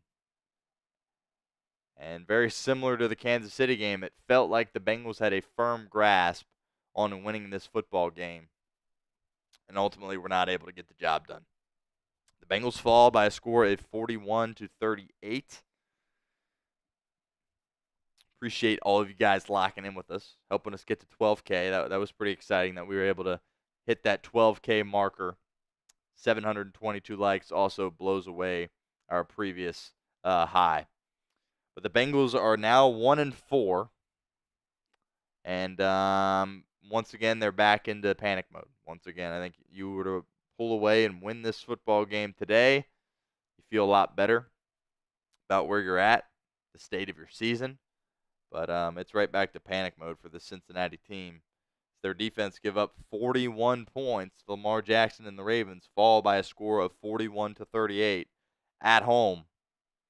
Hard to believe, honestly. Tough to stomach, kind of in a state of shock here at this point. I think looking back, some blame has to go to Joe Burrow. As crazy as that sounds, his 5 touchdowns really did a nice job. But that late interception, trying to force it in there to Ja'Marr Chase, he understood this week that he needed to play nearly perfect in order to win. And he was on pace to do just that. And then that one interception proves to be significantly costly. And, Ryan Rico not being able to get that hold down for Evan McPherson obviously is a massive issue as well. So, Bengals go back to the drawing board here in this game. I think defensively, you have to say they made improvement again because I think, they kept the team in the game. That was the fear going into it, was that the Ravens just were going to score every time they touched the ball and Cincinnati wouldn't even have a chance. But I think the Bengals defense, again, despite giving up 41 points, did enough for them in this game. Some big stops that they had in the first half. The safety from Sam Hubbard was awesome, but ultimately it's not enough. You get the turnover from Burrow late in the game, and you have an opportunity to go win the game, and you go 3 and out. You give up a sack on the first play, so the offense just absolutely sputtered at the wrong time, and it results in a loss for Cincinnati as they move to 1-4 and 0-1 in the division. Well, appreciate all of you guys hanging out with us here today on Bengals Breakdown. We will have our instant reaction video out for you guys as soon as possible. Get to work on that here in a moment. But appreciate you guys helping us out. Broke a lot of records today here on Bengals Breakdown, so I know in a loss it doesn't really mean much for you guys, but us here, it does mean quite a bit. So appreciate all you guys that liked, that subbed, and be on the lookout for more Bengals coverage as we progress here. We'll try to pick up the pieces here at Bengals Breakdown as well, because we will continue to be live throughout the season and continue to put all that Bengals content out for you guys. But once again, it's going to get noisy in Cincinnati this week, and some people are going to have to receive a lot of blame for losing another game that it felt like you had in the bag. But that'll do it for our watch party here at Bengals Breakdown. Appreciate all of you guys again for being a part of it, making it happen, and hanging out with us here this afternoon. So we will be back next week. Appreciate all you guys that super chatted as well. But we will be back next week on Sunday Night Football when the Bengals get ready to take on the New York Giants. And we will raffle off this helmet right here. So make sure you are there for that. But again, appreciate all you guys for hanging out. But the Bengals fall to 1-4 by a score of 41-38. And we'll talk to you a little bit later here on Bengals Breakdown.